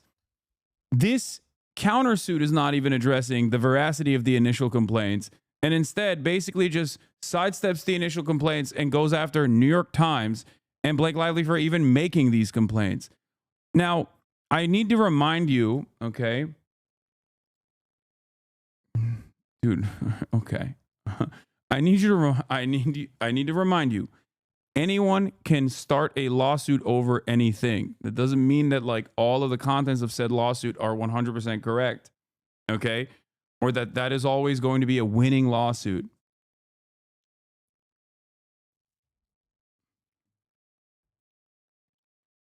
Says the article also deliberately ignores that Lively's publicist, Leslie Sloan, of Vision PR, once backed by Harvey Weinstein, seeded stories critical of Baldoni, including that Baldoni was a predator, ahead of the film's release. Sloan did so even while Nathan attempted to cooperate in good faith. We also see messages between Justin's team and a reporter where they were inquiring on the HR complaints, and Justin's PR Reporter, source close to set says they don't know of an investigation, but there was an intervention. We heard there were multiple HR complaints from crew and cast, starting with the first day of production. Wayfair is the studio. It's unclear if Wayfair Studios performed an investigation into the claims against themselves. Separately, we are aware there was an intervention with Justin Baldoni midway through production based on a pattern of inappropriate behavior by him towards cast and crew. Tag team says off the record, the only complaint, which is not confirmed if it was an official HR complaint, was a guy up for a gig on the crew complained the younger guy who did so because of ageism. There was an investigation and found no wrongdoing. There are no other complaints, especially no other documented HR complaints. There was not an intervention on set or with members of the crew. This would be false to allude to. Blake and Ryan had Justin and his team over for a meeting where Blake expressed all the things she was upset about. This was his team versus Blake and Ryan, more of a contentious meeting. The way it reads now reads as if it was a proper intervention with cast and crew, not true. Okay, so that she did make complaints. Like, directly to... Thank you, I just sent him. I'll keep you posted. What's the email for Wayfair? I need legal to reach Our management out. team basically said there were no HR complaints in regards to Justin and Blake. There was a guy working on the crew who complained about a younger guy getting a job and there being ageism. That was the only thing that was investigated, but there were no wrongdoings found. And they said there was not an intervention on set or with members of the crew. This would be false to allude to. Blake and Ryan had Justin and his team over for a meeting where Blake expressed all the things she was upset about. This was not Justin versus the team behind the film. It was his team versus Blake and Ryan, more of a contentious meeting. The way it reads now reads as if it was proper intervention with cast and crew. Not true. We also hear the other side of the claims that Blake was shown certain inappropriate videos while on the set. In response to these allegations, the complaint calls out the New York Times for the way that they reported on this, saying the Times compounded its journalistic failures by uncritically advancing Lively's unsustained claims of harassment against Heath and Baldoni.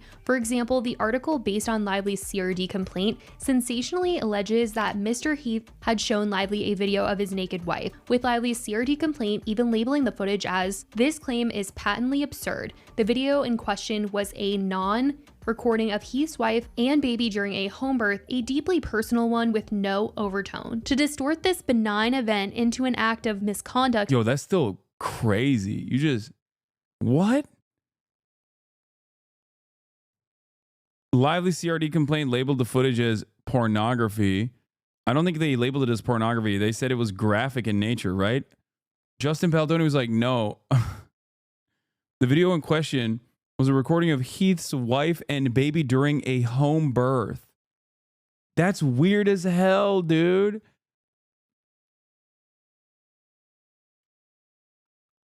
Oh, that's not better. What the hell? That's not... Not gonna lie, I don't follow celebs enough, and this video seems too in the weeds. Why are people mad at you when you seem pro Blake Lively? Why do you think?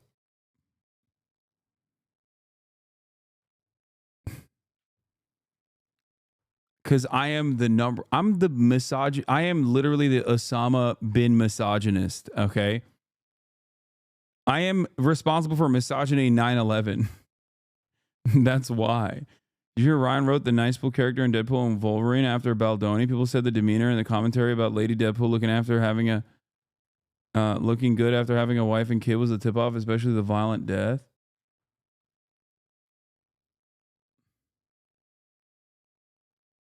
They said Blake thought it was porn when he first started showing her it, but it was a vid of his wife giving birth.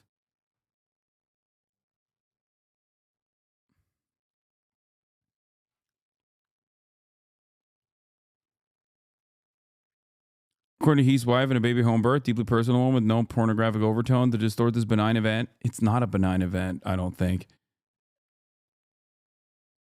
Misconduct is outrageous and emblematic of the lengths to which Lively and her collaborators are willing to defame plaintiffs. It's outrageous and emblematic of the lengths to which Lively and her collaborators are willing to go to defame plaintiffs. And they wrote that they also showed her this ahead of filming the birth scene in the movie, and to insinuate it any other way is just wrong. The claims of Justin... You're weird for thinking about birthing videos disturbing. They showed it for context because they're filming a birthing scene with Blake.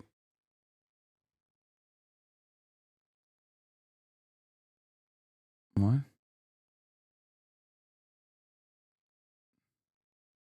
And Jamie also walking into her dressing room unannounced while she was changing or breastfeeding was also combated with a text where Blake told Justin to come run lines with her while she was pumping. She texted saying, "I'm just pumping in my trailer if you want to work out our lines." The complaint also touches on the allegation that okay, but that doesn't mean it's like you can just walk in whenever she's breastfeeding. Like that seems a little bit tricky, contextually speaking. Like that doesn't... It does feel like they're using that as like, well, we got consent. Maybe not in the other circumstances, but we got consent one time. You know what I mean? It's not like, that's not how that works.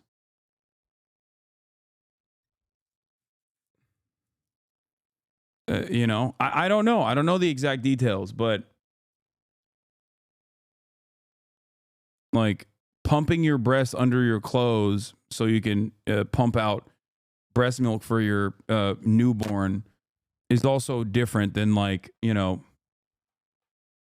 having the puppies out with a natural breastfeeding circumstance where maybe you don't have any sort of coverage. You know what I'm saying? Like, those are two different circumstances. And even if it's the same exact circumstance, even if it's still pumping, fully clothed, you might be uncomfortable at a different point when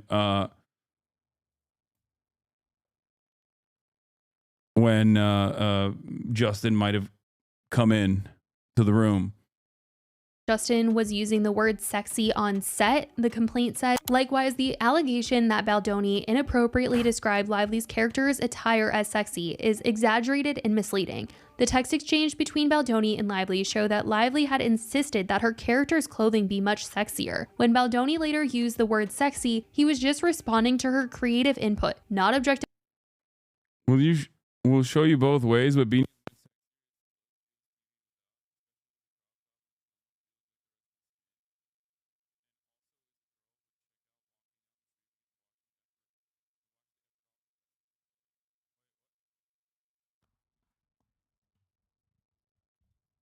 Stop grabbing the mic. Yeah, I don't know what happened. Sorry. Everybody needs to calm down. Everybody needs to calm down. Okay? Yes, the microphone busted for a second. It's okay. I don't know why you guys make it seem as though this is like the end of the world anytime any sort of audio issues happen. Okay? Everybody take a deep breath. We're gonna be okay. We're gonna get through this. I promise you. Okay? I'm still here. Justifying her personally, Lively set the tone that Baldoni heeded during the creative process. The next thing tackled Oh, wait, she didn't go into the messages, so I was going to keep reading it. So she talks about like the sexy outfit. Good morning. If you don't have time to listen with morning craziness, here's text. Just want to make sure okay with throwing the jacket on from yesterday morning or putting this on. I want to line up a shot and see if you can use a piece of the shoulder for the establishing shot for the old cafe we didn't get yesterday. Might not need it, but just want to cover. See you soon. It's just her shoulder, no problem. It's her body and head that it should be me. Was wondering about not having that shot, but kept it to myself. Wait, what? This isn't even like the direct back and forth. Process. The next thing tackled in the complaint is the intimacy coordinator and the claim that Justin improvised unwanted kissing and discussed his personal intimate life on set. The complaint accuses Blake of not wanting to meet with the intimacy coordinator to plan out scenes, in that Justin met with the coordinator alone and had to relay the messages to Blake, and claim that there was no harassment, and that in talking about his personal experiences, it was only to personalize and develop their characters, and it wasn't this inappropriate thing. We see. I think it is pretty funny, though. This is a good point. A man showing a woman who has given birth multiple times a video of a birth like she hasn't lived at his peak mansplaining is I mean, it's kind of funny. Yeah. An alleged text from Justin where he says to Blake, just hired intimacy coordinator who I love, will set you up to meet / FaceTime with her next week for intro. Blake says, I feel good. I can meet her when we start. Thank you, though. Justin then texts a female producer saying, FYI, just want to tell you about this. She seems she doesn't want to meet intimacy coordinator until we start, which may mess up the workflow, but I can still meet with her, of course. The female producer he's texting said that's fine. If she doesn't want to meet her now, you'll just have to walk her through. Just want to tell you about this. Seems she doesn't want to meet the intimacy coordinator until we start, which may mess up the workflow, but I can still meet with her, of course. That's fine. If she doesn't want to meet her now, you just have to work with her through what you and the intimacy coordinator are thinking. The complaint goes on to talk about the contradictions in Blake Lively's CRD complaint. They wrote, despite its efforts to craft a distorted narrative, the Times fails to address a glaring contradiction in Lively's CRD complaint. After the execution of the protections for return to production agreement in November 2023, Lively herself acknowledges that the film was completed, marked, and released safely and successfully. While Wayfarer, Baldoni, and Heath disagreed with Lively's rationale for requesting the document, many of its provisions were already standard practice. They chose to comply for the sake of the film and to ensure Lively's comfort. Crucially, Lively concedes that neither Baldoni nor Heath engaged in any harassing behavior following the agreement in November 2023. Furthermore, she admits that her stated concerns were sufficiently addressed at the time. This admission directly undermines her allegations of retaliation and... Wait, I don't get it. This implies that there were valid criticisms that she had originally made, criticisms that Justin Baldoni were aware of. Even Justin Baldoni's PR team were aware of said claims being made. This doesn't even actually turn around. This doesn't even actually turn around and refuse the claims whatsoever. Offers no real counter to them, and simply just says, "Oh no, it's fine." Like she just said, "Okay." Like it didn't happen afterwards. Strips her claims of credibility. Without the fabricated smear campaign narrative propping up her CRD complaint, Lively's retaliation claim collapses under its own contradictions, exposing it as yet another ploy to salvage her public image rather than pursuing any legitimate grievances. The next thing tackled in the complaint is the intimacy coordinator and the claim that Justin improvised unwanted kissing and discussed his personal intimate life on set. The complaint accuses Blake of not wanting to meet with the intimacy coordinator to plan out scenes, and that Justin met with the coordinator alone and had to relay messages to Blake, and claims that there was no harassment, and that in talking about his personal experiences, it was only to personalize and develop their characters and wasn't inappropriate. We see an alleged text from Justin where he says to Blake, just hired intimacy coordinator who I love, will set you up to meet / FaceTime with her next week for intro. Blake says, I feel good. I can meet her when we start. Thank you, though. He then texts a female producer where he says, just FYI, sends the screenshot of his text with Blake and says, just wanted to tell you about this. Seems she doesn't want to meet intimacy coordinator until we start, which may mess up the workflow, but I can still meet with her, of course. That's fine if she doesn't want to meet her now. You'll just have to walk her through, turning Sony into giving her ultimate authority. We see text messages between Justin and his editors where he's talking about the fact that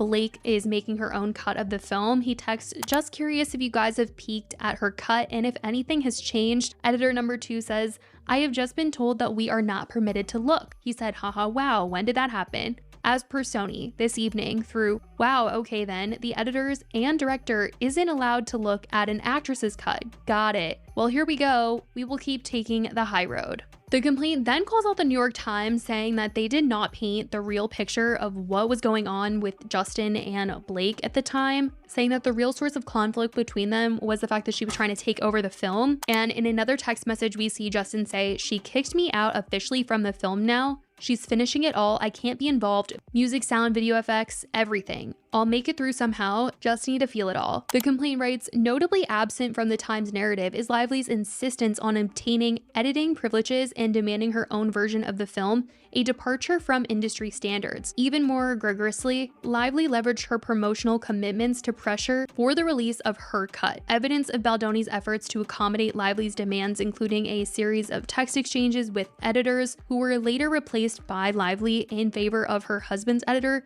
underscores the extreme lengths Baldoni went to in order to preserve the film's integrity. The Times' willful omission of these critical details not only distorts the truth, but also perpetuates a false narrative that conveniently absolves Lively of her own culpability in the unraveling of professional relationships and the upheaval surrounding the film." More text messages between Justin and his editing team reveal growing frustrations and tension surrounding Blake Lively's significant control over the movie and the editing process. One editor said, "I just hope you love, or at least stomach, the cut that is going out into the world." And he said, "Haven't seen it, can't yet." The film's marketing is then discussed, and the blame is put on Blake for how the film was promoted. We see the underlined text where an editor said, "If Blake is so determined to handle the marketing on the movie, then just let her." More screenshots reveal Justin expressing frustration over being sidelined from the marketing strategy he initially envisioned, which was focused on DV and its survivors. And they're claiming that Blake allegedly redirected the campaign away from this focus and exerted dominance over key decisions like she did in the editing process. But I will say that in Blake's complaint, she says that Sony wanted them to promote the movie in this way and provided a document that showed the talking points for the movie that they were supposed to follow, which said to kind of stray away from the DV aspect of the movie. So there's just a lot being said. They also seem to try and show that Justin wasn't promoting the movie the way that he was to be performed. Avoid talking about the film that makes it feel sad or heavy as a story of hope. Avoid talking about the film being representative of every woman's story. There are many stories. It's just one perspective that inspired Colleen Hoover's own experiences growing up. Said, they also seem to try and show that Justin wasn't promoting the movie the way that he was to be performative, as they include a text where he had sent his editors, The amount of women who feel seen that is reaching people all over the world, that men are remembering their own traumas and having conversations with their partners. That's why we did this, and it worked. Still the dream team. If you think about it, we didn't even finish our director's cut because she intervened. So ideally, at some point, we could take a week and all just do it ourselves for ourselves, but that opens up a can of worms. So we will need to let this play out for a while before we pull that card, and your door will be knocked on.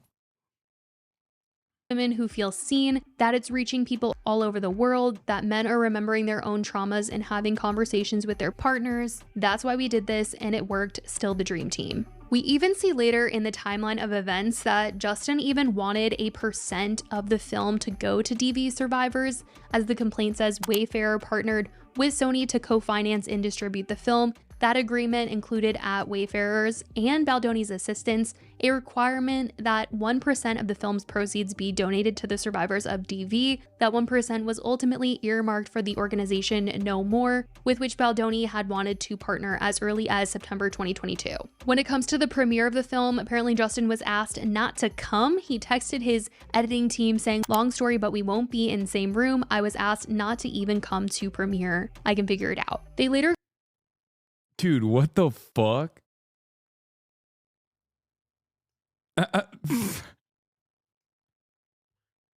Dude, I feel like that's crazy.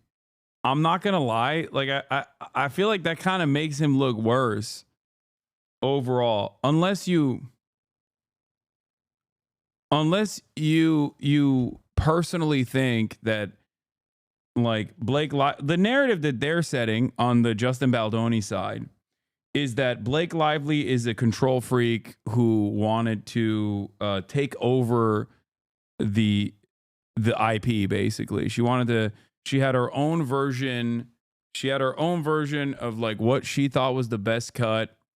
And are we watching the same video? Show proof or you're lying. That's not what I'm saying. I'm saying that Justin Baldoni's side of the story frames this as not one where there's like valid claims of workplace harassment that were made to him, but instead innocent mistakes that took place on set that were addressed, and that Blake Lively did a fingers crossed, I promise I won't actually make a bigger problem of the initial uncomfortable moments that I felt, as long as we do this release. And in that process, she took over more and more aspects. Like, she took over control over more and more aspects of the process, and basically weaponized these, I guess what Justin Baldoni would consider fake claims, to basically do reputation laundering after the fact, in an effort to take over the IP. That's what the argument is that they're making.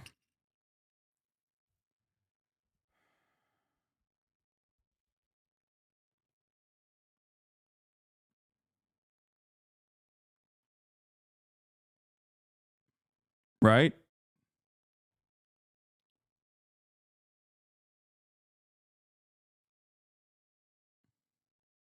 She's planning an extended universe. I don't know. I don't know if there's like supposed to be a second movie or something, but this is also part of the reason why I like, not saying that Justin Baldoni's claims have any fucking credence as far as like Blake Lively wanting to take over control and weaponizing sexual harassment claims or anything. I'm not saying that at all. But having said that, this is the reason why I also despise covering Hollywood drama usually, because both parties oftentimes are like weird and powerful and have a litany of other issues, which then make this process, especially from the outside, a lot harder to understand, because you can point to the inadequacies of either party. So that's why I try to stick to whatever is like verifiable or whatever is like backed up by. That's why I try to stick to whatever is backed up by like the actions taken in the aftermath or during the process by cast and crew. Okay? Because usually it's just like fairly easy to understand. You have a person that is devoid of any sort of power whatsoever, being bullied and humiliated or sexually harassed in the workplace, and then you have a boss that does everything they can to cover it up. But in this circumstance, while the wronged party is still wronged, Blake Lively, they also have a tremendous amount of influence and also maybe even additional interests as well, which doesn't change the dynamic at all in terms of feeling, in terms of feeling uncomfortable on set, in terms of workplace harassment, things of that nature, and there is still obviously a very clear, like, party that was offended versus the offender. His defense is relying on a lot of misogynistic stereotypes and the fact that Blake Lively is not well liked by the general public. Yeah. Because individuals are not political entities, their celebrities makes 10x more squishy and annoying. We're going to want to talk about how Blake took over the movie exactly, starting with her taking over wardrobe. In the complaint they wrote, on or about December 31st, 2022, Lively agreed to take on the lead role of Lily Bloom. As part of the subsequent negotiations, Lively was granted an executive producer credit, a title often associated with talent of her stature. Wayfarer did not request that Lively contribute to the film in any capacity beyond her performance and this credit. Then we get into Lively taking over wardrobe. On or about May 15, 2023, principal photography of the film commenced in New Jersey. During pre-production, Lively began to assert control over aspects of the film beyond her role as an actor. Like, I feel like this is also reasserting the same exact thing that had already taken place. It's basically alluding to a bunch of stuff that is irrelevant to the main claims being made by Blake Lively, and then focusing on her fucked vibes overall, or her interest in controlling the production or controlling certain aspects of production, and undermining Justin Baldoni's creative control over the process, which is not the main point here.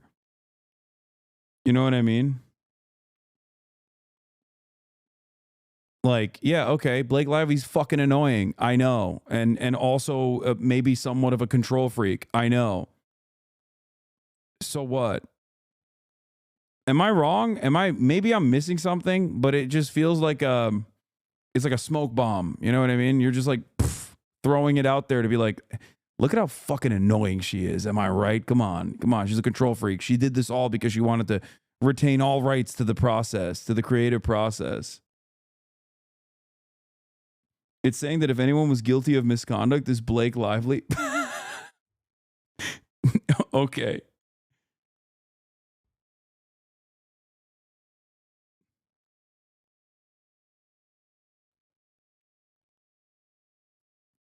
Yeah.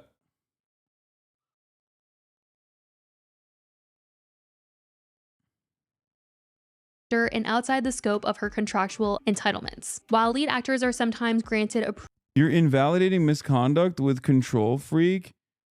That's the point of the lawsuit against New York Times, that Lively's evidence was doctored and edited. I feel like I'm going crazy. Y'all are so off with this. Is saying that if anyone was guilty of misconduct, is Blake Lively. You're invalidating misconduct with control freak.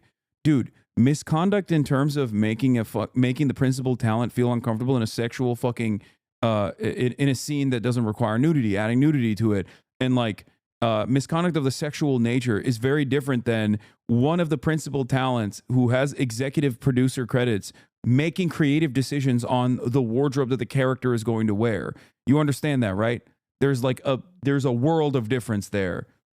One is very commonplace in Hollywood. The other is, also commonplace, but shouldn't be allowed. And Hollywood tries to at least work against it. She was hired to be an actor and then refused intimacy coach, refused her wardrobe. Her husband rewrote the script during the strike without anyone's knowledge. And then she took over editing.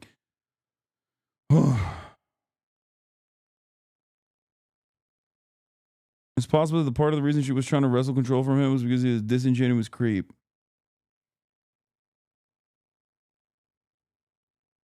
Yeah, there's like levels of control that that talent gets. Then she lied about the text messages in the New York Times. There's no lying about the text messages in the New York Times. The New York Times went and got the investigation. The New York Times conducted their own separate investigation into the additional lawsuit that took place between Justin Baldoni's current PR and former PR company. Y'all are biased that Blake Lively's attractiveness caused Baldoni to be a creep? What?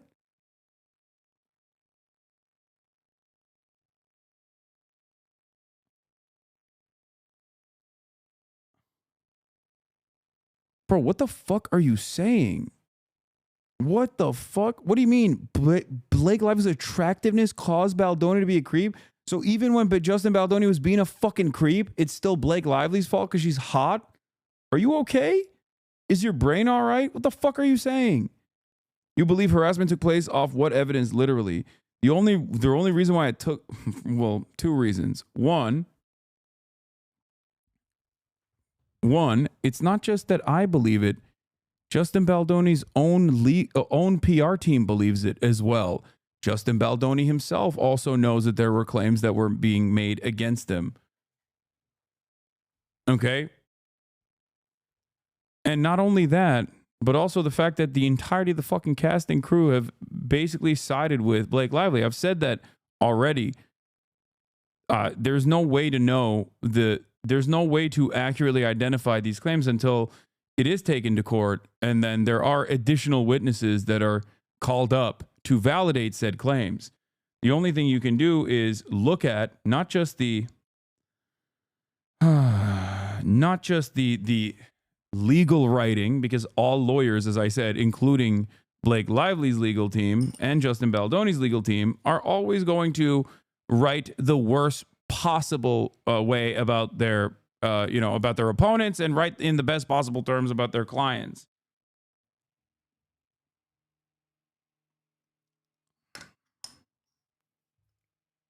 I like that I gave you the reasons why I believe Blake Lively's claims, including but not limited to the fact that Justin Baldoni also personally admitted to having a conversation about some of the claims that Blake Lively had made, and also the very fact that cast and crew had chosen to side with Blake Lively over Justin Baldoni. And your fucking counter is Blake Lively's opinion. Blake Lively's vibes are off. And also, simultaneously, you said Blake Lively's hotness made Justin Baldoni into a fucking creep. That is crazy, chatter. You're being a little weird, okay? Cass sided with her because of money? Pfft. Yeah, this sexy bitch. This sexy whore with her temptress ways. We should sink Blake Lively. We should fucking see if she floats. We should fucking strap a goddamn heavy rock around her waist and see if she sinks. If she dies, then, you know, oops, our bad. If she floats, she's a witch. The fuck? I'm saying you believe he could be a creep because Lively's attractive. I don't even find Blake Lively attractive. What the fuck are you talking about? I don't give a fuck about Blake Lively. And also, I'm the one who said she's fucking annoying.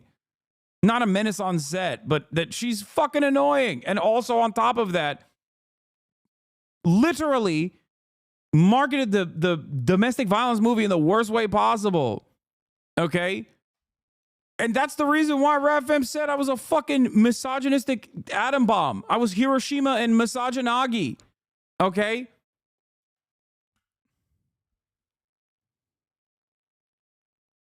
You, on the other hand, seemingly are that, which is crazy.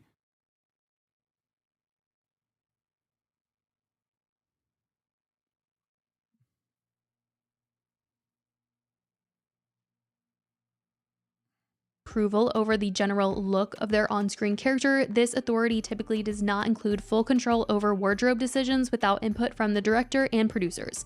Nevertheless, Lively overstepped these boundaries, sidelining the production's costume designer, a seasoned professional with a long-standing working relationship with Lively. Ignoring the director's vision for her character and disregarding the weeks spent by the entire team shopping and thoughtfully crafting her wardrobe in preparation for filming, Lively would send hundreds of images to the film's costume designer during all hours of the evening, pointing them in the direction of the appearance she wanted for her character. The costume designer then had to reshop her wardrobe, far exceeding the allocated budget and diverting time and resources. At one point, Lively insisted that Wow, I can't believe she did that. It's really messed up. her character had money and could afford $5,000 shoes, which had Baldoni rethinking the entire script that had been worked on for well over a year and had been approved by both studios. Lively also several times refused to participate in wardrobe fittings at the production office, a mere 15 minutes away from Lively's Tribeca residence. Instead, she insisted the costume department pack up the wardrobe department and deliver all her wardrobe items to her,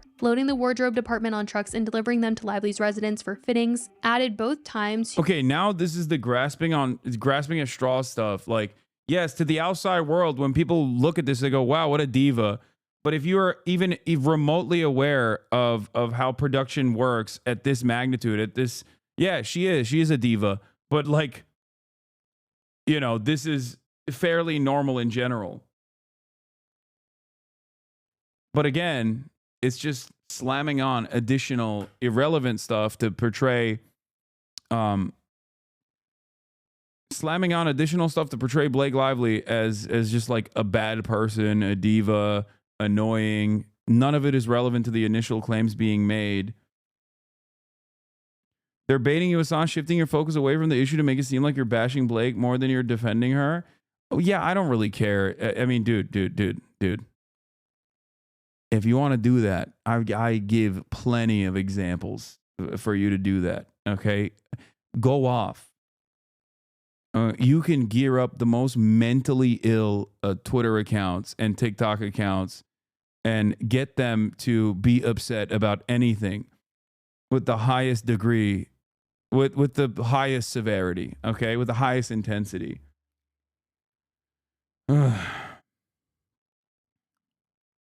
To the production schedule and expense to the film. Two things productions work hard to avoid with careful planning. These demands were never mentioned at the contract negotiation phase and therefore were not included in the budget. Lively herself, having a further obligation to the studios as an executive producer, paid no mind to the budget and the months of planning that had already occurred. Even if Lively had the contractual authority to approve her character's wardrobe, which she did not, a grant of such authority would not and could not imply the right to blow up the film's budget with additional unanticipated. Son, why you call yourself pro-Palestine when you drink, you eat, and not fast in Ramadan, and you use charity funds to buy yourself a house?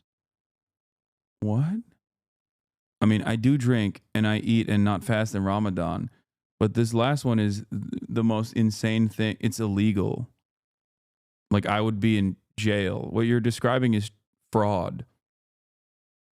I would never do such a thing, but also simultaneously, this is straight up illegal.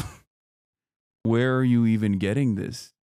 Okay, I'm done. I'm done with this. I'm done with this bait.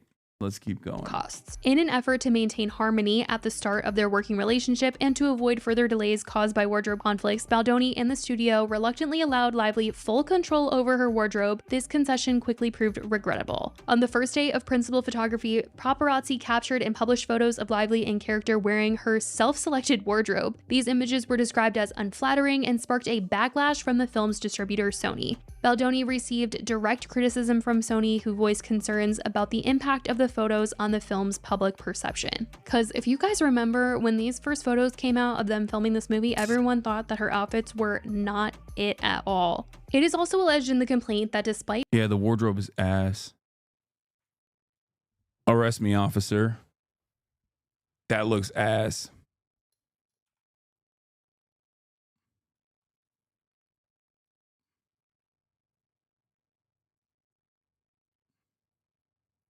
This is clearly relevant for context to speak to the control and strength she had within production, which means a lot in these settings. Okay, first of all, like, it's the wardrobe that she's wearing. When you are, it is technically not, under normal circumstances, if you're not Blake Lively and you're like a random actor who's just getting their start, you're not going to be able to have these kinds of creative decisions. Okay? No way, no how. But if you think that like virtually every single large celebrity at Blake Lively's level, even lower than Blake Lively's level, and certainly higher than Blake Lively's level, make these kinds of decisions, sometimes they directly put it in the contract, other times they don't. You're crazy.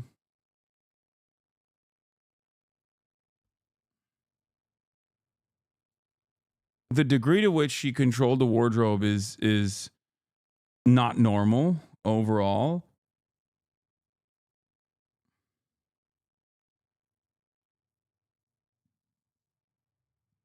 But oftentimes people will make minor edits.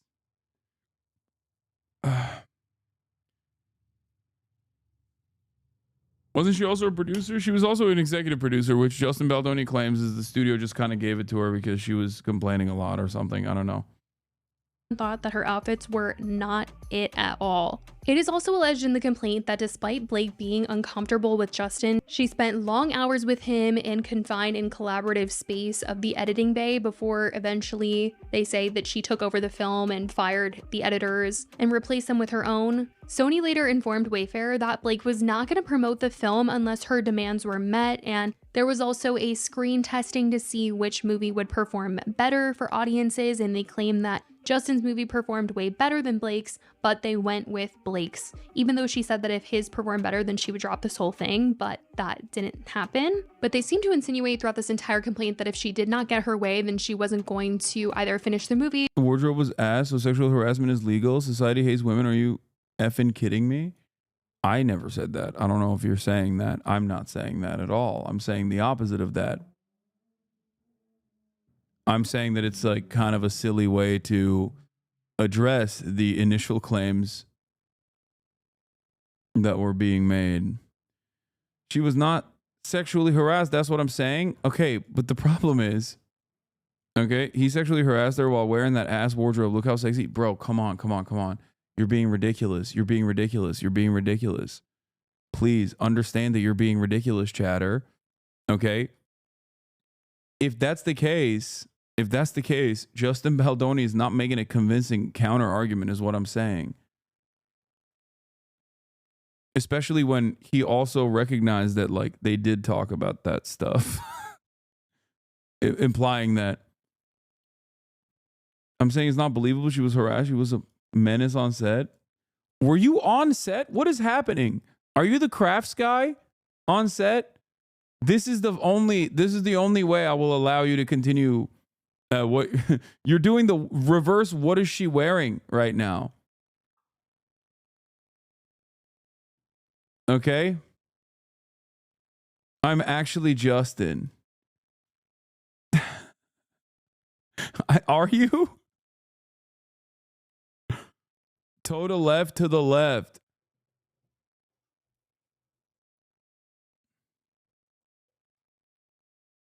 What is going on? Because if you are actually Justin, then you're lending credence to the allegations that Justin is like this rapacious misogynist.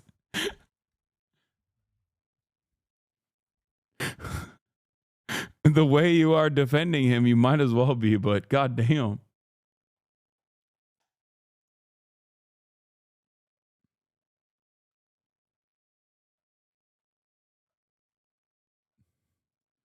Or she wasn't going to promote the movie. There was always some sort of threat, allegedly. And there was also some drama later because Blake went on to seek out a prestigious I'm actually Mike from PA Sister. Real talk. Wait, really?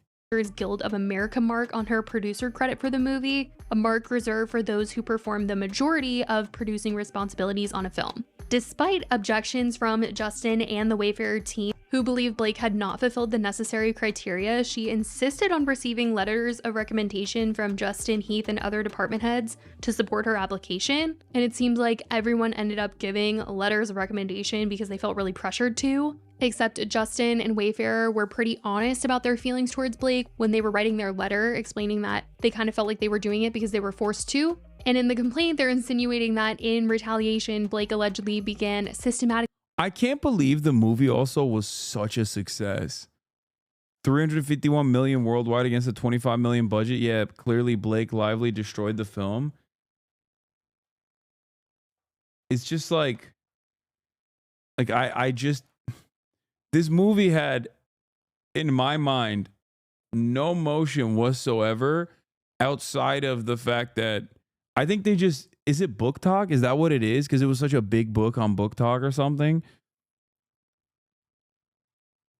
Because I have yet to hear a single person that watched the movie, loved it, and defended the movie on its own, rather than people who have only talked about this drama. And even then, the drama around it and the allegations now surrounding it are not about the movie at all. They are so far removed from the movie. Only surrounding the workplace conditions. It was mostly women watching. Women exist. That's what it is. I don't know any women. I'm a misogynist, guys. Come on, you know this. So that's why I don't.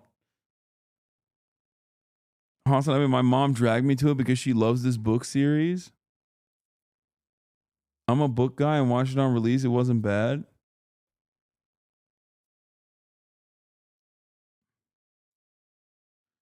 Name 3 women. I can't. Hillary Clinton, Chelsea Clinton.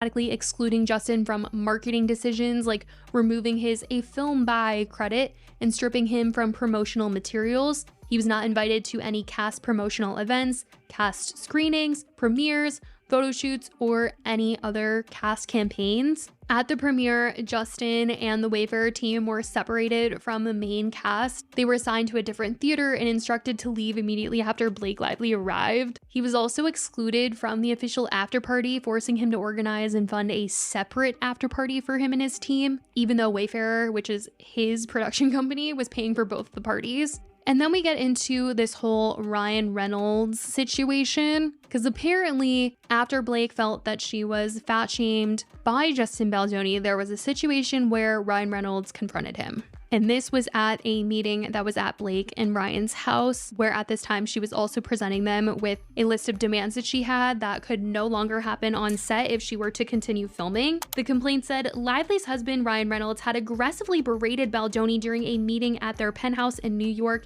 accusing him of fat shaming Lively. Baldoni, in an effort to avoid further confrontation with Lively and Reynolds and rebuild rapport with his co-star, continued to bend to her will. Reynolds and Lively's inappropriate and humiliating berating of Baldoni, delivered perhaps intentionally as other celebrity friends were coming in and out of their penthouse, was promptly by Baldoni's reasonable inquiry into crucial information needed to ensure safety and avoid injury in a scene. Baldoni, while training for a physical, demanding scene in which his character, Ryle, would lift Lily, asked his trainer, who was introduced to him by Lively and oversaw his training for the film, how much Lively weighed. Baldoni, who suffered from back issues and has multiple bulging discs.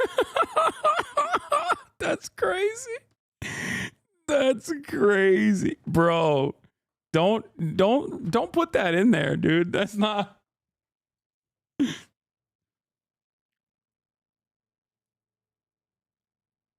I feel like that's a, you know.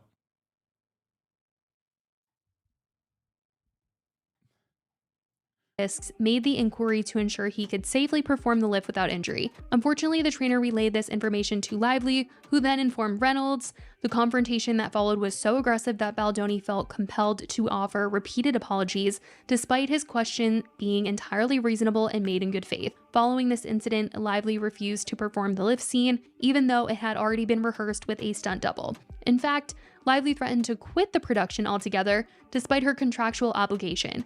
Lively gave Baldoni an ultimatum to either cast someone else or work with her in the way she works. It was her way or the highway. Now, when previously reported, they said that the scene did not exist, but in this complaint, it is saying that it did exist, they just cut it. We then hear more about Blake's requests following the strike that we heard about in her complaint that ranged from Justin not being able to talk about her dead father to not coming in her dressing room without permission, improvising intimacy and things. I think a lot of this also comes from like this is like close to her giving birth, right? Like that kind of like in real life, not in the movie. So considering that this is like so close to her giving birth, having a newborn, no, it's not hormones, dude. I'm not saying that. That's so funny. Yeah, no, it's just yeah. You know how broads are with their freaking emotions and hormones.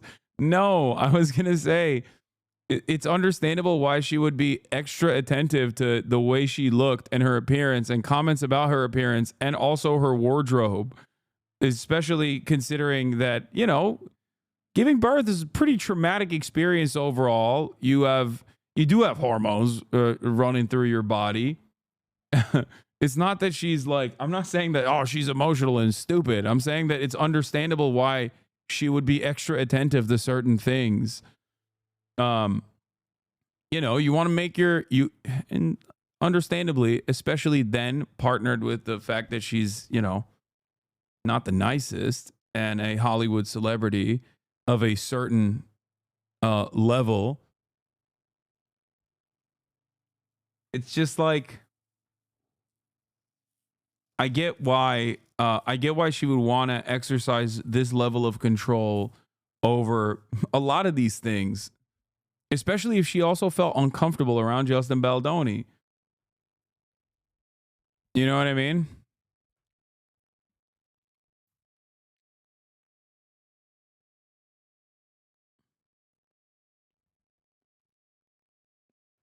And knowing you're going to push a watermelon out your vag is fucking stressful. Jesus Christ.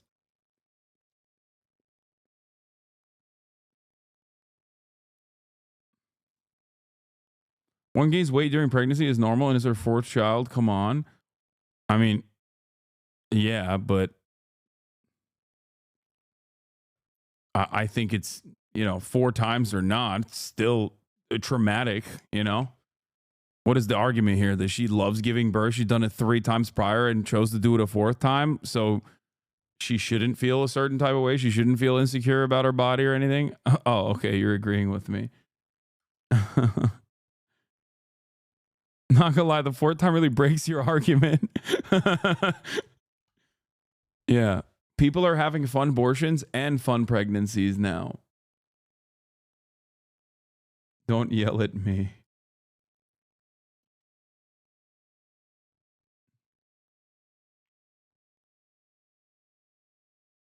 Do you have back issues? No, you have no idea how every little bit of weight can fuck your back up even further. First of all, I do have back issues. If she was feeling so uncomfortable, why did she submit a complaint to SAG-AFTRA after many actors have said that's the normal process nowadays and they would have stopped the production for her safety? You're right. Why don't people in Hollywood immediately make formal complaints? Let's think. Why won't people make formal complaints in the workplace when they have issues?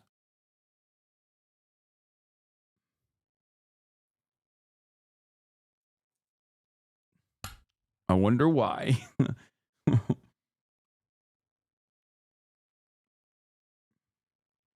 And like Blake Lively isn't a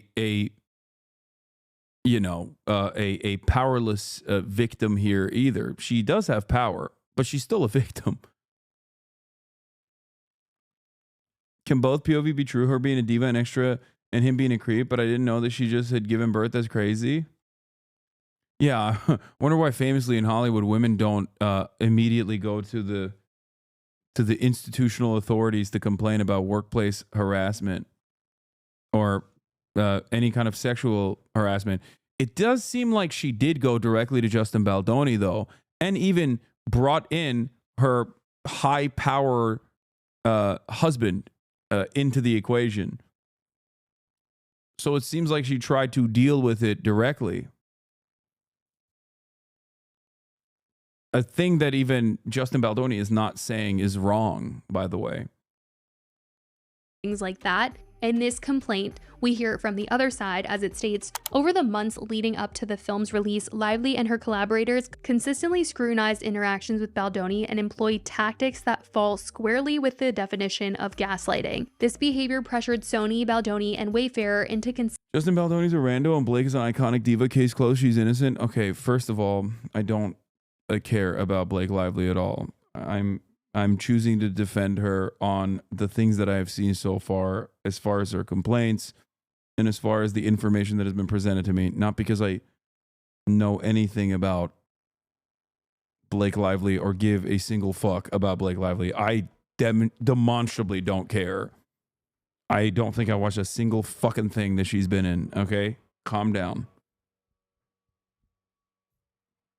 ceding control to Lively at every turn, resulting in her domination of nearly every aspect of the film's production. Lively sets the stage for coercion by drafting a protection letter that intentionally misrepresents the nature of the conversations had between Baldoni and/or Heath and Lively, demands Wayfarer parties sign for Lively to return to work after the industry strikes. So you're saying she shouldn't be allowed to dress up like Kirsten Sinema and break that man's back? No. Oh no. She did choose Kirsten Sinema ass clothing, dude. Stop.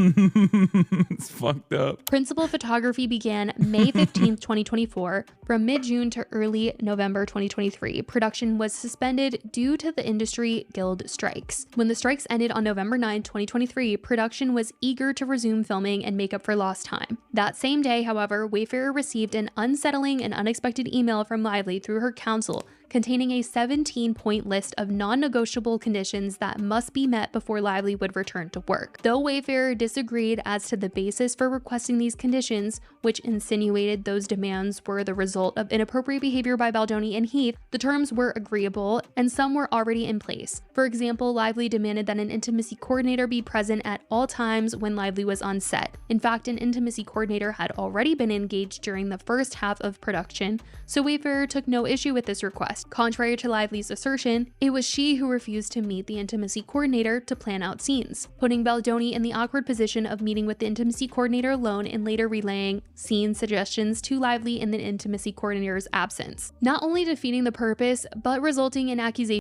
I just don't know why she would file a complaint with the messages out of context that implies the PR lady's saying the opposite of what they're actually saying if the truth is on our side. Wait, what?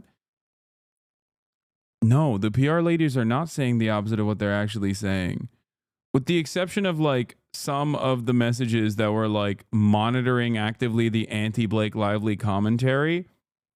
And the overarching complaint there was that, and it wasn't even that wasn't even the complaint. That was the New York Times reporting. I think you're confusing, or maybe I'm confusing it, but I think the New York Times reporting is being confused with the Blake Lively claims. The Blake Lively claims are not about the coordinated smear campaign, more so that it was initially about the workplace, the way that she was felt uncomfortable in the workplace.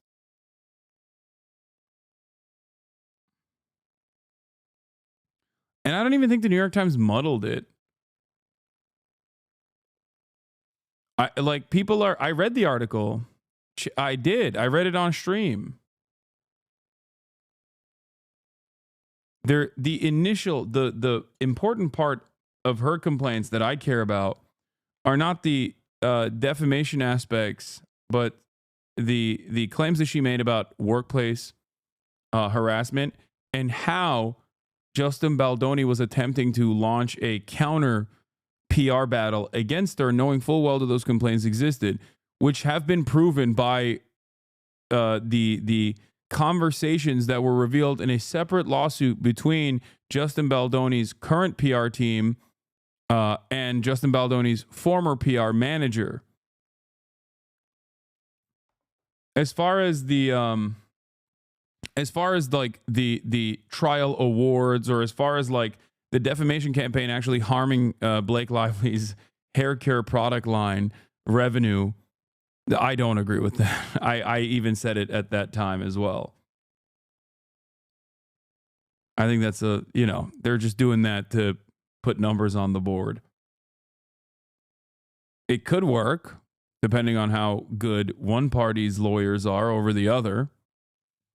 But I still think that is, there has to be some kind of award in the situation that you can bargain for a lower price point if you are successful. But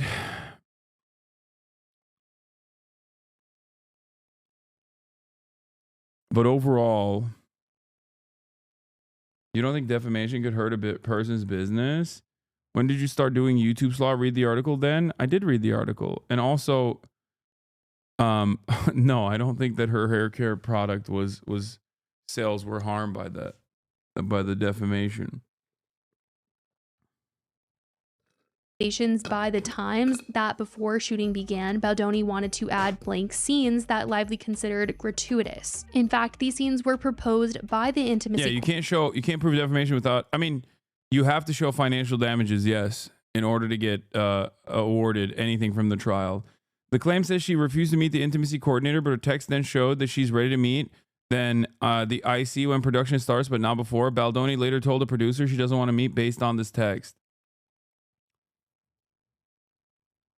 The claim says that she refused to meet the intimacy coordinator, but her text showed that she's ready to meet the intimacy coordinator when production starts, but not before. Baldoni later told the producer she doesn't want to meet based on this text. As in, even in the claims that Baldoni is making, he's actually wrong, because in previous claims, he openly showed that Blake Lively was on board with meeting with the intimacy coordinator.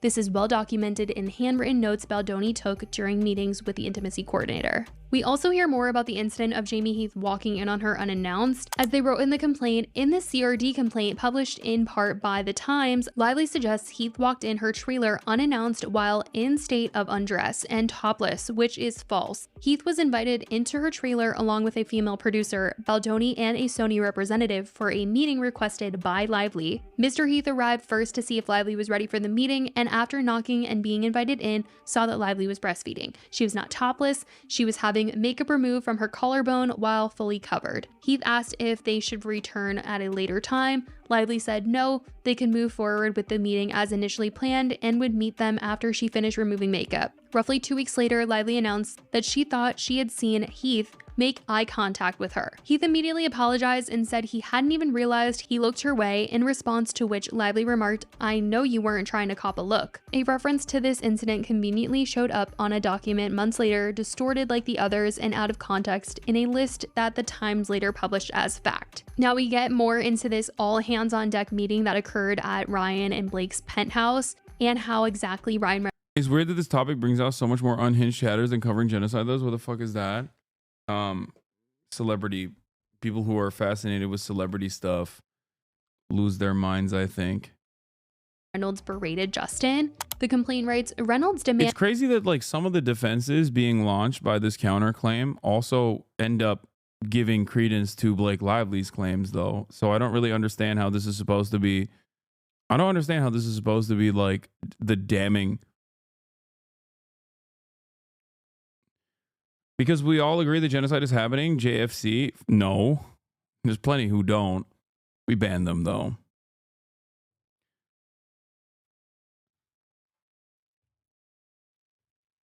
I don't think people in this community largely care about this drama, right? I think, I don't think a lot of people care. I like covering it, even though it brings out some of the worst. Demanded an apology to Lively for actions that were mischaracterized and demonstrably false. When Baldoni resisted apologizing for what he had not done, Reynolds became further enraged. I think partially people also get like a little embarrassed about really being invested in this story, and then they'll moralize it. Drama, when it's sexual harassment, it's a workplace misconduct suit. Like there is sexual harassment involved in it as well, certainly. Okay. It's additionally weird because it's a story that is about domestic violence and sexual violence. But I think the way that people get like invested in it, beyond, or get passionate about it to the degree that they do, is due to celebrity intrigue. And then when you say like people get really crazy over it, over their coverage or over how others are covering it,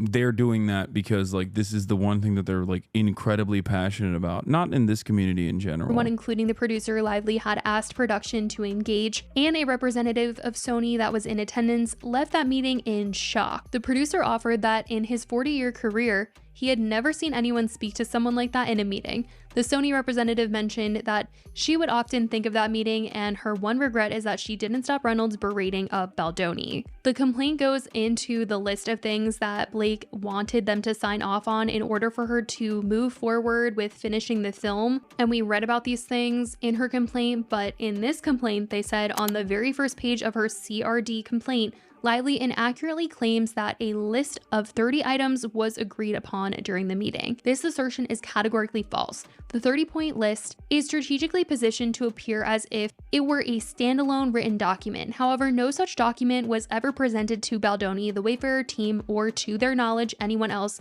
whether during that meeting or at any other time, and therefore could not have been agreed to.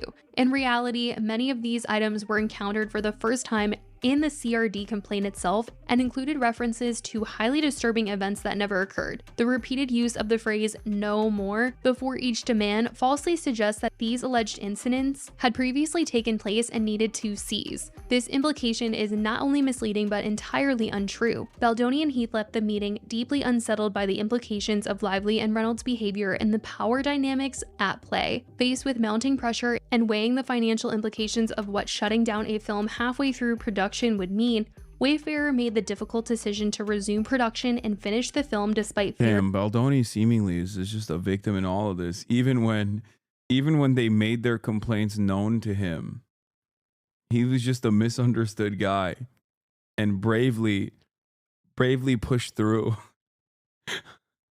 Thank God for Baldoni. Like,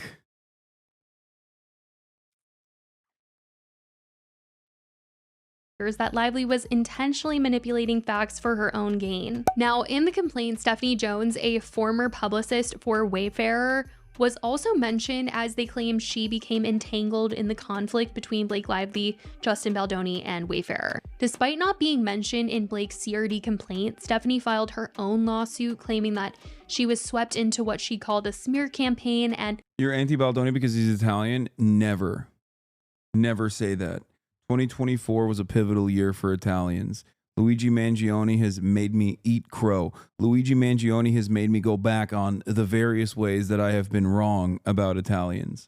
I talked about this in a previous video that this was another lawsuit that Justin was facing. According to the complaint, Stephanie was let go of by Wayfarer, so she was not representing them anymore, for allegedly leaking confidential information to the Daily Mail, despite direct instruction not to. In the complaint, they believe that Stephanie played a key role in fueling the ongoing public feud between Blake and Justin.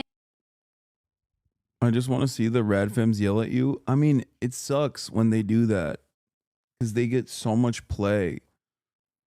And they're so good at PR. They're so good at presenting their genuine mania in a way that, like, is seemingly valid critique to random onlookers who are completely oblivious. Like, if you don't see the full scope of my coverage, your takeaway from Twitter would probably be like, man, Hasan is such a ginormous piece of shit and a Blake Lively hater.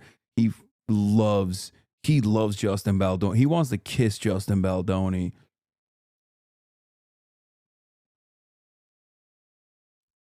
Are RAFMs the same as TERFs? Some of them. Some of them are swerves.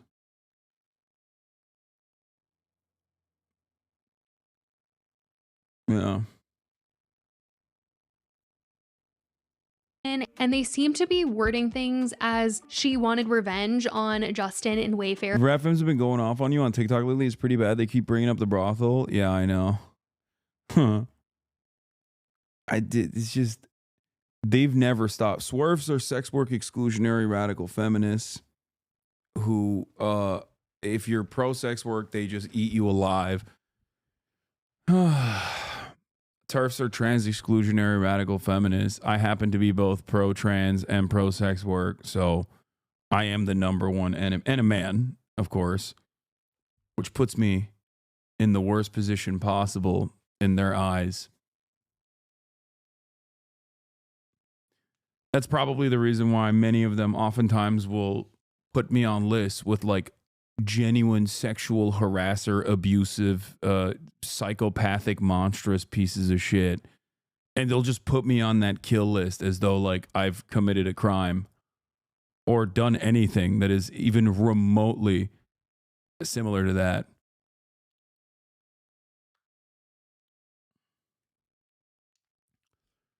Yeah, genocide heirs. There's a lot of exploitation in sex work. Yeah, I know.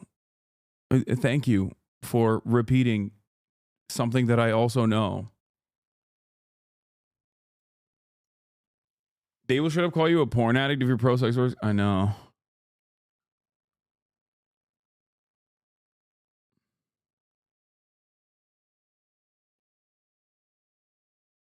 Firing her, so she forked up Jennifer Abel, who is Justin Baldoni's publicist right now. She used to work for Stephanie, but then she got fired. So they seem to be alleging that Stephanie so willingly gave up Jennifer Abel's phone with all of these text messages with the PR crisis management team because she was so upset that she got Justin fired. Baldoni, And I will say, like, how dude, Blake got these text funny. messages. This is why I was on this list. Roman Polanski, Benjamin Netanyahu, Mark Zuckerberg, Marilyn Manson, Cristiano Ronaldo, Jean-Marie Le Pen, Hasan Piker, Justin Baldoni, Woody Allen, Chris Brown, Bill Gates, Harvey Weinstein, Joe Biden, Donald Trump, George Bush. If you think that I...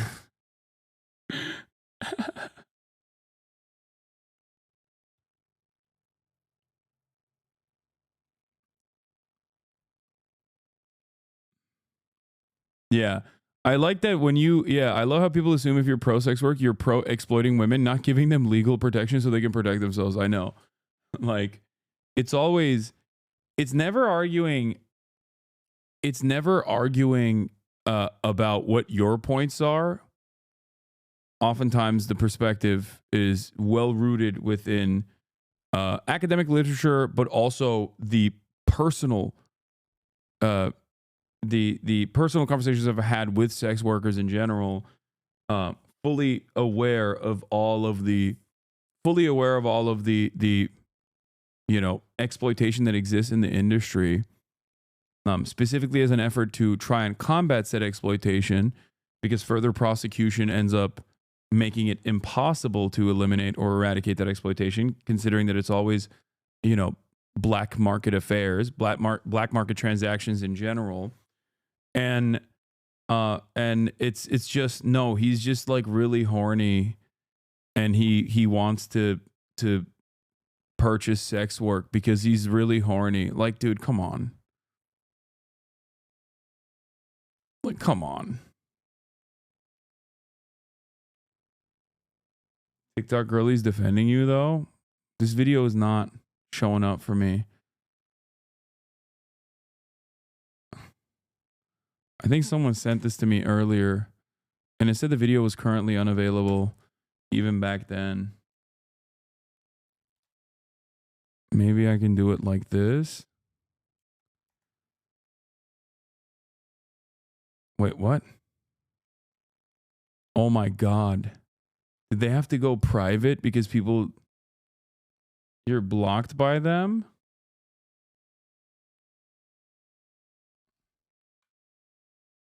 Wait, so this is not a TikTok girly that's defending. So while I'm waiting defending. for my computer to load, I am going to quickly explain my opinion on Hasan Piker, because I think a lot of people who saw my video, like, oh my God, Sade got him to wear a mask, think he's anti-mask for some reason. So let's fix that. I'm also seeing a lot of friends and friends of friends and friends of friends of friends discussing things Hasan never did, which is interesting because I think he's a nucleation site for a lot of conversation on the left, because he was one of the only nucleation sites. Let me make this brief. First off, I was there when Hasan started streaming. Okay, I was there at the very beginning because I was the teenager watching the Young Turks. Okay, because I was insufferable, and so I was there when Hasan started that series on Facebook. I was there at the very, very beginning. I was there when he started streaming. The streams were 50-50. He was just getting started. But if you think about it, the concept of a Hasan Piker is a very intense one. Someone gets on stream almost 7 days a week, talking almost exclusively about current events live. It's very intense. If you are a fan of that, you're usually either playing it in the background, which is very psychically difficult because the stuff that's going on in the background is very contentious. So I had to kind of pull out of that. Now, so I would dip in and out, and I've dipped in and out of being a HasanAbi head for forever. Since the start, honey. I align almost completely with his politics. Almost completely. There's two places we deviate, me and Hasan. And I will talk about those in a second. But I do want to mention part of the reason I let these two areas go. Hasan, much like ContraPoints used to be labeled, is one of the only de-radicalization pipelines the left has for the right. There are very few ways to de-radicalize people, and part of that, as like, I think people have this fantasy of de-radicalizing people by screaming the truth at them, because it feels like that should work, and it doesn't. And Hasan does scream a lot, but part of what he does is he's a Trojan horse for left-wing ideas, quite literally Trojan horse, like he's built like one too. He wears the language of the guys we were not going to be able to convince, looking like this. And as a young black woman, I've learned that there's the world you want and there's the world you have. I mean, and she's Hasan cooking. helps us create the world we want by talking in the language of the. I definitely believe that this person is a OG HasanAbi head now. Aside from like the Facebook stuff, but also the fact that like she gets it. World we have. Yeah. And that's why it's never too hot on him, because he's doing more of the work than most people who just talk, and certainly most dude bros on the left who just talk.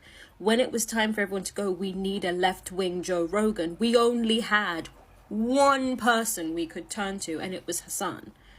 And even then, I'm not perfect on everything that he does, but he's one. I wish the people who didn't like Hasan or who didn't like how he represents the left would start streaming so I could watch them, so that I could be 100%. Yeah, they're not gonna happen. Okay, and that's not because I'm like, that's not because I'm some deity or anything. It's because I'm at the level that I'm at because I'm not like that. That's why I always repeat to my chat when there are moments of panic, when there are moments where they're like, no, we gotta, what are you talking about? You're allowing too much information you're allowing too many takes. You're allowing people with unrecognized like misogyny or racist thoughts to come into the community. And it's like, I know what I'm doing. Just let it sit. Let me cook. 100% aligned with the streamer, but again, there are barriers to it. You know, Hasan got into it because he was doing it as part of his side hustle while he was working social media at the Young Turks, right? Or like, I think it was social media.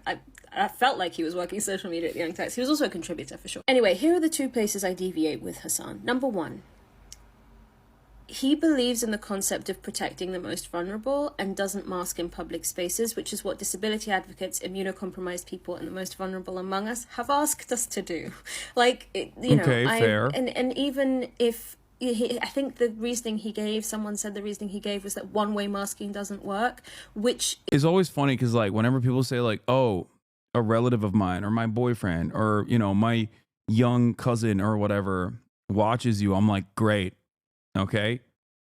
Ask yourself, is it better that someone that you know, even if you disagree with me like 40% of the time, is it better that your cousin or a younger male in your life watches me and changes the way they see the world through the way I see the world, or if they watch any number of other content creators in this space that have male-focused content? Okay? Because you look at those numbers on the board, and I'm up there alongside Aiden Ross, Asmongold, and a million other content creators whose politics do not align with yours at all. At all.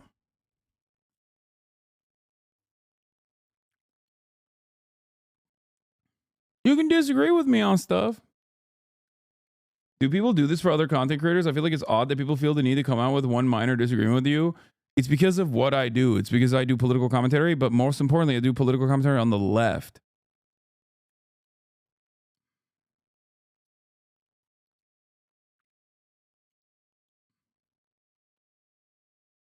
is an incredibly simplistic way of putting it. Every COVID mitigation is about statistics and probability. It's all about math. Putting on a mask lowers the statistic probability of the spread of COVID, either to you or from you. And the visibility of that mask increases the probability other people will wear a mask, therefore increasing the probability of safety and decreasing the probability of giving and receiving COVID.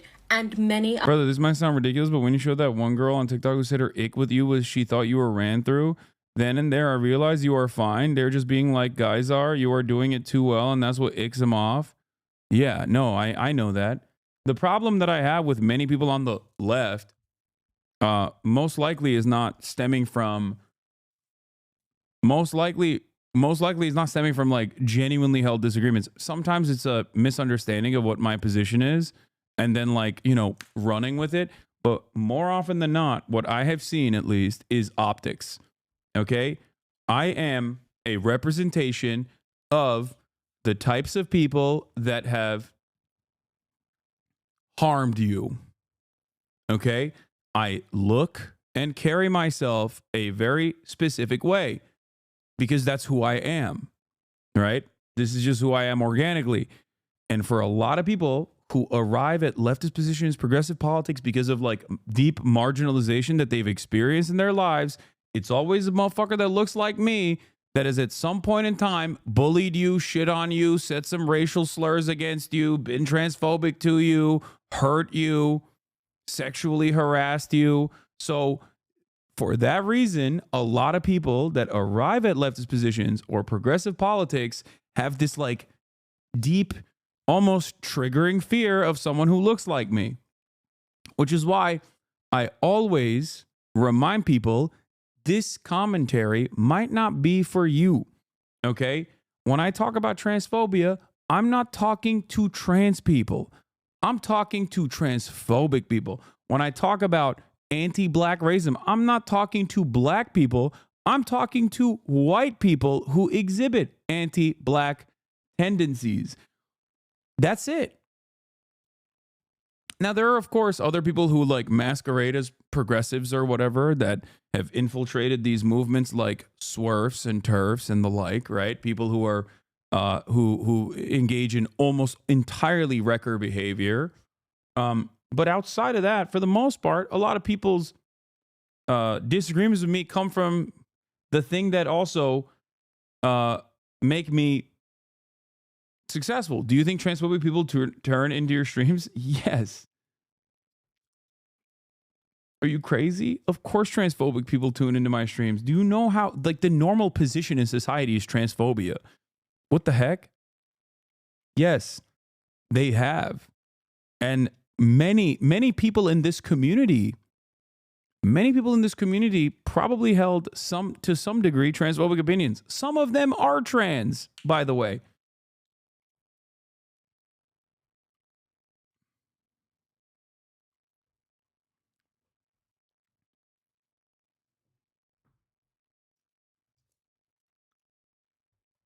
A good friend of mine who's a longtime leftist and liberal said to me, I don't know what it is, but Hasan rubs me the wrong way. And when I asked why, he had absolutely no reason, just that you felt weird. Like, yeah, man, okay. If you don't give me some solid reasoning, then I don't want to hear it. That's what I mean. That is very common. I get it.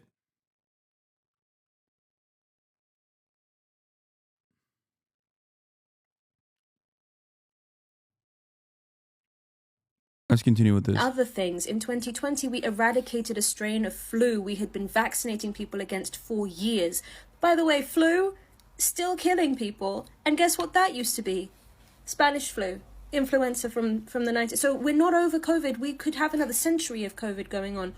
Or we could do what we did in 2020, increase mask wearing, decrease the risk and the R number of COVID and potentially eradicate it. But that was not capitalistically viable for our current system. So they would rather just kind of cull us and kill us all over time and have the weak and vulnerable fall to the wayside. I would think this was something that Hasan Piker would understand.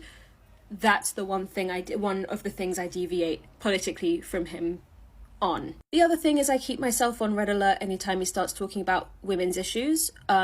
I think the recent thing where people are saying he's attacking Blake Lively is, I watched the stream. He was very, very solidly on Blake Lively's side. Far more than actually even I am, because I'm operating on a couple of different nuance levels when it comes to Blake Lively. But he was very solidly on her side. And unfortunately, the number of people I've seen talking about how Hasan's bad on the issue of Blake Lively tend to be self-proclaimed rad femmes. And I have an issue politically with rad femmes because we can get into that another time. But yeah, I just keep an eye on his talking points around women, not because I think he's necessarily a misogynist, but because, you know, internalized misogyny. You know, he's a guy and he's gonna have blind spots. And like, just like... I mean, what you're saying, this girl literally has blocked you, so what you're saying is adding up. I mean, I don't know why this person has blocked me. I don't know. I have no idea. But I don't think she said anything wrong or incorrect or inappropriate here. I mean, yeah, I have privileged blind spots when it comes to misogyny. Something that I voluntarily, it's something that I regularly mention. She's a fan and has even had her opinion swayed from rad femme. Sad. Wait, what? Like everyone, no one's a hero. No one person is going to be able to save the entirety of all of us. Amen, amen. You know, so those are the two. I had someone tell me they didn't like you because of a joke H Bomber made about Reactgate, which I thought was kind of crazy. Did that person know that I'm friends with H Bomber? I don't know if she blocked me or not. She might have just like went private or something. Kind of bits where I just go, whoop, you know. But other than that, I love the guy. I keep an eye on him, and he's not serving a purpose necessarily for me other than entertainment, because I'm already here. But he very much serves a purpose, like proper purpose, in de-radicalizing people. By the way, this is the reason why I don't, you know, pay too much attention to the extra noise. For the record, because this is where I see myself. Enough hater talk. Now chatters are saying any bad thing they heard about you. Well, first of all, this person is not a hater. What are you guys talking about? And I'm not an anti-masker, but she's right. I don't wear masks when I'm out in public. This is true. So it's a valid critique. I'm not saying too easy on my boy because he's doing the good work. I'm just saying, when bringing critiques to the table, some of this language critique or the way he's saying something needs to be informed by the fact that he is actually making the decision to communicate that way. So he's not communicating to you, but to someone who needs converting or someone who does not speak the language, the praxis necessarily yet, right? He's the start of the conversation, not the end. And that's why I tend to keep my hands off the issue of Hasan. Because until we have 10 Hasans, we can't afford to lose one, I don't think. That's my value judgment as someone on planet Earth trying to survive being marginalized. We can't lose the one we have until we have backups. Yeah, make more Hasans and then you guys can take me out. The perfectionism of the left often becomes a hindrance. We need to accept some disagreements from our teammates or else we'll keep losing. Thank you for putting this in the words. I'm a fan of Hasan, but I can recognize the shortcomings. We need more people who can fit that role. I was a teenager watching the Young Turks takes the Dragon cigarette. Been a long time since I heard that name. Hasan's a net good. A lot of people don't seem to understand that. There it is. I mean, it's just here. If you want to see, the opposite of this, there is the famous Sista Separatist TikTok that went nutty mode, but that person is just like crazy. Like that's it. There's just no other place to. There's no other way to talk about it. I need Hasan's downfall to be swift and thorough. So I've talked extensively about how leftist men contribute to a misogynist. This is the crazy one. And then immediately it's just like brrr, all these people. She's literally using like a Destiny clip as well. This went like viral. Let's get one thing clear. I am not a fucking leftist. I will never again. Right after that. Hold on. Make the mistake of trying to carry male causes on my back. Leftist, right-wing, liberal, conservative, it's all the same bullshit. And I know enough of my history not to fucking trust you. Sexism and misogyny. The funniest thing is people like this will be like, leftism is a male cause, but also,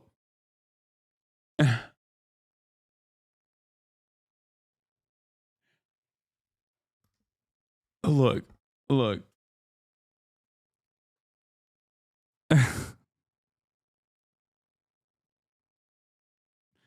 Misogyny aren't priorities for leftists. Believe me, I learned that the hard way. The fuck I look like getting lashed across the back for a bunch of motherfuckers that don't care about my material conditions. Don't even bring that shit over here. I'm not doing anything I don't benefit from. Nowhere but the class war. It's always been about unity for y'all, never solidarity, because you don't ever want to have to reciprocate. And my time, my labor, those are my most valuable resources. Why would I waste it on some shit I don't give a fuck about? I'm completely focused. Dude, Americans are so fucking brain broken. That's it. I can't say anything else. Like this is literally this is American brain rot at its maximum level, okay? Like using emancipatory language while masquerading in a hyper individualistic attitude is like using the language of emancipation to, one, shred what remains of class consciousness and solidarity, all in an effort to also then turn around and reframe the concept of emancipation exclusively on hyper individualistic terms, is the most American attitude you can have. Okay? That's it. That's it. That's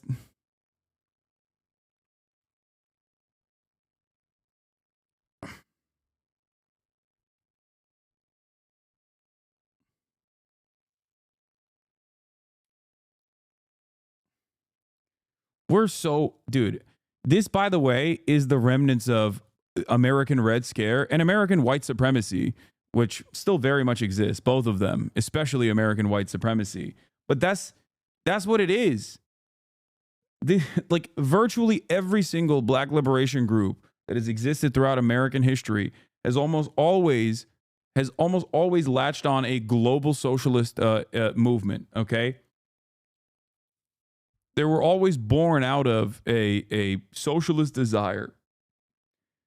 And then America killed all of the leadership and jailed everyone else. And here we are.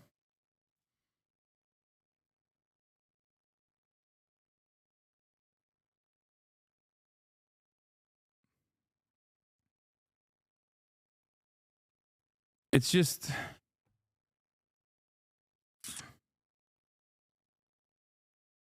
I genuinely think a lot of people think like her, and it makes me really sad. I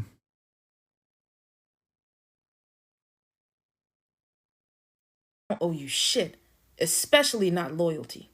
And I'm not overlooking shit anymore. I don't want nothing from you.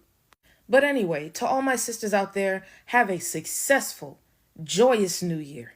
Don't let outsiders try and convince you to take up their causes. It won't benefit you in any way. Learn your history. Fuck Marx, fuck Engels, fuck Lenin. Read women. Dworkin, Hooks, Davis, Jeffries. Men have always left us behind in their little revolutions. We got no Rosa Luxemburg.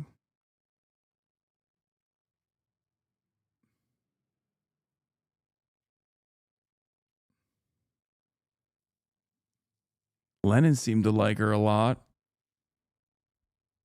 I don't know.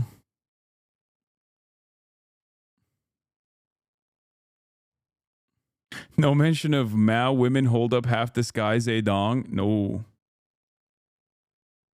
I mean, this kind of sentiment is strange because it's like, one, okay, there's obviously plenty of famous black men who are revolutionary figures, but outside of that, there's also famous non-black revolutionary women as well.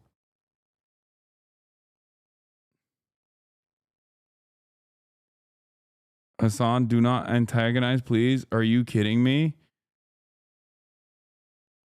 I don't know. I I think ultimately,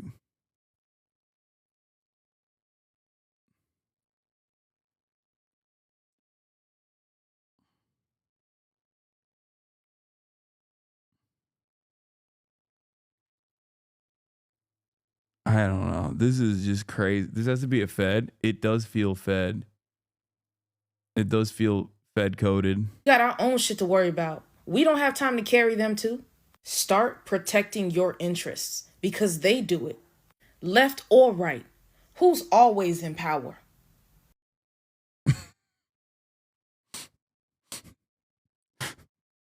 This was right after this video. I need Hasan's downfall to be swift and thorough. So I've talked extensively about how leftists... He's obviously a corn addict, and a lot of his views come from that. It's disheartening. Yes. My addiction to porn, which you can't write on TikTok, actually drives most of my advocacy, famously. Like, for example, when I say everyone deserves healthcare, it's so that, you know, when I bruise my penis from jorking it too hard, I can go and get free healthcare. I have never liked Hasan. Men contribute to a misogynistic social climate. I've also talked about how they actively work to keep women out of politics. I think Hasan Piker is a great example of this. He contributed a great deal to the mocking of Amber Heard's testimony, and now he's doing the same thing to Blake Lively.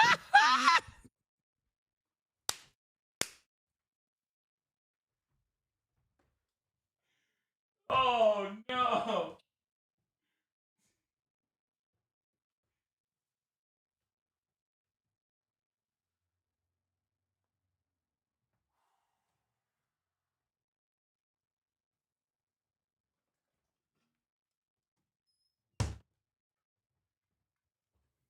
It's true.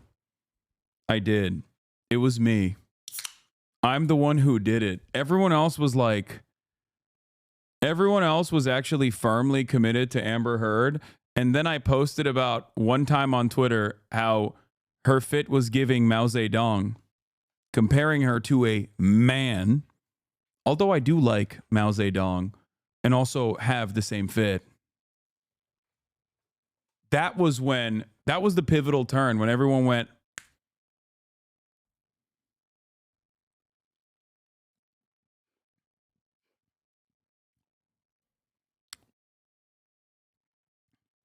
I think people have no concept of the world outside of the horse blinders that they put on.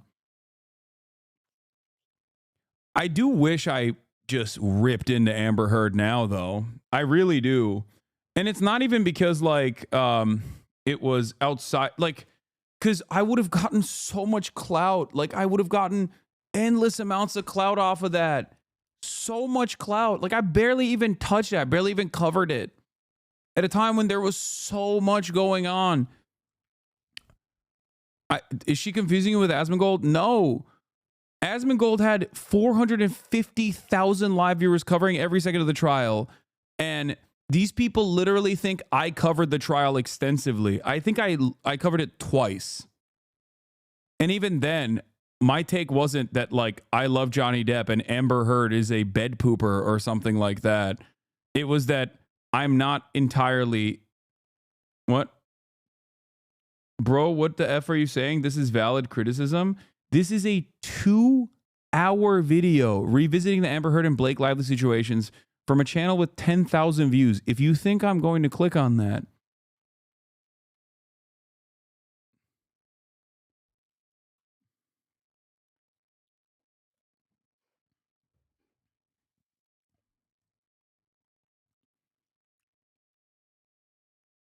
why don't you platform female politicians like Amber Heard or Blake Lively or Gypsy Rose? Yeah, I know. It was like 3 or 4 times, but then you had like 2 solid weeks of discourse around your small coverage. I know, because everyone just jumped on it.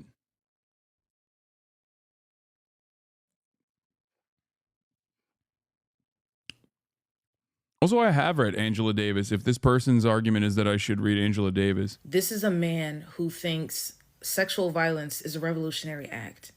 He has said that it's better for rich men to be taken out of university. Oh my God. Oh my God. There ain't no way this person is literally doing the destiny take. Oh my God, dude. I love that. She's so insane. No, that's not what happened.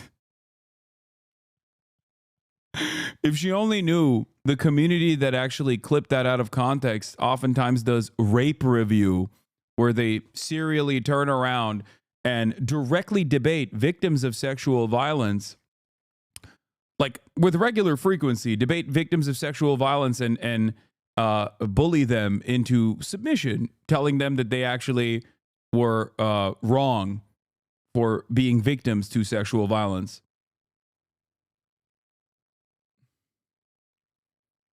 That's the community that clipped that out of context. I wonder what she would think about that. She knows she's aware of what she's doing? I don't think she is. I think she saw a clip.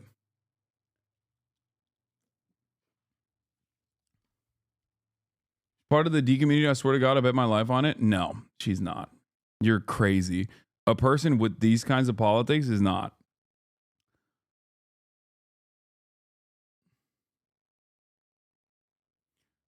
So, the clip she's referencing, yeah, she literally linked one of the Diddy G accounts in the comments like this directly. So she probably saw it on Twitter and has a fuck Hasan hate boner and jumped on it.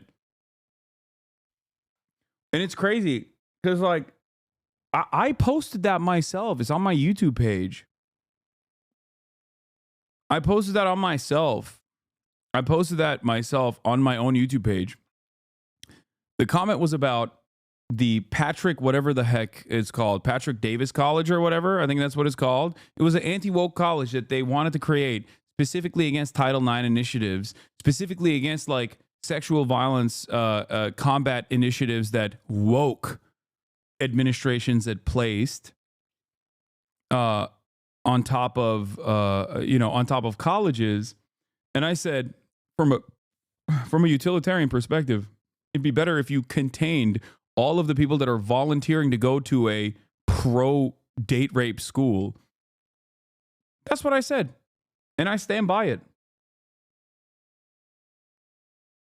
Like, if you have an issue with that, I don't know what to tell you. Yeah, Patrick Henry College is the name of the college, where they openly were talking about how, like, this is a anti-woke university.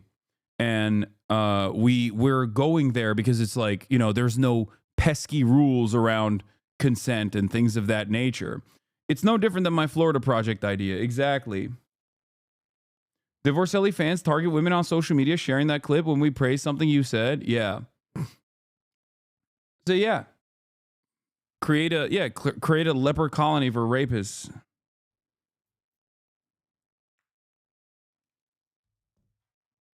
Which is interesting because, people always post that and people always get mad at that. This is a classic example of why echo chambers are so bad. This chat is even an echo chamber to an extent. Meatheads need to educate themselves instead of just listening to their friends or believing one thing they see online and do zero research. Oh, yeah. Fucking kidding me? Oh my God, I hate women. I hate women so much. I've literally never hated women and feminists more in this fucking very moment than I do right now. Oh my God. Oh my God. Oh my fucking. The question is Amy Coney Barrett a feminist? But this is also the reason why I say, like, when people get mad at me,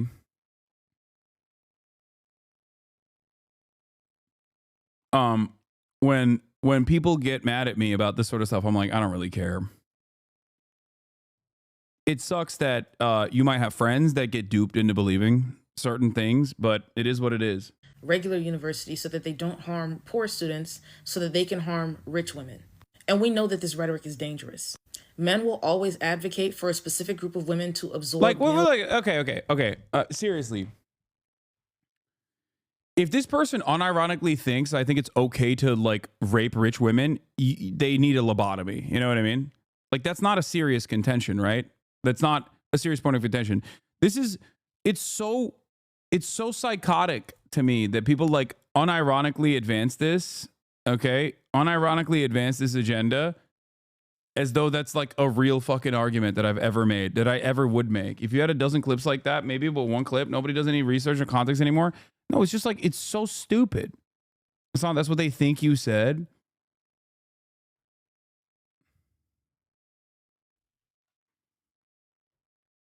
Violence and under the guise of protecting other women, but what they really mean is they want. Also, this person, they're no longer pro-left. And I'm going to explain to you, shit-lib TikTokers about having reactionary takes, people get emotional. No, don't worry. I'm going to show you exactly where the anger and resentment towards me comes from. It's not just me being a man.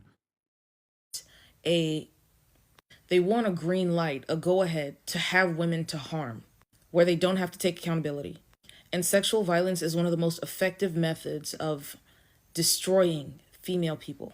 This rhetoric is also used to put targets on the backs of other groups of women who they find undesirable or disobedient.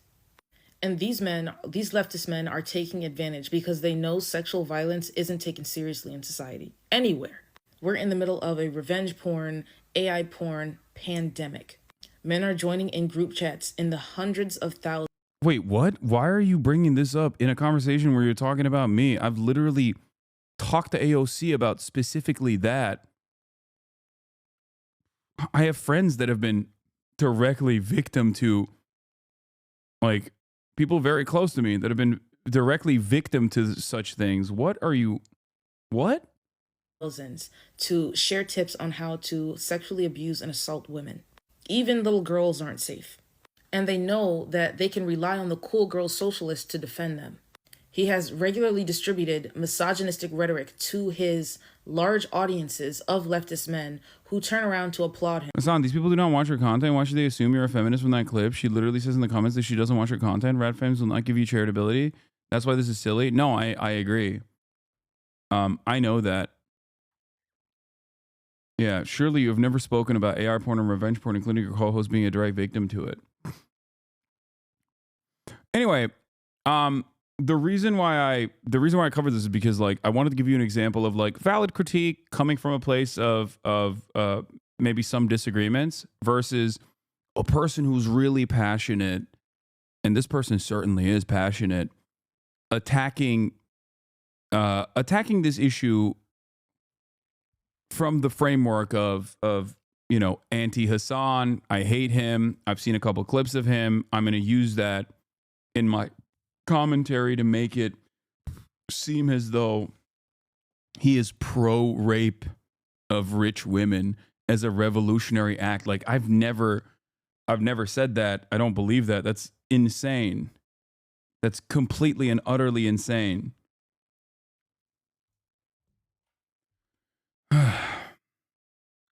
This person called you out for clout, not for genuine ideological reasons or disagreements. No, I think there's genuine ideological disagreements. I have zero empathy for the female influencers who get on here and act like shaving your head is the worst thing in the world, even for political reasons. And I don't care who it offends. You wanted to pander to a misogynistic audience online and whine and cry because the world doesn't revolve around you. The 4B movement is almost 10 years old, but you only heard of it because of Donald Trump. Because instead of being normal about baldness, you want to turn this into a fashion pinnacle or something of beauty to be idolized, which was one of the reasons the 4B movement was created. Because you didn't care about the women who are exploited for their hair and taken to hair farms, sometimes even killed for their hair. Their lives taken just so that their hair could be sold as stupid fucking wigs. What is the day rape clip even about? It's from Patrick Henry College. It's my commentary on, like, a anti-Me Too university that they were creating. Where is it? I'm sure. Here's the video on Retail brands have the freedom to go woke. We have the freedom to create an alternative. Unite us. But what happened next? Was it 10 minutes onward? Oh, this is like the most replayed part, it seems. Here. Nobody can disagree with you. You take that attitude at campus, you think that's the way the whole world should be like, and that's what you believe. That's the way you were trained. And you will not be a friend of truth You will not be a friend of freedom. You're going to be a friend of repressing anybody who doesn't follow the party line. The tyranny that's in place today believes that the heart, soul, and mind of man belongs to government. And that mantra has been taken up by big corporations. And that all is this here? Where is it? Where did I say it? Through Patrick Henry College, Mike is taking the battle against woke to the source by educating new generations of students in a rigorous, truth-focused education. Where do you think wokeness started? What's your theory there? Where I was seeing it mostly was in the schools of education. They were at least Patrick Henry College is like doing one good thing, which is that like if you have these fucking millionaire, billionaire, WASP fail sons, at least taking them out of other colleges so they can only do date rape to other billionaire, millionaire failed daughters is like, in some respects, you know, from a utilitarian perspective, of course, a little bit better. You know what I mean? Like taking these guys and putting them in it. Yeah, going to a college hyper specifically created to avoid Me Too violations contains the date rape to that specific college. Okay? No modest proposals. That's it. They clipped this to be like, oh, he wants rich women to be raped.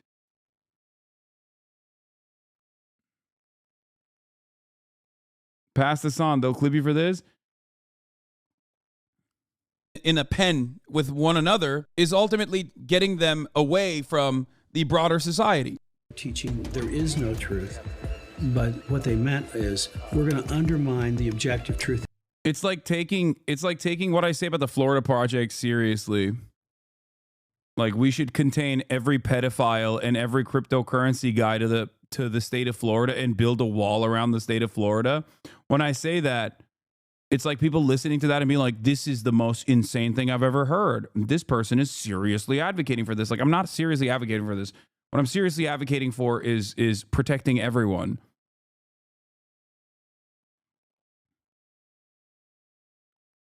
In that context, that makes a lot more sense. Yeah, but guess what, dude? Women don't deserve to be raped because of ideological mistakes. See, people are doing it here as well. I don't believe that either. I don't believe that. I don't believe that at all.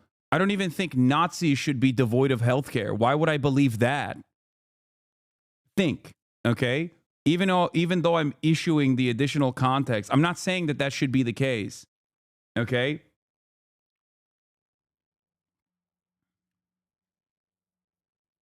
Like, think, please.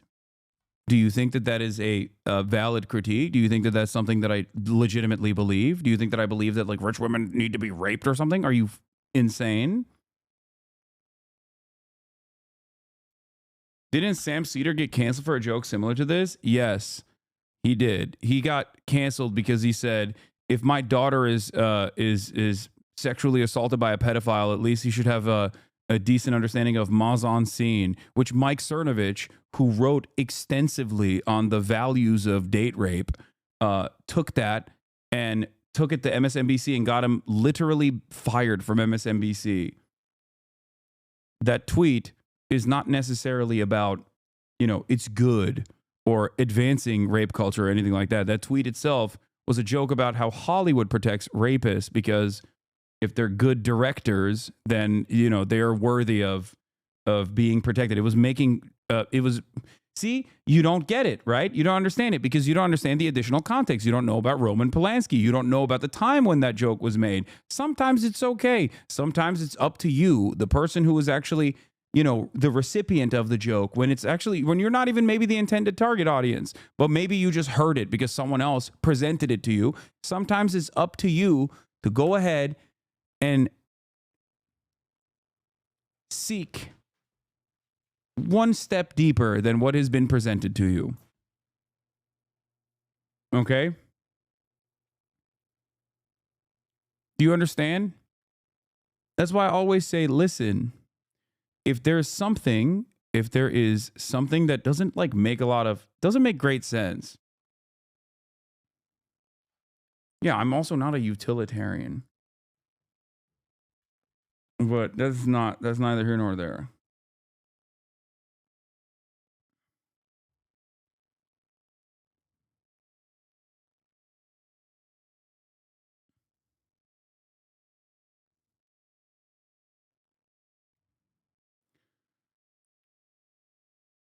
The important thing to remember, yeah, it's also, yeah, in the hypothetical, it's like the rich women are also volunteering to go to the anti-Me Too college, which is, you know, another part of the structure of the quote unquote joke, but it doesn't matter. The point is that is not a real proposal that I'm making or suggesting. Okay?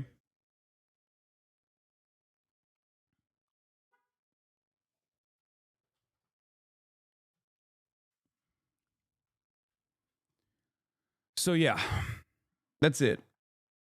And people will take that and run it up the ranks, run it up to the maximalist position to be like, he's being so serious, he's being so for real about this. And then they also slap on other issues that they have with me or my commentary. Being pro-sex work, for example, is usually a very common one where people just go, oh, he's the most misogynistic person on the planet. You know, and they'll I don't know. They'll just do that and they'll just run with it. It doesn't matter. There are literally thousands of people online who unironically still to this day think I am pro-Russia. Okay? There are still people to this day online, thousands, if not tens of thousands of people that think I am pro-Russia. The clips that they have, on the top of the banner, it says, fuck Vladimir Putin, breaking news, Vladimir Putin is bad, something along those lines. Like, I have tried everything in my power to, I've fundraised for Ukrainian refugees. I have placed banners on top of the stream while doing commentary, knowing that people are going to take things out of context. It doesn't matter. If enough people are invested in portraying you a certain way, then it might as well be the truth. Do you understand?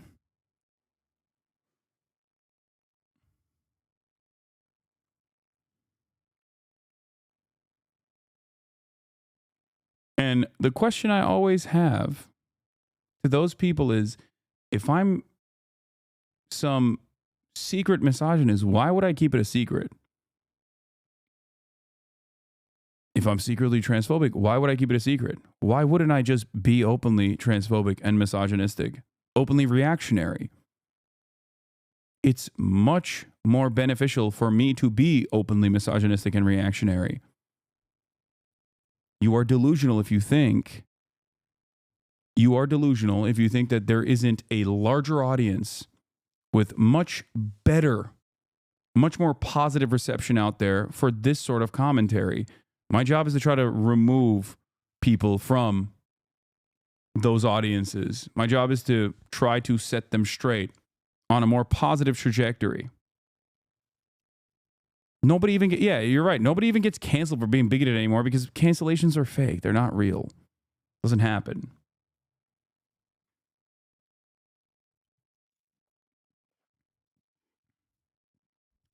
I think honestly, Hasan, you should be more concerned with how you're presenting yourself. No.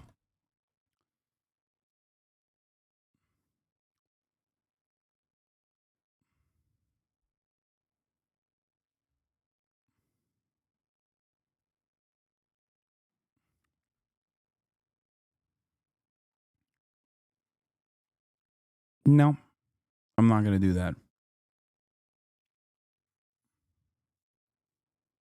Yeah. Caring about people, caring about marginalized people has not once been financially beneficial for me. It was almost always been just a pure burden. I do it not because I will get something out of it. I do it because it's right. And I tell you that you should do it because it's right. And not because you're going to get clout from it or because the groups that you advocate for are automatically going to think you're cool. You know? That's it. That's it.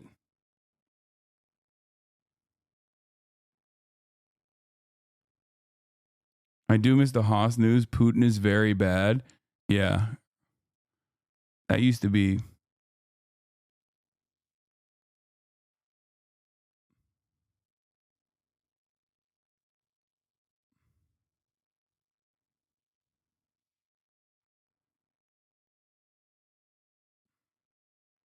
One piece of evidence that disproves you're a misogynist is that actual misogynists don't think you're one of them. I know. I wish they had that same energy. I wish they did.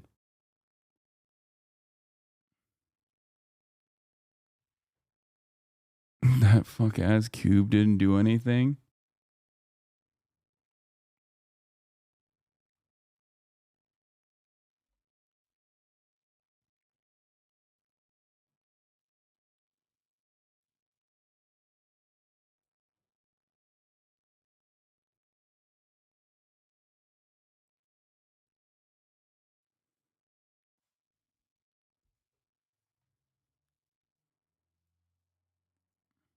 Why do you say that cancellations are not real?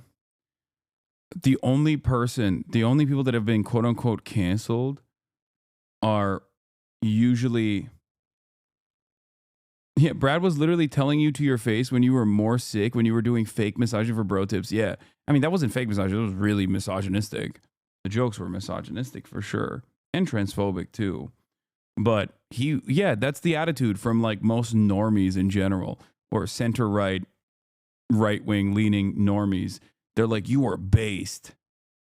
You were based back then. What happened?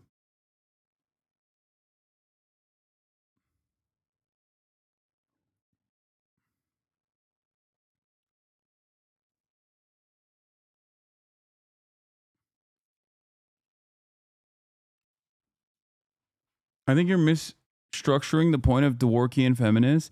Literally all men and most women are misogynists. Misogyny is systematic alignment. That is the case for every man. So every man with any power is extra problematic. You're just the only one smuggling in left ideas to the systemic problem. You're part of the cultural production. So she's not a valuable example to your isn't he regarding misogyny? Okay. Yeah. Okay. Well, I am misogynistic and I'm a capitalist and transphobic. So. Hi, Hasan. It's me, the reporter who broke the Adrian DITTMAN story today. I can answer your questions. I can answer questions. Nice. First of all, great story. Okay. Thank you for confirming some of my suspicions, even though I definitely did entertain the Elon Musk is Adrian meme quite a bit. And the reason for why I did it is because it's awesome. Having said that, however, we'll talk about the Adrian DITTMAN story. The real Adrian DITTMAN, an Elon Musk fan in Fiji, tricks the world. I still think it's a cover-up. I don't think it's a cover-up. A conspiracy theory is raging about the Adrian DITTMAN X account that is secretly run by Elon Musk, but evidence points to it belonging to an Elon Musk fan named Adrian DITTMAN. No, Adrian DITTMAN is on X is not Elon. He appears to be, in fact, Adrian DITTMAN, a German Musk fan living in Fiji. It took me him saying one word for me to be like, he sounds German.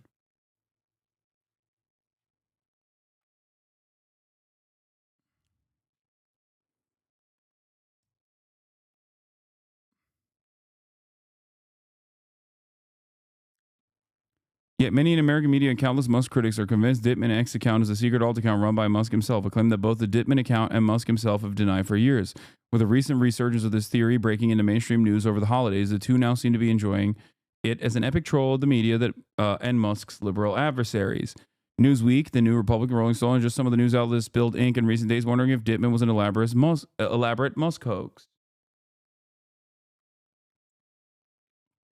Major social media influencers such as Pekka Kelionemi posted threads on X examining if DITTMAN was Musk that garnered millions of views. On Friday, The Verge even ran a piece headline. New evidence suggests Elon Musk is cosplaying a superfan Adrian DITTMAN, before softening the headline after an ex-employee told the evidence that the evidence was likely doctored. I never believed that evidence either. The real-life DITTMAN is the son of a German software entrepreneur who has launched several businesses in Fiji, including a forestry venture, a bottled water company, and a marina and yachting facility. One of those companies entered the Musk Foundation's $100 million X Prize carbon removal contest the same month that the DITTMAN X account was created in July 2021. People are saying this is an untrustworthy. Yeah, the Spectator is not like, no disrespect, because since the journalist is in here, if she is actually in here, and it's not a new account, but let's just say it's not my favorite paper. Okay. Isn't this Douglas Murray's? It's right wing.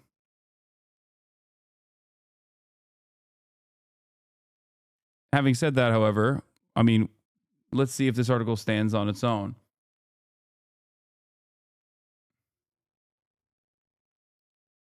There's more methodology here as well.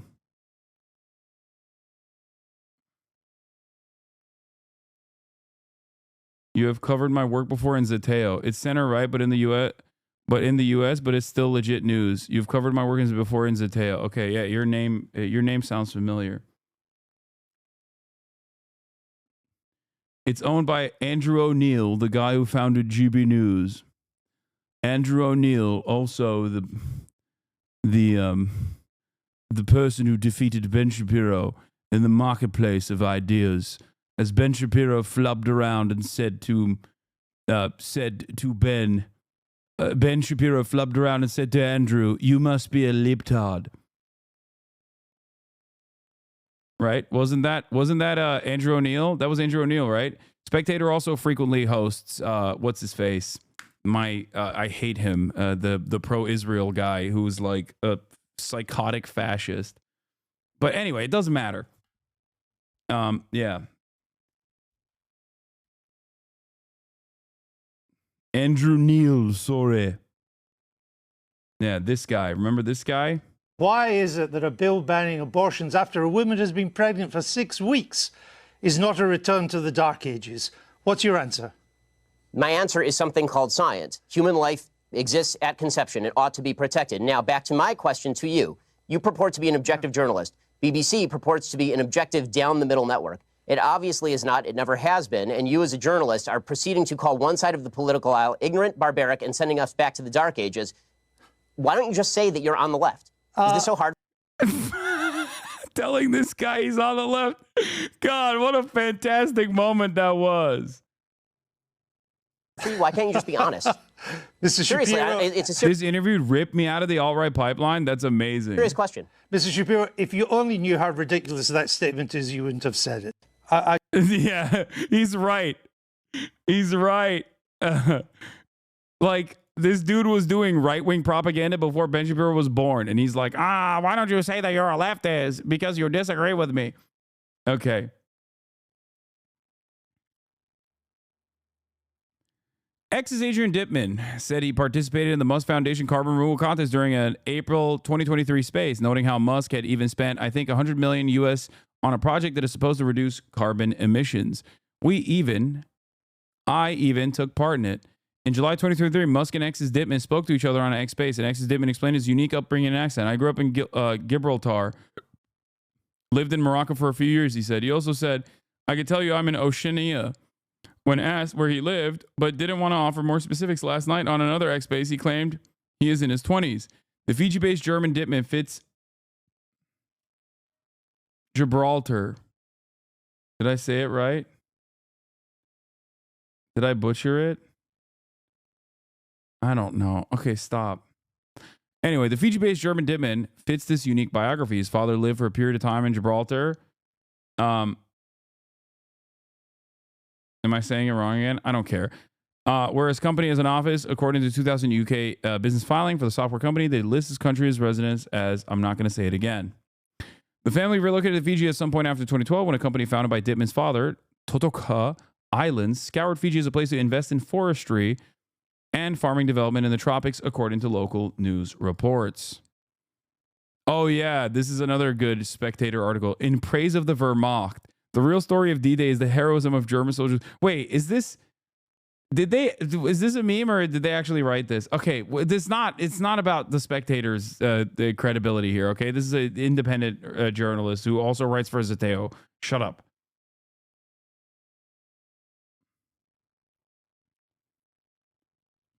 Originally from Germany. I have to pee so bad. Originally from Germany, Mr. DITTMAN invested more than FJD 50 million in developing commercial You know what? I have to go pee first. I'm going to keep reading this article, but I have to go pee. Okay, here. Watch, I don't know, this OnlyFans video while I do that. OnlyFans has managed to do what many other businesses have failed at. It took a product people were used to accessing for free, adult content, and convinced them to pay for it. The business model of being naked online was fairly broken. They managed to piece it together to some degree. In just 4 years, the company's revenue grew more than 2,000%, bringing in $6.6 billion in 2023. Now, other social media platforms, they're like, ooh, we can do subscriptions too. It's like, yes, but subscriptions is only part of the picture.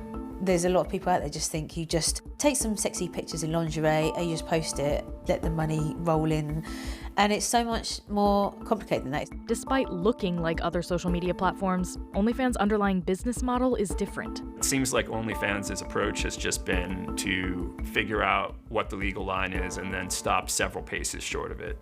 That's why the platform isn't on major app stores, and the company says it's built a deliberately hard-to-use search function. Now it's capitalizing on a creator economy in flux to build a new type of social media. This is the economics of OnlyFans. One of the things that got me really interested in the business model was just how different from social media it was. Most social media companies like Facebook and Instagram make their money from advertisers, but OnlyFans makes all of... Okay, back to the article. Sorry, we took a brief sidestep there. Fiji's Adrian DITTMAN. I can't believe the dude's name is actually Adrian DITTMAN, by the way. I thought it was a joke. Fiji's Adrian DITTMAN in Fiji has a Google Maps profile with a profile picture of a young blonde man with a young woman. The woman is also tagging his family members and family business social media accounts, appeared in hand-holding couple photos on a Facebook account with the name Adrian DITTMAN and alongside DITTMAN in a Fijian government video of recent grand opening ceremony for the DITTMAN family's latest venture, the maritime retail space.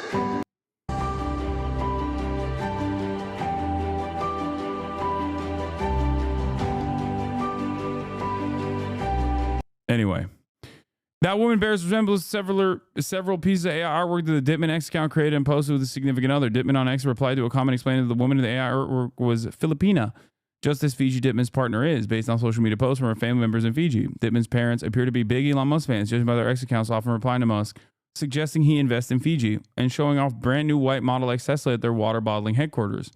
The company sells their bottled mineral water in Melbourne, Australia, and posted photos of the water transported in Fiji in the white Model X Tesla. On August 2021, DITTMAN X account posted about how it felt to ride in a Tesla Model X, a post it later deleted.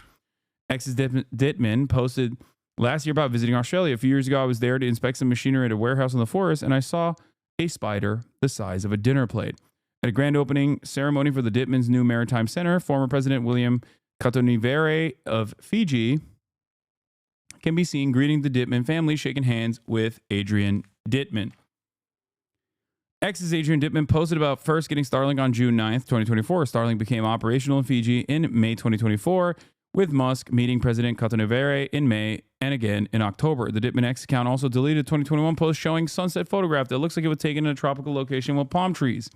The account is posted from a time zone that is UTC plus 12 hours, with at least 3 screenshots showing a local time and date ahead of when the screenshot content was posted. The corresponding time zone covers several oceanic nations, including Fiji.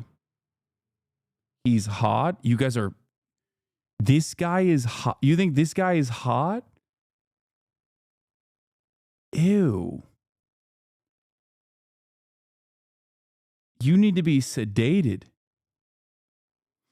I'm a 36-month subscriber, and your DITTMAN take is the worst take I've heard from you. Listen, I have no dog in this fight. Okay? I am but a man, a simple man, who has a very specific kind of autism when it comes to communication patterns, speech patterns, and specifically accents. Okay?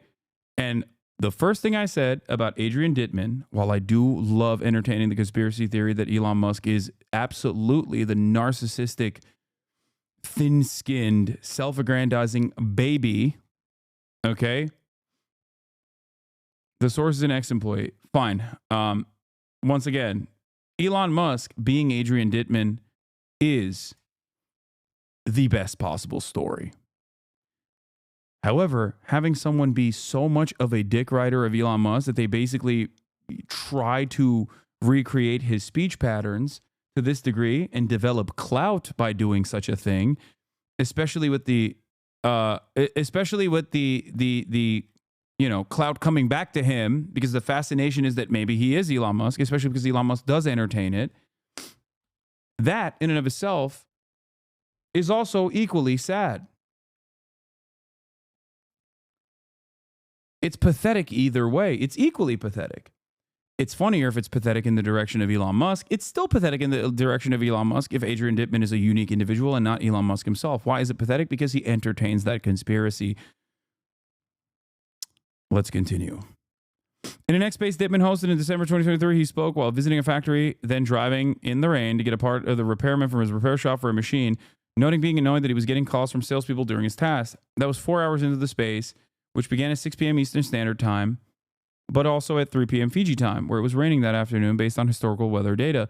X's Dittman has written on German on the account and referred to himself as German and European several times. The profile picture of Adrian Dittman on X also resembles Fiji's Adrian Dittman, just put through an AI filter or two.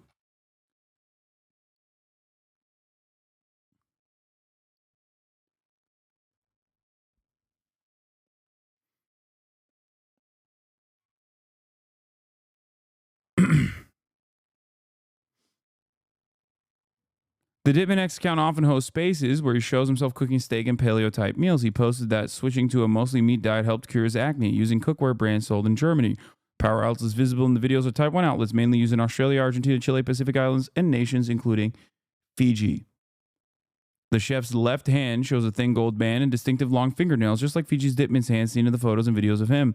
Oh, gross. The floor scene of the cooking space also matches the floor of the home posted by Fiji Adrian Dittman's brother on Instagram. 3 recordings of spaces showing X's Dittman cooking from 2023 to 2024 were deleted by the account within hours of the Spectator reaching out to Fiji's Dittman asking about those videos and the other content.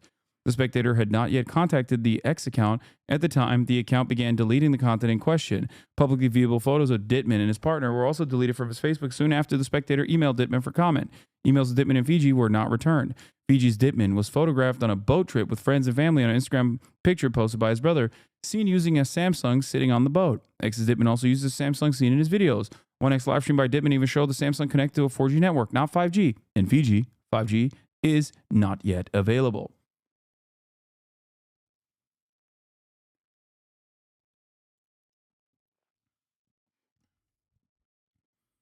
Multiple news outlets and pundits have spent recent weeks covering the ongoing social media theorizing that Dittman is Musk's alt account, fueled by preconceived notions and no real evidence.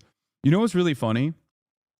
I think the easiest way to prove this was yesterday when Adrian Dittman was playing Fortnite with Connor. And I'm sure that Elon Musk was out and about since there was a SpaceX launch. Not that he was going to be attending the SpaceX launch, but like someone must have been around him at the time. Like you could cross-reference that as well, which is so crazy. I feel like this is a much more difficult endeavor to like isolate and identify who Adrian Dittman is, a random dude anywhere on the planet, rather than just like cross-referencing where Elon Musk is while Adrian Dittman is busy playing Fortnite for like 3 hours.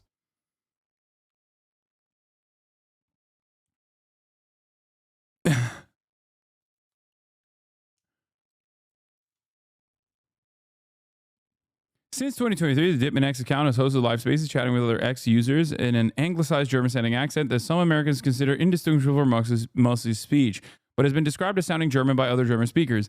I think that he has certain speech mannerisms that come across as German, but he does actually absolutely try to recreate Elon Musk's accent and even his laughter. Okay?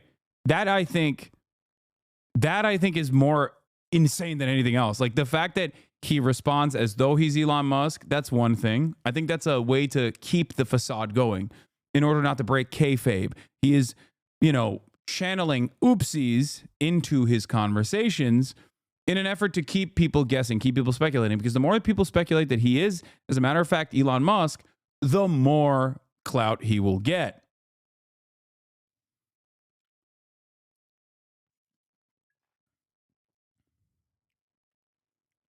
What?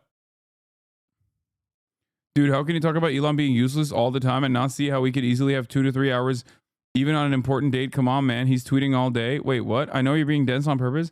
No, you misunderstood me. I wasn't saying Elon is a super important person who's working all the time. I always say Elon doesn't really do any real work. I'm simply stating that he is probably around people for an extended period of time. So you could just like try to cross-reference where he would supposedly be. What I was saying is it's easier to identify where Elon is at any given moment, considering how high profile of an individual he is, and not via online. You're misunderstanding what I'm saying. Knowing what we can find out about Elon's placement at any given moment, you can actually go and do real journalism and ask people that were in that building, for example. Let's say Elon Musk is identified to be at location A. Okay? You look up location A. Let's say it's one of Elon's many businesses. You could potentially... How does that make sense, my dude? Wait, are you trying to bait me into getting mad at you? Because I'm not. I'm just taking you seriously and trying to explain to you how you would possibly figure out where Elon is, or at least like get confirmation that Elon is at a specific place where he could not have potentially been playing Fortnite with Connor.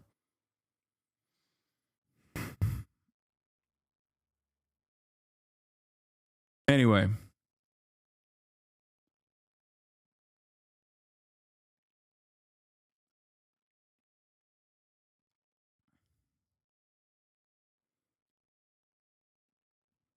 Musk did operate at least 2 confirmed alt accounts according to a recent lawsuit, but Musk and DITTMAN have denied being one another for the same years, even doing the X Space together, approved in July 2023. Yeah, Blue and non-conspiracists were not dissuaded by the joint space. Some speculating that Musk pulled some kind of technological trick to talk to himself as Adrian. People looked for anagrams of Adrian DITTMAN for clues he was Elon. Reporters started threads arguing DITTMAN was Musk because they both laughed at the same X post in the span of a few minutes. Meanwhile, the conspiracy continues unabated, fueled by unverified 4chan accounts and endless posts. Yeah, I never said the 4chan thing was real. X, like a voice analysis shared by a former cybersecurity and digital espionage reporter for the New York Times, by purporting to prove Musk and DITTMAN are the same person.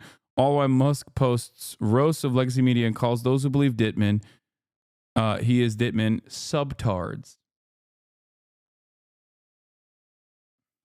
So,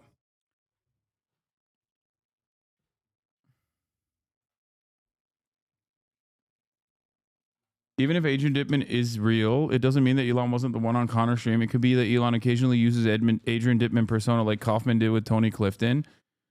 Yeah, no, I think that a lot of the similarities between Adrian DITTMAN and Elon Musk are Adrian DITTMAN's own doing, specifically because he wants to generate clout for himself. That's my assessment. Maybe I'm wrong. I really don't care either way because I think it's funny in either direction, if we're being real. Like his hyper focus on defending Elon and getting up close and personal when defending Elon Musk, I think, is further proof for the argument that I'm making, which is that he knows that he can just like do little breadcrumbs for a lot of people, myself included, that want to follow those breadcrumbs and lose their minds over it.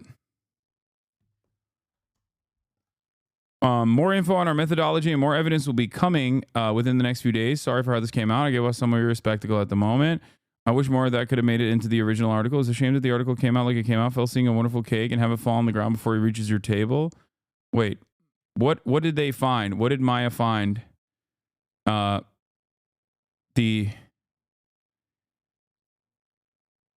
here, this is it. While everyone else was busy writing slop articles about how Adrian DITTMAN sounds like Elon Musk, I decided to actually find him.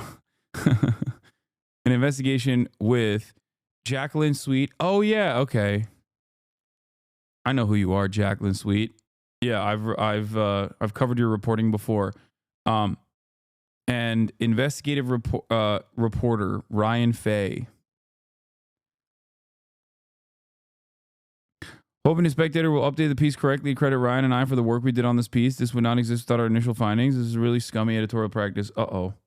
Jacqueline Sweet, people are very upset at you for the original reporting that they contributed to.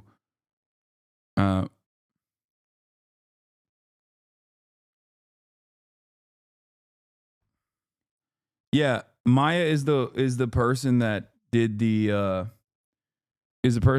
no-fly list too. Anyway, I think I think the fact that he was talking about how he's like 20 but had no access to the internet until he was 18, all that stuff is, I think, to keep up the facade that he is Elon Musk, to keep the game of not my fault, lol.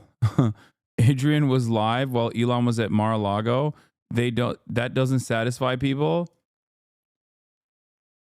Oh, wow. That's crazy. I think that's good enough. If Adrian is live while Elon Musk is at Mar-a-Lago, then what more evidence do you want? This article does nothing to demonstrate that voice is not Elon's. Wait, what? So, oh, I get it. So you guys are saying that like Elon Musk has access to Adrian Dittman's account and sometimes will log on from the account and speak from the account to like bait people. Is that what you're saying?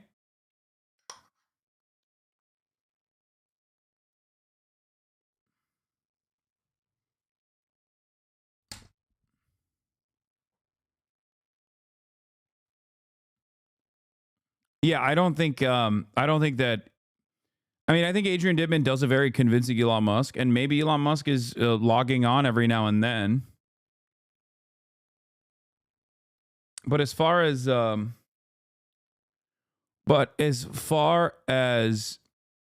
Adrian Dittman saga goes, I actually had this conversation with Connor last night, where I talked to him about this, where I gave him basically what I'm telling you guys right now, what my speculation is. And that regardless of what we think, what we speculate, the truth will soon be revealed. Either A, because Adrian Dittman oversteps and ends up cooking Elon Musk because enough people start believing that he is Elon Musk, even if he's not.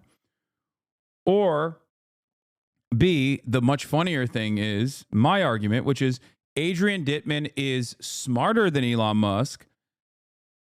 Not necessarily smarter, but at least a better communicator than Elon Musk, because I do believe that. That was my major reason for why I did not think Adrian Dittman was Elon Musk, even though he played a very convincing role. He was way more coherent at delivering his thoughts, whereas Elon Musk was never that coherent.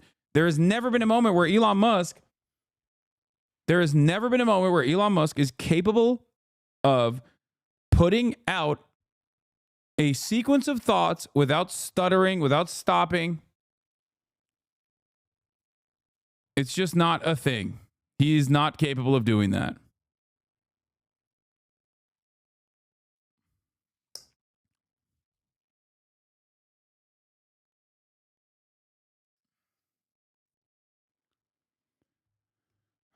I think Elon is eventually going to get mad that enough people believe everything Adrian says is an Elon quote. Exactly. That's what I'm thinking as well. Bro, you said to yourself last night it's because his on-camera persona versus his personal persona. I'm just telling you what I told Connor. This is what I think. So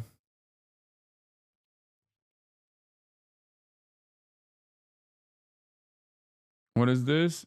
Important from Ryan Faye. Frankly, I'm fuming at it too. It was my choice. The writing was cut down significantly from our research and so on. I don't think it presents our research to even half of its fullest extent. I'm confident that Dittman is not Musk. There's more coming on this.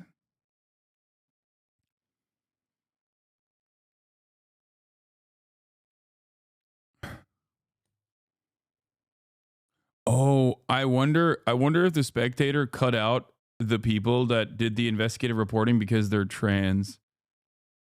The most damning piece of evidence for the Musk is Dittman theory is how long he stayed on with Connor. No. But I love that Connor is never letting a crisis go to waste. And immediately is saying, if it wasn't you, Elon Musk, maybe come on the show and prove it. And I funny replied to him and said, name 3 women Elon Musk. That's crazy. Our boy has made it. Do you think Dittman is trolling Elon, or is Elon Dick Rider? No, he's an Elon Dick Rider.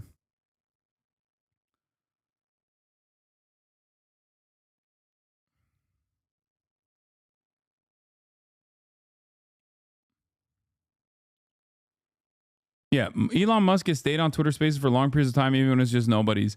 Elon Musk absolutely is so thin-skinned and so desperate for positive affirmation that he will literally sit there and duke it out with some of the least charitable, monstrous weirdos. He himself is also an uncharitable, monstrous weirdo as well. But like, he will literally do that.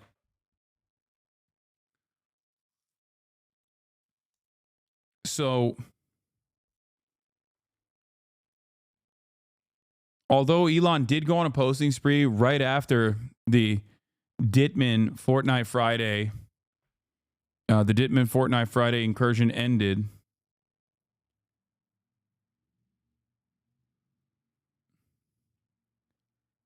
and that he regularly does sound. Do you think he knows who you are? Elon Musk? Yes, I know that Elon Musk knows who I am and does not like me. Guys, I had Grimes on the broadcast and I shit on Elon Musk during the process. Yes, he was watching.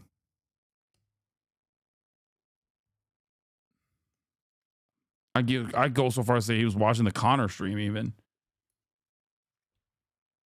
Yeah, and also we know that Adrian DITTMAN knows who I am. He's a Destiny fan and likes Destiny, so.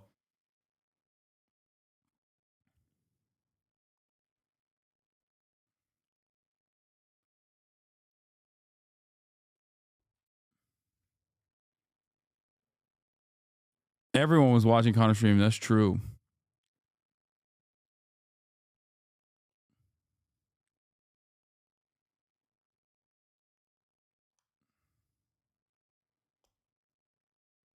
My fun conspiracy theories that Adrian DITTMAN was an AI thoughts? No, I don't agree with that.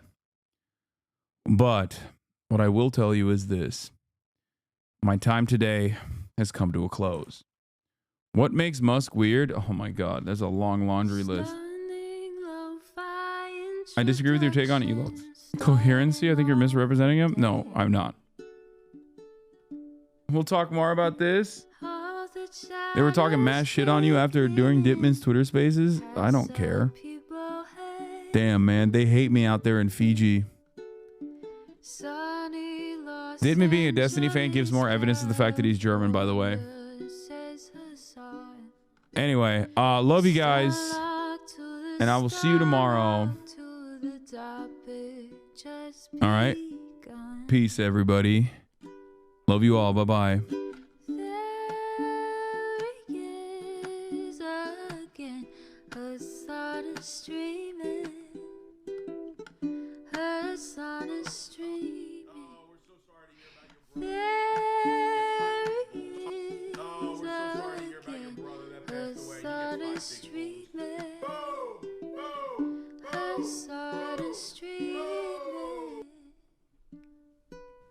We're so sorry to hear about your brother that passed away. He gets 5 people. Box, Uncle Uger's face. Sudden discord at your prop. Great names take on praise. Tiny Bernie Sanders, LGBTQ Air Force. The whole left at your fingertips, on at your door. The H3 crowded debate, the Young Turks online show. 3 full fucking years of this, plenty more to go. 90-day fiance talks of champagne bourgeoisie. A Trump rally live reaction on mass riot at DC.